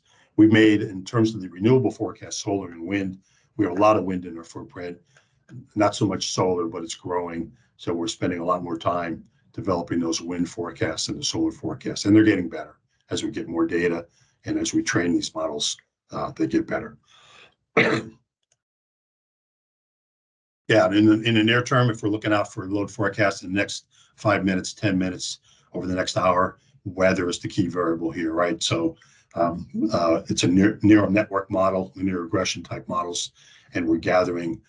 We have real-time data based on ICCP. We have state estimators that solve every 90 seconds. We're getting data fed every 4 to 6 seconds, and so we're getting all this data both on load and weather, and we feed it into this neural net and develop the forecast. You can see that the one of the on the left-hand side, market participant submitted data. We do allow for that because there are some load serving entities have significant what we call non-conforming data. In fact, NIPSCO up in the northwestern part of Indiana is one of the big load serving entities because of the mills. They don't sort of move in a nice steady sort of linear fashion or progression, that it's truly non-conforming based on whether the mill where it is operating. And so NIPSCO is constantly giving us information in terms of what they expect in terms of over the next forecast horizon, next hour or two, in terms of what the mills are doing. So that helps us in terms of better able to train the model and have a better model. Yeah, and here's all the weather forecast parameters that are considered as part of the operational forecast. So as I said here, this is the second set of forecasts, a department that's dedicated to operational forecast, really two parts. What is called in the middle there, the medium-term load forecast, and then as we get into the real-time markets, the short-term load forecasts that are updated every 5 minutes, and the 5-minute forecasts go out for 6 hours. These are important. Weather is the significant factor. This is an older slide, but it's probably about 2 or 3 years old, but still relevant here. And I would expect that if it's updated, it would be a bigger magnitude. But this is what this is saying. So we have roughly, think of it as roughly our footprint is 100,000 megawatts, 110,000, whatever it is today. I haven't looked today. But the studies they've done show that 1 degree of temperature forecast error results in 2,000 megawatts of load forecast error up to. So getting the weather forecast right is critical when we move to the real-time market. So, I mean, it can swing significantly. So the takeaway here is that we're constantly working on improving the weather forecast. And then, of course, on the supply side, this is also applicable on the supply side because the wind resources and the solar resources pretty much come in at zero prices. We're conducting these markets that clear every 5 minutes based on offers, but the wind farms and the solar farms have zero marginal cost. So they're essentially putting in zero priced offers. And so they're going to clear regardless. So we need to better understand what's happening as we get a storm front that moves across our footprint from west to east. You'll see the solar generation fall and then rise. And then the wind, as the wind picks up, the wind was really heavy this morning in the northwestern part of our footprint, running into constraints. We couldn't deliver all that wind into the load centers in the central and the southern part of our footprint. So we had to curtail some, but those kinds of forecasts are critical. Temperature, weather critically affects not only the demand side, but the supply side. And then the last one, so this is the long-term. MTEP stands for MISO Transmission Expansion Plan, and LRTP stands for the Long Range Transmission Planning Process. And so we have quite a team, a lot of them up in St. Paul, Minnesota, that are spending a lot of time looking out into the future from 2 years out to 5 to 10, even beyond now, and trying to figure out what's happening on the demand side, what's happening on load, but also what's happening on supply. And so the charge here, the task is to perform reliability and economic planning studies to fulfill our compliance obligations, whether they be NERC or FERC compliance obligations, essentially looking out and trying to ensure that we can meet all the NERC reliability standards as we get load growth in various areas, but also whether it makes sense to suggest or support that maybe certain types of transmission infrastructure should be built or not. And so that's really what we do. Where do we get the inputs on the demand side? A couple of different sources. I mentioned earlier that as part of the prompt year planning auction, the load serving entities have to give us their forecasts for their peak demand that's coincident to MISO's seasonal peak. But at the same time, when they submit that, they have to give us monthly energy and peak forecasts for the next 2 years, and then on a seasonal basis for years 3 through 10. And this is to conform with NERC Form 714 and also the various NERC mod standards. So it's a requirement. We don't use, in terms of the prompt auction, capacity auction, we're not using these forecasts, energy and peak for the next 2 years and seasonal numbers from the years 3 to 10. We don't use them for resource adequacy, but we are using it for these studies. So that's one of the starting points. And then most of you are aware, SUFG, State Utility Forecasting Group out of Purdue, we have been employing them for quite some time, and they provide another source outlook for where energy and peak forecasts are going. And they've used publicly available data. They typically will give us information at the state level, and then because we don't serve the entire entire state, then we have to portion that based on what portion of the state we serve. And then they also give it at a local resource zone. So we use this as a check for what the LSEs are doing, but we also use it for doing sensitivity or scenario analysis. That's critical. I think Eric mentioned last time, that's sort of the value of looking out. You're never going to be right with the forecast, but we're best served if we develop these scenarios. And so that's what this long-range transmission planning process is. We're looking at different scenarios. One, of course, would be massive growth due to data servers and crypto mining and things of that sort. Oh, and then the last one here is, we have in the past hired a consultant to give us their assessment of not only the existing DERs, distributed energy resources, that's your load modifiers or load reduction and behind the meter generation, but also over the last couple of years, they've also given us their assessment of increases in electricity growth, electrification. So that's another critical input. They don't give us the hourly load shapes. We've developed our own shapes and tried to, because we're trying to forecast when we look out into time here, those are hourly load forecasts for the next 5 or 10 years. And this might be it here. We have just recently, we're standing up a process internally, recognizing that we can do better, especially in terms of the longer term forecasts. And so we have an internal team, and it's being reported out to the stakeholder community as well, to develop sort of better techniques, better models for longer term forecasts. And so that's an ongoing process, and because it's critical, right? It's critical. There's a lot of money being spent. The suggestion is that certain transmission should be built that comes at a cost. So we're rethinking and reviewing how we can improve, especially the long-term forecasts. In terms of the annual forecast that we use for resource adequacy, I already mentioned, we are looking closer at that. We're going to tighten that up. We're going to provide a much more systematic template that we expect the LSEs to provide.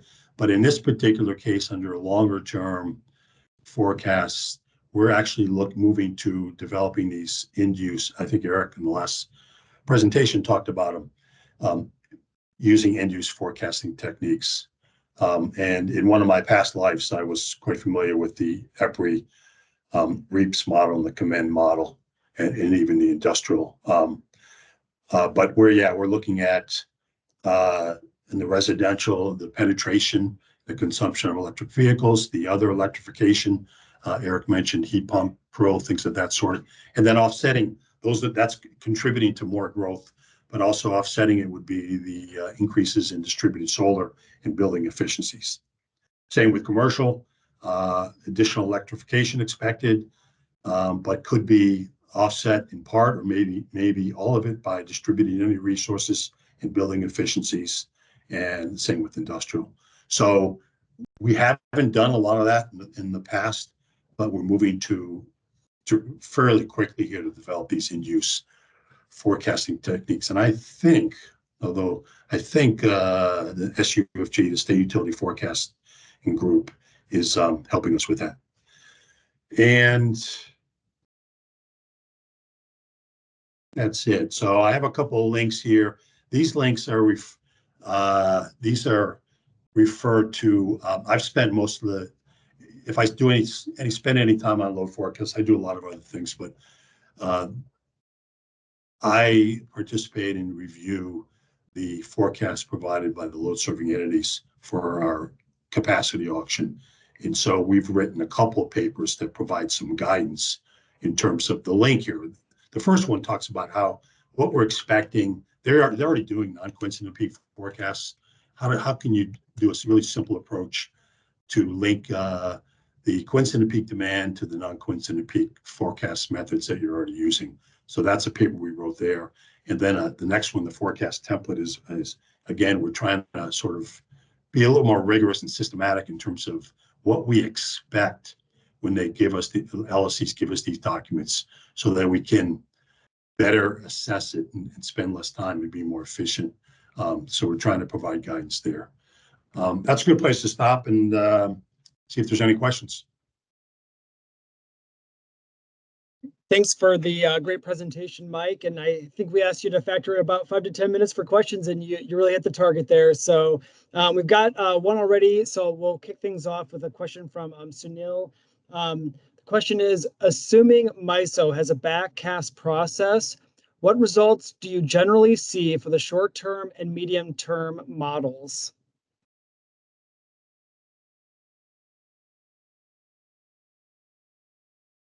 You're talking about the question has to do with the operational ones. I can't. I'd have to get back in terms of the percentages.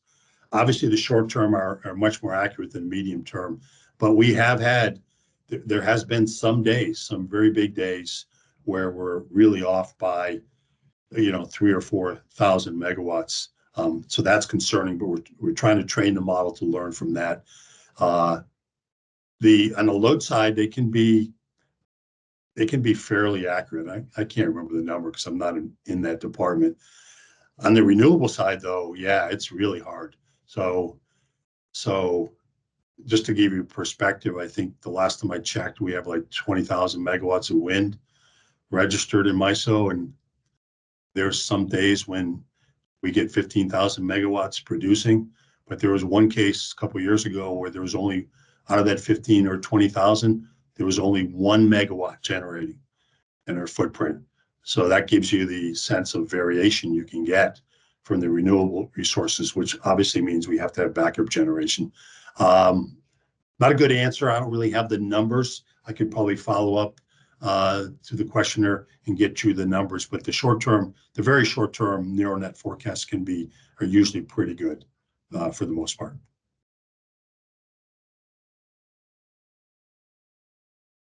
Great, thank you. Well, I see a hand raised here, so I'm going to go ahead and I think we've got a question here from Anna Summer. I'm going to go ahead and unmute you, and if you feel free to ask your question. Thank you. Thanks for your presentation, Michael. It's possible that your links here might answer my question. The first one, at least for me, is broken. I don't know if it's working for others. The white paper link is broken. But my question has to do with how the LSCs would account for demand side resources in their load forecast. I recall in the past that some utilities have netted both demand response and energy efficiency out of their load forecast that they report to MISO. But I'm getting the sense that that's changing somehow. So can you clarify the Business Practice Manual 11 rules around how utilities should incorporate demand side resources as well as distribution voltage connected behind the meter generation in their load forecasts? So way back in 2006 to say 2011 or 12, the load serving entities were allowed to net them off. So they could give a forecast and then say like 100 megawatts, and they could say, well, we have 5 megawatts of demand response. We're going to net that out. So our requirements are 95. That was back in the 2006, 2010 frame. We changed it after that. So the short answer to your question is they are not allowed to net out. So if they want to, it's got to be a grossed up number. So in that example I have, instead of submitting 95, we fully expect and demand that they give us a load forecast of 100 megawatts. And if they want to use that 5 megawatts of behind the meter generation to meet their obligations, they can submit it on the supply side in our capacity auction. So we're pretty firm on that. This is when we draw the sample and look at customers, this is one source of a conversation we have with some that is not appropriate to net it out. They need to give us a forecast that's gross, that's reflective of all the load that they actually we could see on our system. So I mean, otherwise the assumption is that anytime we had a peak demand, that these LSCs would be using these demand side management programs, and that's not the case. So they cannot net it out. That's the answer. And is that also true for energy efficiency resources? Yeah, so energy efficiency is different. If any new energy efficiency programs, so the thinking here is following that. If you have a utility that just stood up a particular energy efficiency program, they were granted the ability to incentivize customers to install energy efficiency. If they had not been doing that before, and all of a sudden, say for this next 2 years, they were going to spend some monies to incentivize customers to install energy efficiency, then what we're saying is, if you want to get credit for that, you have to represent that on the supply side as a supply side resource. But if you're a utility and you've been spending, say, I don't know, $20 million every year, big utility, $20 million every year on programs that try to incentivize various types of end-use customers for energy efficiency, then the argument is that's going to be embedded in the load forecasts, especially if it's, say, like an econometric model. We'd expect the estimated coefficients on the right-hand side to reflect the fact that for a long period of time, you've been working on incentivizing customers. So we've drawn the line in the sand, essentially at 4 years. So anything after, if you have programs and they've lasted longer than 4 years, we're going to make the argument that the load forecast is lower because of the effects of the energy efficiency, and that's okay. Mm-hmm. But if you're standing on something new, it needs to be put in on the supply side. That's very helpful. Thank you, Michael. Sure.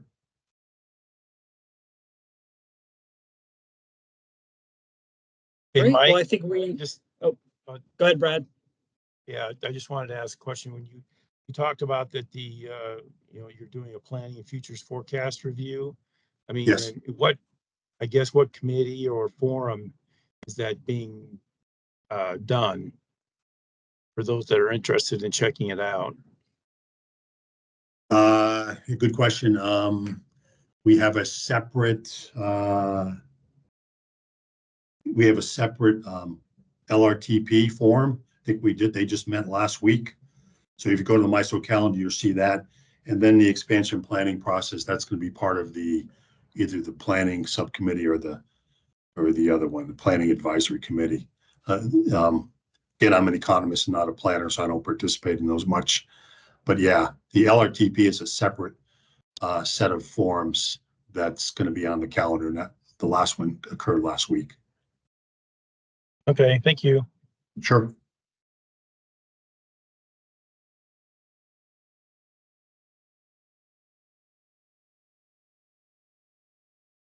Great. Well, I think we're right at that time. So yeah, appreciate your presentation and for taking a couple questions there, Mike.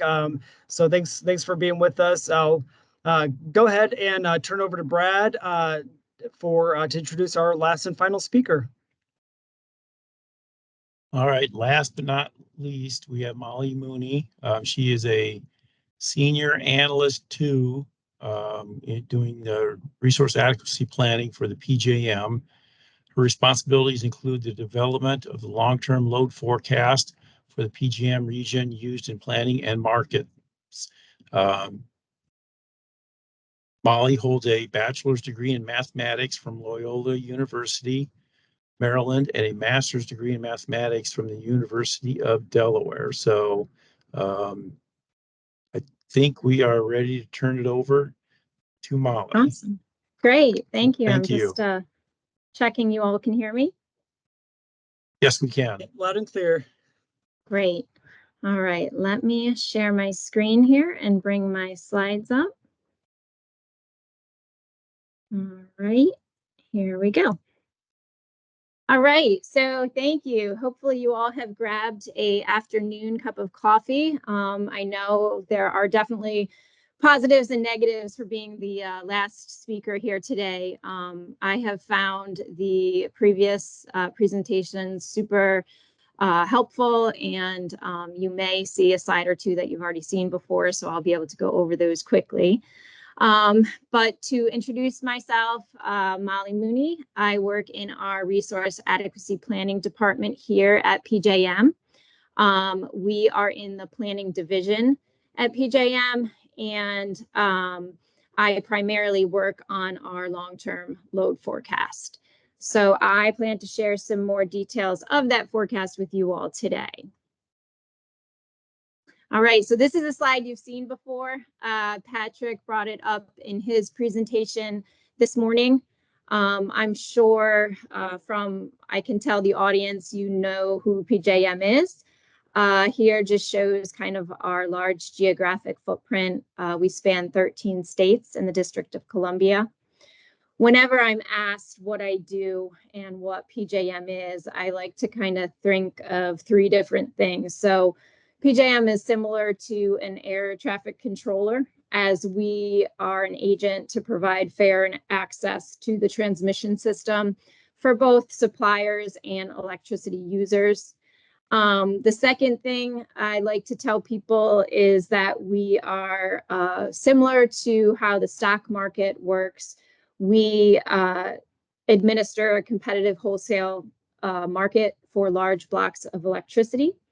And finally, we conduct long-range planning in order to identify changes and additions that are needed to the grid to make sure that we ensure the reliability and successful operation of those markets.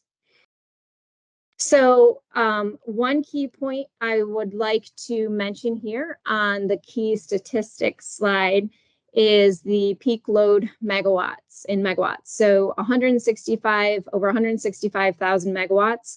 That was in August of 2006. And it is the current PJM footprint.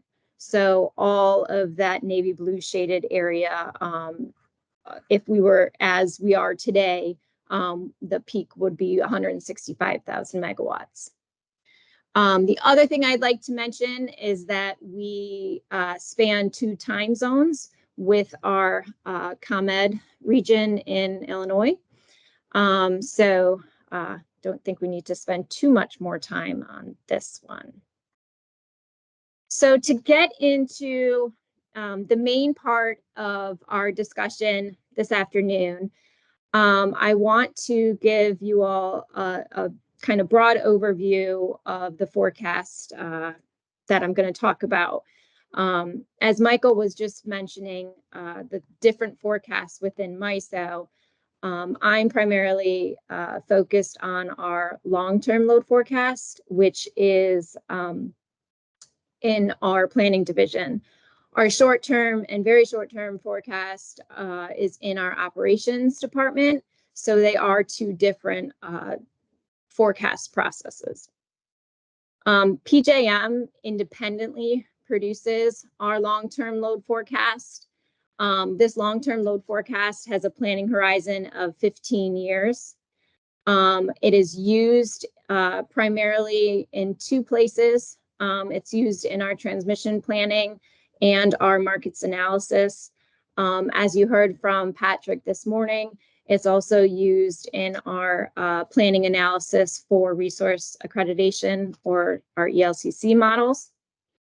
The forecast is based on a multivariable regression model. I'll get into some more details of inputs for the forecast. And there are links at the end of my presentation for a number of different items you can look at for some more details on the forecast process. It is reviewed with our stakeholders throughout the year and published in December or January, I should say. Our two stakeholder groups that review any forecast model changes or the model assumptions is our Load Analysis Subcommittee or LAS group and our Planning Committee. Another thing I would like to mention, and I feel like the benefit of going last is you get to kind of piggyback off of all of the previous presentations, is the fact that our long-term load forecast was a peak forecast. So we were only concerned with the peak of the day.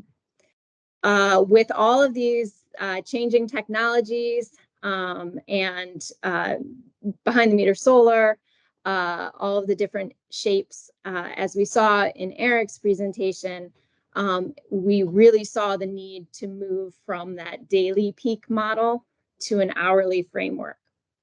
So this is the second year now that our 2024 load forecast is based on an hourly granularity, and it's an hourly framework.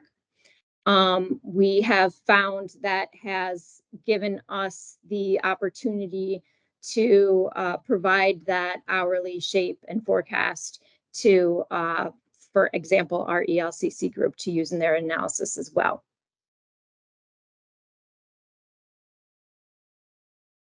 All right, we'll spend some time on this slide since it is going to go over all of the categories that we use for our variables within our long-term load forecast. So as again, Eric mentioned, we are aiming to forecast the system peak load. The blue bars here on the right-hand side will go through a number of categories for our independent variables that we are going to use to explain that peak load. We forecast not only each individual non-coincident peak for all of our zones, but their coincident peak for the entire RTO as well. So I just want everyone to kind of keep that in mind as we go through some of these categories.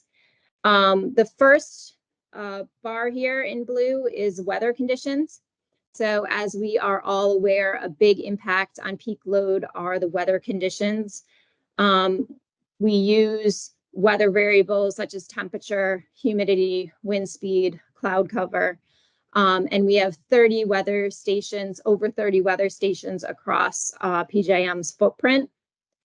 I'll come back to weather kind of after we go through all of the different categories here, but we use those to describe the historical loads that we've seen. The next bucket here in blue is energy efficiency and end use characteristics. Eric touched on this in his presentation, but our model takes into account efficiency by looking at the saturation and the efficiency gains for cooling, heating, and other appliances. So the other appliances, one of the big ones we all are well aware of is lighting, which saw a big impact in efficiency with the change from incandescent to LED in history. These are the variables in our model that take into account those changes. Our source for this data is the Energy Information Administration, so the EIA's Annual Energy Outlook, or AEO. The AEO uses the information on households, consumption, and end-use efficiency in their models, and they produce the forecast on a census level division. Itron is the one who pulls that information on a census level division or census level granularity and provides it to PJM through our membership in their energy forecasting group, or EFG. The data that is included provides us information on saturation. So you can think of the number of households, which includes the particular end use, and then the efficiency and intensity of that end use for history and forecast. So there are certain things like air conditioning and the efficiency gains that we've seen through their SEER ratings for air conditioners. The next blue bar here is our economic category. So the economic drivers that we use in the model come from an economic forecast that we purchase from Moody's. We use certain things like households, population, income, and we use this information on a metropolitan statistical area, or MSA level granularity, so that we have a good feel for each of our particular zones and kind of the economic impacts that are happening within that zone. So these economic variables will show us if there is, a big housing boom or a big employer that is going to have quite a bit of new employment. The next and final kind of category here on this slide is our calendar, solar data, and electric vehicles, kind of all mixed in together. For calendar variables, we all know that load behaves differently depending on if you're a weekday or weekend. And then, of course, there is a monthly pattern for load as well. We do have holiday variables in our model and kind of variables for certain things like Christmas lights. Distributed solar generation. I'd like to spend a little bit of time on this one because I think we've heard a little bit about it throughout the day today. These distributed solar generation is not anything that's grid connected. So these are behind the meter solar units that are, think of rooftop residential solar facilities. PJM does not receive meter data. So again, kind of the issue is it's all we see is the decreased load during the middle of the day. So we don't get any metered load history for these distributed or behind the meter solar facilities. And the way we incorporate them into our model is using a two-step process. So in order to kind of come up with that gross load as if those behind the meter solar units didn't exist, we contract with a vendor to provide us with an hourly estimate of what that zonal solar generation was. We add that back to our historical loads. And then in the forecast, we have a forecasted value of what that distributed solar generation will be, and we subtract that from that modeled load. The other item here in this bucket is electric vehicles. We have started including electric vehicles in our 2020 load forecast. And just last year, we contracted with S&P to provide us with the electric vehicle forecast on a zonal basis. Previously, we had only included light duty vehicles in our long-term load forecast, but with the S&P forecast last year, it included not only light duty, but medium and heavy duty vehicles as well. What they're seeing is that one of the big areas for electric vehicles is that medium duty space, where a lot of delivery vans in the long range, the 15-year forecast, will move to being electric. All right. I said we would go back to weather conditions, and I just want to make touch on that before we move on to the next slide. So all of these categories are independent variables. We have a big, long regression equation, and we need to produce a forecast. We have forecasts for certain things like, energy efficiency. We have an economic forecast. We know certain things like calendar. We know what day of the week it's going to be, say, for August 18th, 2026. But the thing that we don't know is what the weather will be. The way we handle that is that we use historical weather from 1994 through 2022 to generate a number of scenarios for peaks. Patrick touched on this earlier when he mentioned the day shift. So not only do we run those 29 years of weather through the model, but we also shift it 6 days forward and 6 days back. What that does is it allows extreme weather to not only hit on a weekend, but also hit during the day, or excuse me, during the week where you would expect a higher load.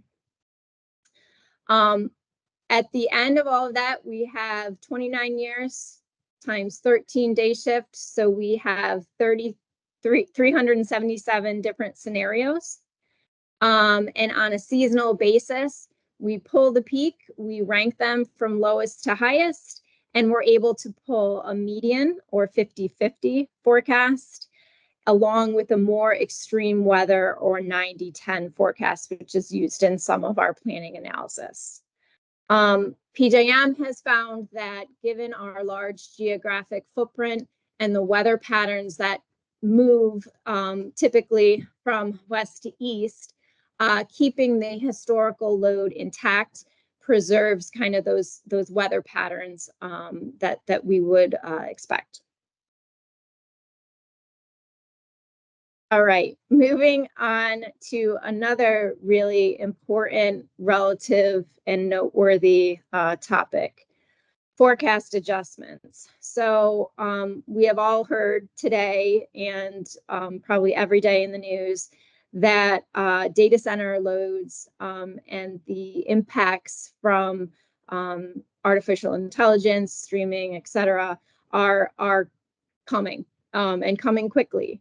So PJM has dealt with this for probably longer than others because Dominion is in the PJM territory. The way that we deal with these forecast adjustments is that we request on an annual basis from our EDCs or electric distribution companies and or our load serving entities or LSEs, we ask them to provide PJM with information that they have about the large forecast adjustments that is not captured in our forecast process. So we want to make sure that these large load adjustments are not already captured in certain things like our economic variables. They are indeed outside of the model and not already captured in the model. The reason that we lean on our EDCs and LSCs for this information is that PJM doesn't have the customer level detail information and context that the EDCs and LSCs have. So this whole process is laid out in our Manual 19 Attachment B. I believe I have a link to that at the end of the presentation, so you can go and kind of read that Manual 19 Attachment B to learn more about the process. We just went through the stakeholder community last year to make some updates to kind of strengthen that process. What we require now is for any EDC or LSC that is requesting a large load forecast adjustment, we ask them to come to an October load analysis subcommittee meeting. So again, this is a public stakeholder meeting that we ask them to come to and describe what they're asking for. And that gives us the transparency that we're looking for to have other stakeholders ask questions, make sure that they understand the methodology and the amount that these EDCs and LSCs are asking to adjust for large loads. We also ask that any large load adjustment that is accepted and granted by PJM and is therefore included in the long-term forecast, we also ask for a public document that can be posted with forecast materials. PJM has a lot of back and forth with all of these EDCs and LSCs who do request this adjustment to receive, any historical hourly load data that they have, and of course the long range forecast.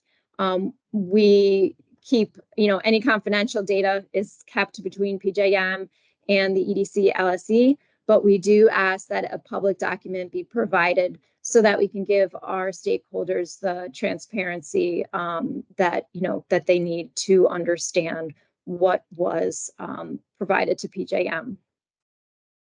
So how do we evaluate these forecast adjustments? We need to make sure that the request is significant. I think recently a lot of these requests are for data center loads, and data center loads are significant. As Eric had mentioned, Dominion has seen quite a bit of growth and is forecasting quite a bit of growth from these data centers. The other thing we want to make sure is something that I touched on earlier. We want to make sure that we're not double counting these adjustment loads. What I mean by double counting in this sense is that we want to make sure it's not already captured in some of the economic variables that we are including in the model. Data centers do not typically employ a large number of people. They are just machines cranking through models 24/7, 365 days a year. So it's not necessarily going to be captured in any of our employment data, if you will. We also want to make sure that the model is not capturing the trends of this large growth that's happened in history. The way we do that is we ask for any hourly load history tied to this data center loads, and we remove that from our history, both in our commercial models and in our historical loads that are fed into the model. At the back end, we add the total amount of the forecast adjustment existing plus any forecasted adjustment for that load.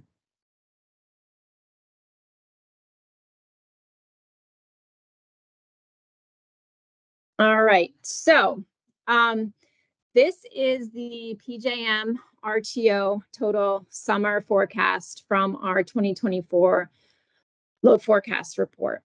So I'll go into all of these lines and kind of describe what they are.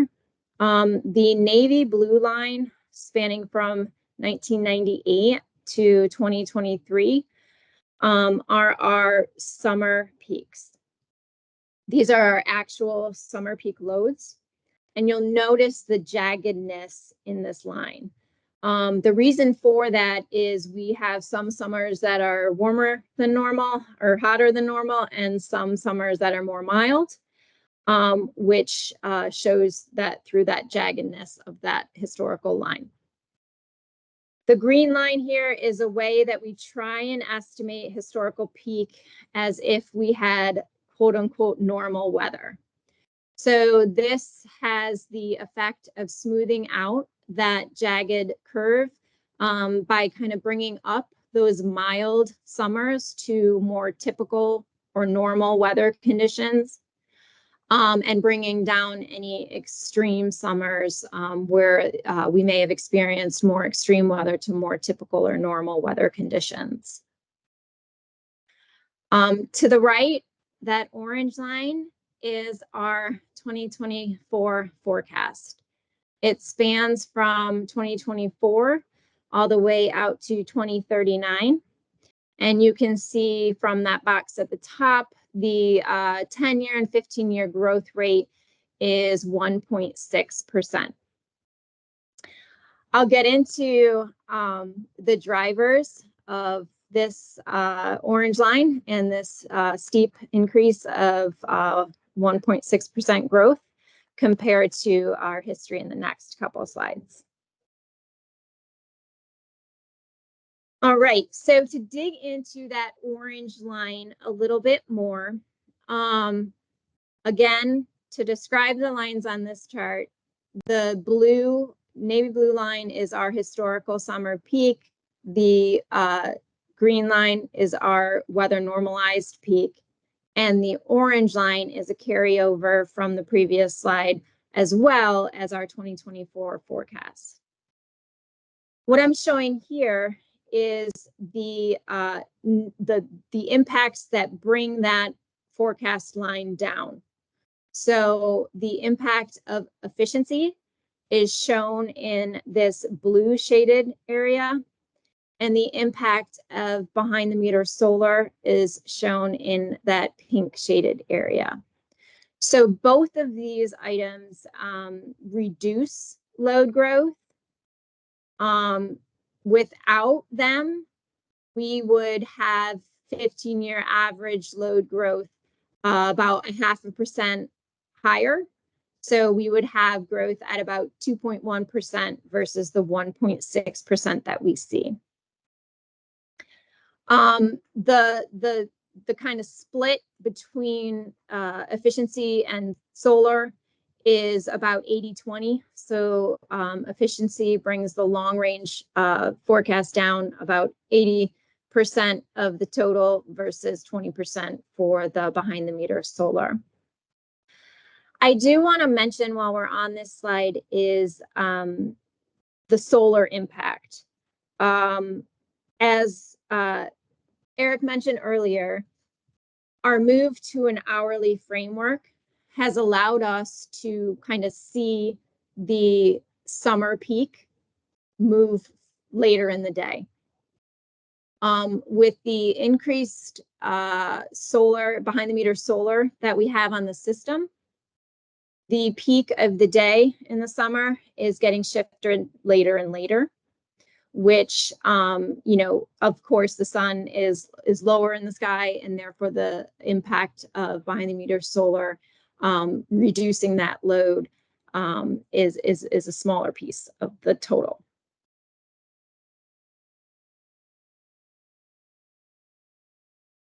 All right. Next is maybe even more exciting, I guess, in these times. These are the areas that support load growth. So again, the navy blue, green, and orange line are the same as they were in the previous two slides. But now we're looking at those categories that support load growth. The two big categories are electric vehicles and load adjustments. So for electric vehicles, as I mentioned, for our 2024 load forecast, we used a vendor supplied forecast for light, medium, and heavy duty vehicles. The purple shaded area here shows the impact of electric vehicles on the summer peak forecast. The gray bar here is the impact of large load adjustments. So we had 4 PJM zones who submitted large load adjustments that were accepted for the 2024 load forecast. Our AEP zone submitted load adjustments for data center load and a computer chip plant. Both of those were in Ohio. APS had an adjustment for data center load. Our public service PS zone, which is in New Jersey, had an adjustment for data centers along with port electrification. So there was some port equipment that was moving, that is anticipated to move to be more electric in the forecast horizon. And then Dominion, which is in Virginia, and they have had an adjustment for data centers since 2014. So we have the longest history with our Dominion zone for data center adjustment. All right, the only other points here, I guess I'll point out on this slide is that without the trends from load adjustments and electric vehicles, our 15-year growth rate would be 1.8 percentage points lower. So instead of the 1.6 growth that we see, we would have slightly negative growth of negative 0.2%. The growth drivers are split roughly 60-40 between large load adjustments and electric vehicles.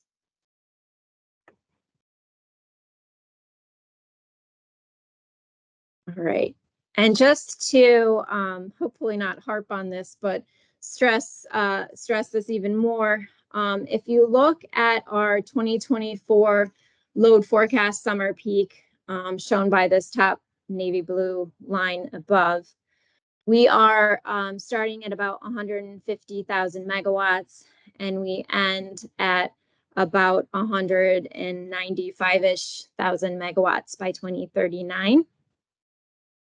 Our data center load forecast as a percent of the summer total peak it starts at about 4% in 2024, or 6,000 megawatts. In 2030, we're at about 12% or 20,000 megawatts total. And then in 2039, we're at 16% or about 30,000 megawatts of data center load. All I can say is this is a snapshot from our 2024 load forecast, which that annual process to request large load adjustments, it starts in July, and we have an October load analysis subcommittee meeting where it's reviewed. So all of these large load requests are from almost a year ago, and we are hearing about more and more zones and states that are anticipating these large load adjustments. Since I was talking to this group today, I pulled some of the Indiana slides that are shared with the state. I do want to mention that, again, this does not, I know there's been recent news about data center coming to Indiana. So these are based on the 2024 load forecast, where the only data center load that was included in that forecast in AEP was in Ohio. So it is not included in these numbers. But what these numbers do is they're estimates, and we apply these estimates to our AEP forecast. Those estimates are calculated using an average share of each transmission owner's real-time summer and winter peak load over the past 5 years. So we come up with that average and apply it to AEP's load to come up with an estimated Indiana load forecast. You'll see here the growth rate for summer is 0.3% and winter is 0.2%. But again, I do want to stress that any recent data center load announcements that are in Indiana are not included in these numbers. But we would not be surprised if we do receive load adjustment requests for Indiana data center load in this year's cycle, which kicks off in July. So this is really good timing to talk about all of this. All right, finally, as I promised, there are a number of links to load forecast materials. The first bullet here is our load forecast development process page. You'll find a wealth of knowledge on all of our different variables that we use, some of the electric vehicle forecast results that we are allowed to share, and all of those kind of data sources. This supplement is a document that we put together every year. That's an overview of the most recent load forecast. So this is a really good place to start to kind of take you through our load forecast and kind of the inputs, the assumptions that are used, and kind of how the model framework is set up. So this is a good overview to kind of go through. Manual 19 is the one I mentioned earlier. Attachment B is the place where we describe the method that we use to come up with these large load adjustments and how they get incorporated into the forecast. And then finally, our load analysis subcommittee is our group that we review any model changes, any assumptions that are reviewed by stakeholders and the like. And this load analysis subcommittee reports up to our planning committee here at PJM. All right, and I think that is it. So hopefully I left some time for questions. And again, my contact information is here, so please feel free to reach out after the fact if anything comes up. Thanks for the amazing presentation, Molly, and for closing out our conference. We do have time for a couple quick questions, and I think we have one ready from the chat. So I'll go ahead and ask that, and we'll see if any other questions trickle in. So the question is, what drove the reduced historical summer peaks from the early 2000s to post-2014? Let me get back to my graph. So the question was about growth. Remind me, I with sharing, I feel like I can't see the chat question. Nope, you're fine. Yep. The question is, what drove the reduced historical summer peaks from the early 2000s to post-2014? So the jaggedness of this line has to do with how mild or extreme the summer was. So if you'll see this point here in 2004, we had a very mild summer in 2004, which impacts the peak load accordingly. If you remember, I pointed out in 2006, which was our all-time peak, we had a very extreme summer peak of 165,000 megawatts.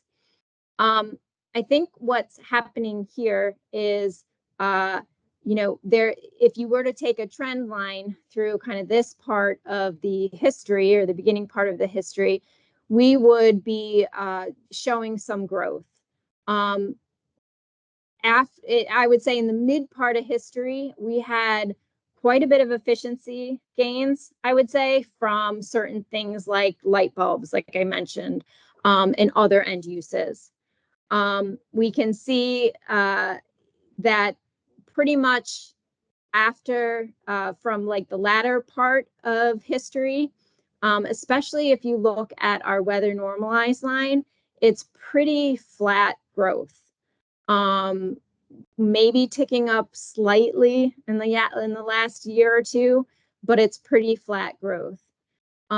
What makes actually, this is a better slide. What makes this hard is that the load adjustments and the electric vehicles are really quite different than anything we've seen in history. So to Eric's point earlier, it's very hard to model something that is not reflected yet in the history. Hopefully that answers the question. Hi, Molly. This is Dale Thomas. That was my question, and I guess if I can follow up. So when I look at this, would it be fair for me to read this graph and say that the summers have become more mild and less extreme in the last 10 years? I would say that we haven't seen a very extreme summer for the entire PJM footprint in a while. Yes, I think that would be pretty safe to say. But I do want to make the caveat that a lot of our studies do, and the whole model, we run the historical weather through that model. So this extreme, say 2006 weather is in our model. This is just showing, the orange line here is just showing our 50-50 or median peak. We do have a 90-10 peak that is higher, and a less extreme weather peak as well. But yes, I think that you could safely say that we haven't had an extreme summer in quite a while for PJM.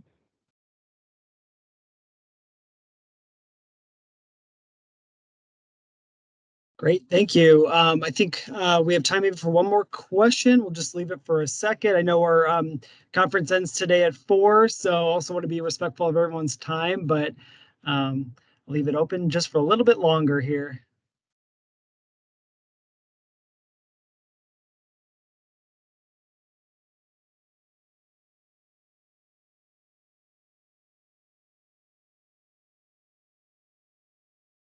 Okay, I am seeing none, so I will go ahead and go back on camera, but just wanted to thank you, Molly, for your time today, and again for closing out our conference.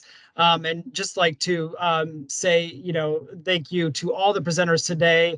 I think they have combined, decades of experience and knowledge, and resource adequacy, load forecasting, and so much more. And it definitely shows. We'd also like to thank all of our audience members for your participation today. And again, everyone for making this conference possible. I think, well, I'll give it over to the chairman maybe for a couple of closing remarks, and Brad as well. Well, I'll just jump in real quick, Ben, to echo what you just said too. Thank you to the RPP team for putting this conference together, but to the panelists and participants, thank you very much for the great information sharing about what's happening around the country and localizing it to Indiana as well. We very much appreciate the discussion. Load forecasting may take on some different turns into the future, but it's incredibly important to our integrated resource planning processes and to all of our incumbent utilities. So thank you very much for being a part of today's presentation. And with that, on behalf of all 5 commissioners, I think we had very good participation amongst commissioners today too. And I should have given a shout out to them. So I'll probably pay the price for that, not having done that at some point in time. But we thank you very much for all of that great work. And I'll turn it back to Brad. Well, I don't have too much to add, except I do want to thank all of the speakers who did a fantastic job covering complex material, and and a lot of it in a short period of time. Always a difficult assignment, but they all did it extremely well. And I'm going to reach out to the audience and even the speakers themselves, but the commission has to have at least one of these conferences annually. Some years we've had 2 or 3 shorter sessions. So we are always looking for suggestions in terms of topics, speakers, what might be the appropriate timing to have the session. So most of you might know me. You have my email or can quickly reach out to me. So don't be afraid. I'm always looking for help. With that, I will wish everybody a good evening.